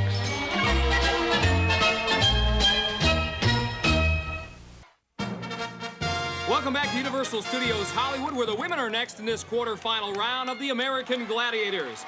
And after 3 events, Esther Ratner leads Cinda Menser 15-11. As we see our two gladiators coming out, Ice in Breakthrough and Blaze in Conquer. And once again, an opportunity for the contender to win 10 points, 5 if they're successful in the breakthrough portion of this event, and another 5 if they can pull it off in the Conquer ring. Cinda Menser is up first.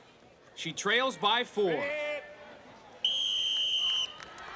Ice getting set, and Cinda with some dazzling speed there, a dazzling burst of speed, freezes Ice in time and picks up 5 points. Blaze trying to use the Phantom technique on Cinda, but Cinda, having no part of it, gets her in a sort of a hammerlock and drags her right out of the ring. Kind of really muscled Blaze.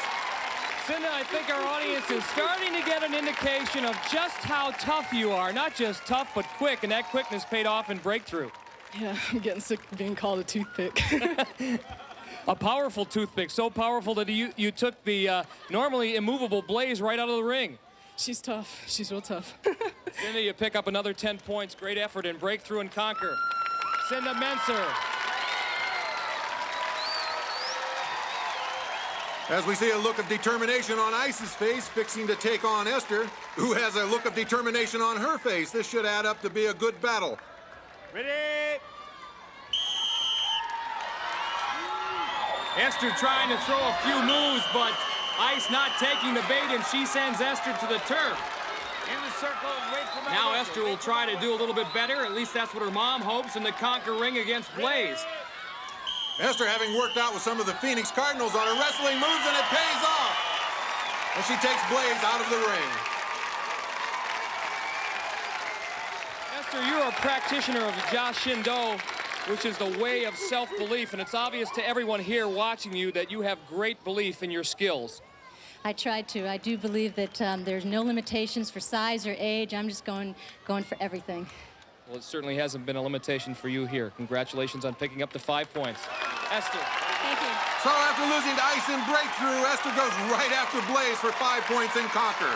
However, Cinda takes this event 10-5, and with that, she also takes the lead over Esther 21-20. After 4 events in the men's competition, Dale and Lincoln are deadlocked at 13 as they take aim at Assault. And Larry, in this event, the contender has an opportunity to hit a target located above the Gladiator with 5 different weapons. First, a crossbow. Then it's on to a rocket launcher. If unsuccessful there, a contender can move on to a 3rd safe zone where a cannon awaits. If the contender misses there, it's on to a 4th safe zone and a chance to fire a pistol. And if that shot fails, a final opportunity. Behind this barrier, there are 3 softballs. Now, if the contender runs out of ammo and there's still time left on the clock, he can make a final dash towards the finish line. If he crosses that finish line, he can earn 4 points for the draw. As we look over Thunder's shoulder, getting ready for Dale. Ready? Dale making sure he keeps an eye on Thunder sliding into that first safe zone, and it appears that his leg or his knee or his ankle buckled underneath him as he went down into the slide. Dale's wife, Jennifer, looking on with concern, hoping her husband is all right. Dale. Don't move. Stay down. Well, Mike, you can hear Larry Thompson, our referee, asking Dale to stay down. Dale's a competitor, obviously wants to get up and try his weight on it, as you see our 2 trainers assisting him. Well, it appears that Dale is all right. He's walking under his own power, limping a bit. Let's hope he can continue. We'll have to wait and see. In the meantime, Thunder is set now for our 2nd contender in this quarterfinal round, Lincoln Simons. Lincoln, the professional stuntman, and you are going to see him fly here in Assault. Lincoln being a stuntman, he should be right at home in an event like this. Certainly in an environment like this. Lincoln's shot almost picked Thunder off. Well, if Thunder was at home, he's not anymore. Now he's ducking.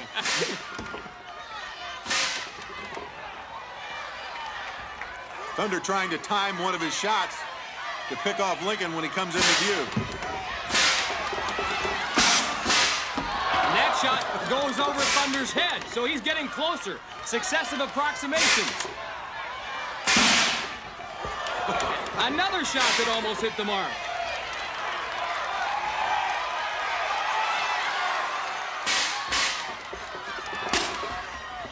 That shot was off the mark, and Thunder finally says, enough is enough, you're going down, son. And he picked Lincoln Simons off. Lincoln, you guys were laying down a real pattern of fire there. Just trying to hit that dot. It's smaller than what you think when you're shooting at it. Let me ask you something. Were you shooting at the bullseye, or were you shooting at Thunder? Anything I could hit. If I can't hit the bullseye, I hit him. You got him moving a couple of times. I hope so. It was a good effort on your part. Good luck in the future. Thank you. All right. So Thunder holds the men scoreless in Assault, and after 5 events, the score remains tied at 13. Now, as the women prepare for Assault, Cinda holds a 1-point lead over Esther. Diamond will be doing the honors for the Gladiators in Assault, and Esther is up first. Ready?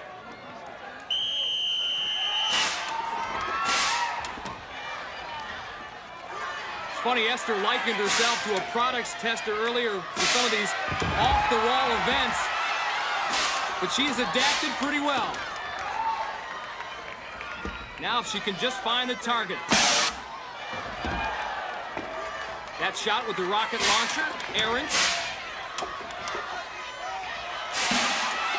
Way low and left with a cannon. But Diamond doesn't miss there. She picks Esther off. No points for her. And now an opportunity for Cinda to pad her 1-point lead.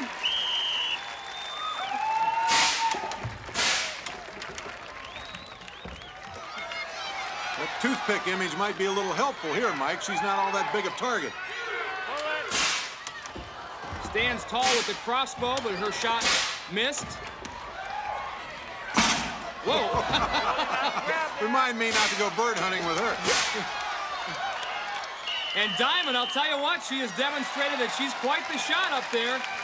And Cinda goes down as well, so no points for either Esther or Cinda in the game of assault. So Cinda still holds a 21-20 lead over Esther. Still to come, the Eliminator. But up next, Powerball. Wait till you see the next generation of photos. Introducing the Kodak Photo CD. You won't believe your heart.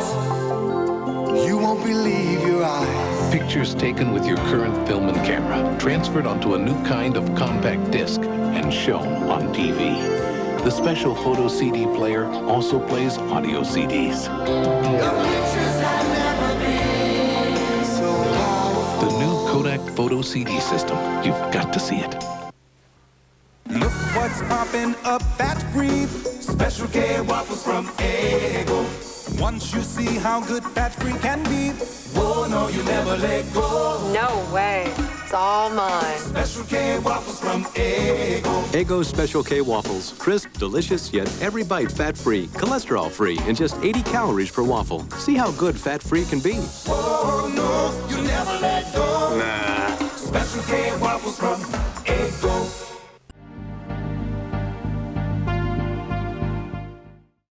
We're back. Hey, Ray, I bet you can't touch your nose with your elbow. Elbow did it? Little prison humor. Would you get out of here? We got a show to do. It's the one that gets picked up, looked up, thumbed on, drummed on, taped up, scraped up, grabbed that, jabbed that. It's the one that gets thumbed through, flipped through, plopped down, dropped down, written on, bidden on, used a lot, choose a lot. Oh, take a look, man, upon this book, man. Was this the one that gets you? U.S. West Direct. More than 200 animators and programmers. A multi-million-dollar production. Over 2 years in the making. And a cast of thousands. They said it couldn't be done in a major motion picture. They were right. Final Fantasy VII. PlayStation.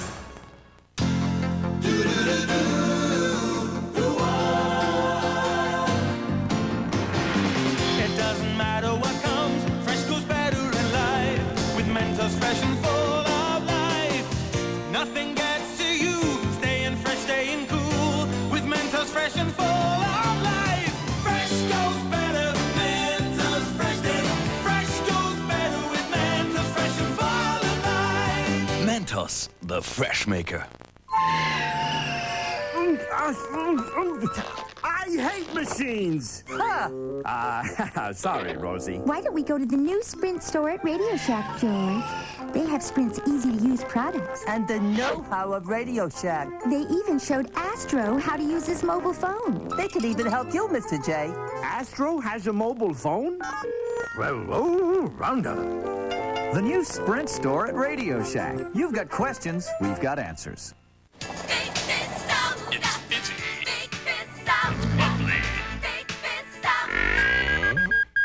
mysterious milk bandit struck again last night. Several more local area Big Fizz vending machines are missing. Once again, the machines were replaced with coolers of ice-cold milk. As in earlier incidents, the coolers bear the now infamous slogan,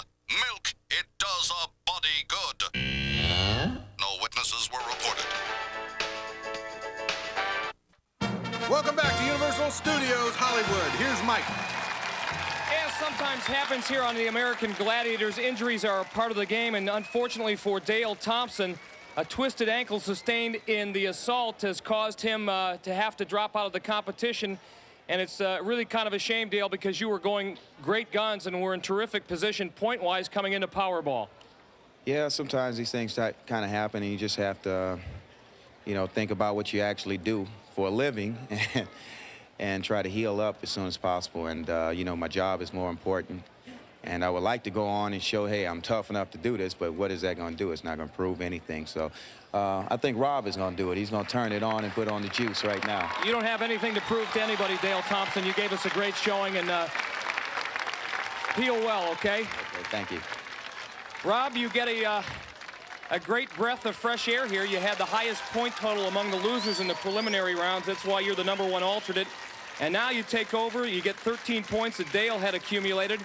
And that puts you in the hunt because you're tied coming into Powerball with Lincoln. I feel very fortunate for that. I feel so bad for Dale because he's the one that got me in the preliminary rounds, and we acquired to be such good friends. And I'm going to try to do it for you, Dale. Rob, I know you won't let him down. Best of luck in Powerball. Thanks. Well, we certainly hope the best for Dale Thompson, who leaves Rob Patigi in perfect position after 5 events. Tied at 13 with Lincoln Simons as we get ready for Powerball. And Larry, in Powerball, Rob will be introduced to some familiar faces. Rob, remember these guys? Laser, Gemini, and Turbo? I know Lincoln Simons remembers the trio. They are tough, and they are bent on shutting out our contenders here. Ready? In this quarterfinal round. Larry Thompson gets the match underway. Lincoln with the quick move, but Turbo knocks it away. Rob scored, however. Watch your head, no score. Laser introduces Lincoln to that cylinder. Rob getting worked over by Gemini. Lincoln desperately trying to get away. Turbo with a great defensive job. Boom! Turbo almost driving Lincoln's head into the turf. Lincoln is double-teamed and trapped back there. No score. Rob tries a stiff arm, doesn't get away with it. Link puts a great move on and then takes the big hit. And Rob making the most of his second chance, despite taking a tremendous pounding for his efforts. He's going to win this match of Powerball. Good showing by both our contenders. Mike? Lincoln, I don't think I've ever seen a contender who had to work as hard as he did for one goal. You had to put on about 18 moves down there against those two gladiators hemming you in, but somehow you managed to do it. Yeah, I'm glad I got one score at least. Seemed like they were keying on me a little bit. You know, I think they also realized, though, that you realized that you might have been in a little bit of trouble point-wise, and you made one bold, daring move towards that center cone. Yeah. I figured maybe something different, but it didn't work. 2 points, and they were well earned, Lincoln. Rob, great start coming in as an alternate, and I know you got that gimpy ankle yourself that you sustained, so congratulations. Rob comes in and quickly wins Powerball 4-2. That means after 6 events, he now takes the lead over Lincoln 17-15. But over in our women's quarterfinals, Cinda holds a 1-point lead over Esther as they get ready to play Powerball. And standing in their way, well, that'll be our 3 gladiators, Gold, Ice, and Lace. And things are about to get rough. And although Cinda and Esther are a little bit lighter than some of our other contenders, they have proved themselves to be plenty tough. How tough? Well, Cinda told us why this game of Powerball doesn't bother her. When I was about 12, my brothers had just gotten into football, and they figured that they needed more practice than what they got on the field, so they'd dress me up in their pads and tackle me and chase me around the yard. That's how I got to be so fast. Well, she'll need some of that speed here, Larry. I love her attitude. 3 older brothers got to make it tough. Man. Wow, what a move there. Ice and Gold had her double team. She split the double team and scored. Out of bounds, out of bounds. Esther gets pushed out of bounds, comes back in, and Cinda with some determination forces the ball down in the scoring pod. Nice burst of speed there by Esther as she scored. Cinda having some problems head-on-head with Ice. She just can't overcome that power, but uses her speed and almost scores on the other goal. Esther trying to work against Lace again, and I don't know what they're doing. It looks like a pas de deux as Lace finally takes her down. Time winding down now, and that's it. So Esther outscores Cinda 6-2 in women's Powerball, and as a result, we have our fourth women's lead change. Now 26-23 in favor of Esther. Who will advance on to the semifinals? We'll find out next with the Eliminator. This symbol outside means you have the standard inside that an entire library of software has been written to.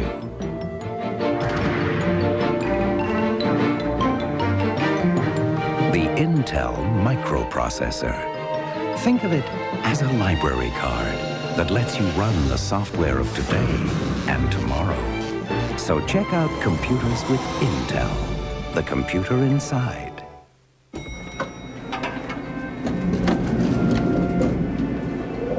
McDonald's, huh? Yeah. Smells good. Thanks. If this ride were any longer, you'd have to fight for those fries.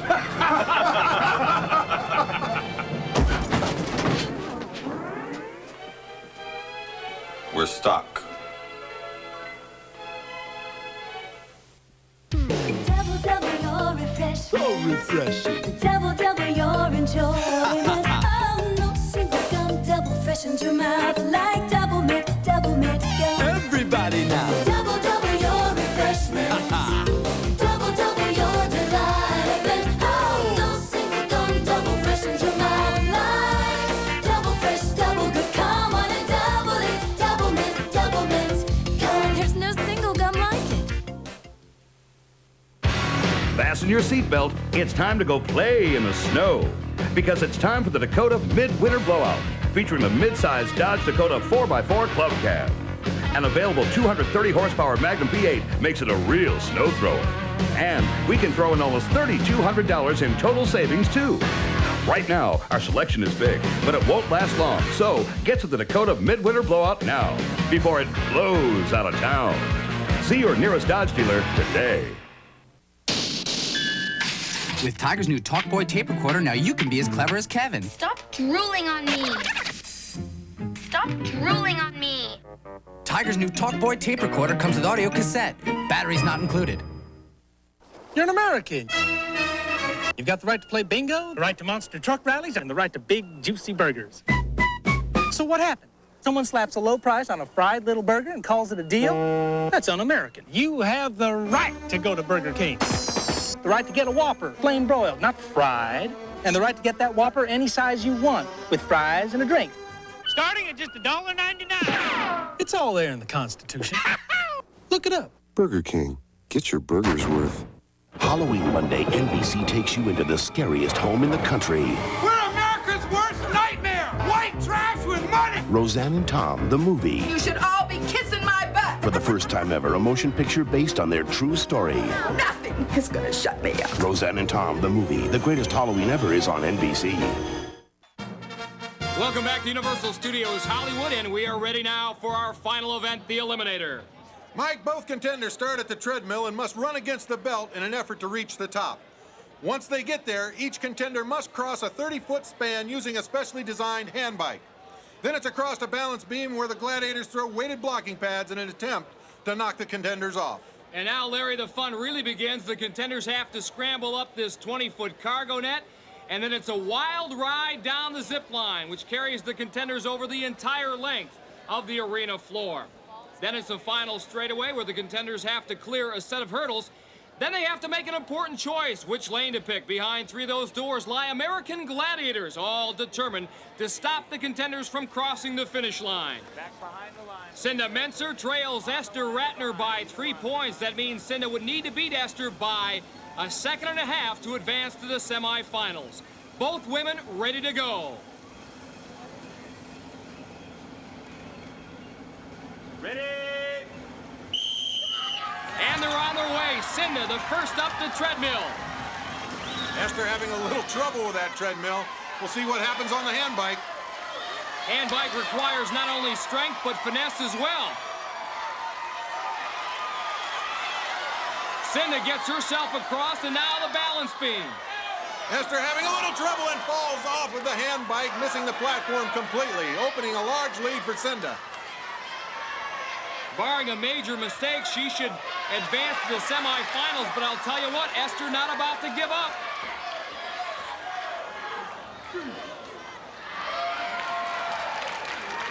Here comes Cinda down the zip line. I think she may be sensing victory over the hurdles. Now she's got to get past one gladiator, and there she comes across the finish line. Esther getting to the top of the cargo net, but I'm not so sure she won't run out of time before she can get down to the finish line.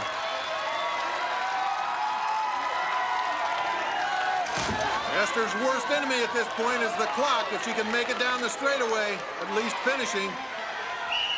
No, she doesn't quite make it, but she does pick the right alley. Crashes through. There's one tired gal. That was a tough setback falling off the hand bike. Cinda and Esther have been tough competitors all through the competition, but at the same time, close friends. Esther, you actually went into this eliminator final with a 1.5-second lead, and I think the hand bike did you in. It's true, I couldn't reach to get off of it. I tried swinging, went for it, and that's the way I've been doing it this whole competition. I'm going for it. Just couldn't swing fast and far enough. Got pulled off. I tell you what, Esther, you were great. We're going to miss you, too. You're a great performer. Cinda, you told us earlier that your friends kind of have a nickname for you that's not very flattering because of your slender, wiry build. They call you Toothpick. I got news for you. You've graduated. You're a bona fide 2x4. That was a big performance. Thanks a lot. I just gave it my all. 24 years old, one of the youngest contenders here on American Gladiators, but Cinda is going on to the semifinals. But Mike, 37-year-old Esther Ratner gave a very good account of herself and will have many great stories to tell her students back at ASU as we prepare for the men's competition. And it'll be Rob Battisti versus Lincoln Simons. Rob with a 2-point lead over Lincoln. That means Lincoln would have to beat Rob by 1 second to advance to the semifinals. Not much of a difference in this eliminator competition. Rob in the red, Lincoln in the blue. Lincoln the first up. Now across on the hand bike. He's really got that thing moving. Rob, on the other hand, having a lot of trouble with the hand bike. That's a little surprising. Rob has good upper body strength. He just can't get that thing going, but Lincoln is going like a house of fire. Scrambling his way up the cargo net. This is going to be a fun finish for him. Woo! Big swing on that zip line.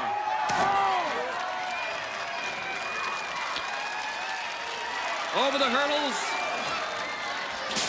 Have to take on Thunder. That won't be a problem. He's got this thing won.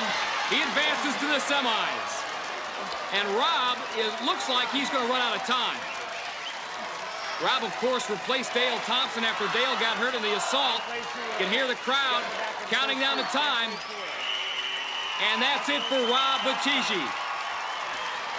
Rob will undoubtedly look back and recall that the hand bike was his Waterloo.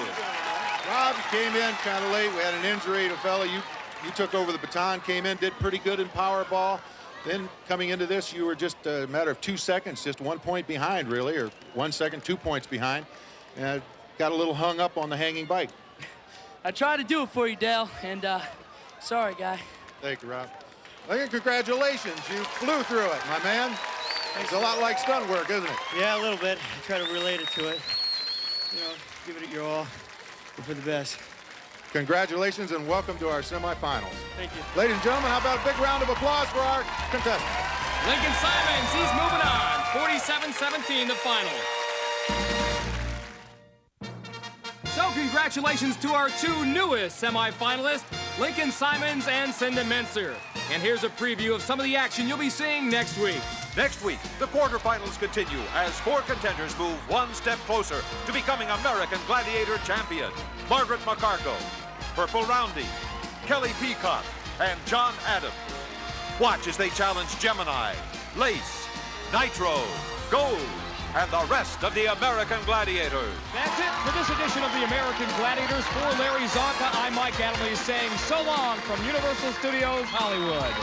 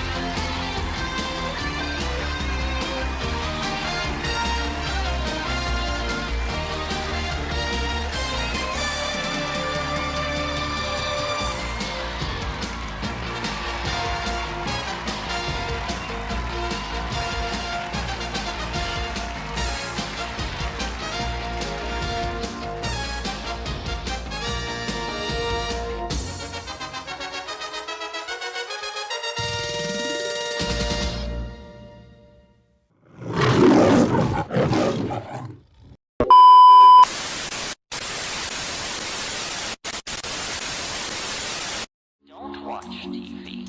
Don't read magazines. Don't even listen to NPR. Create your own roadshow.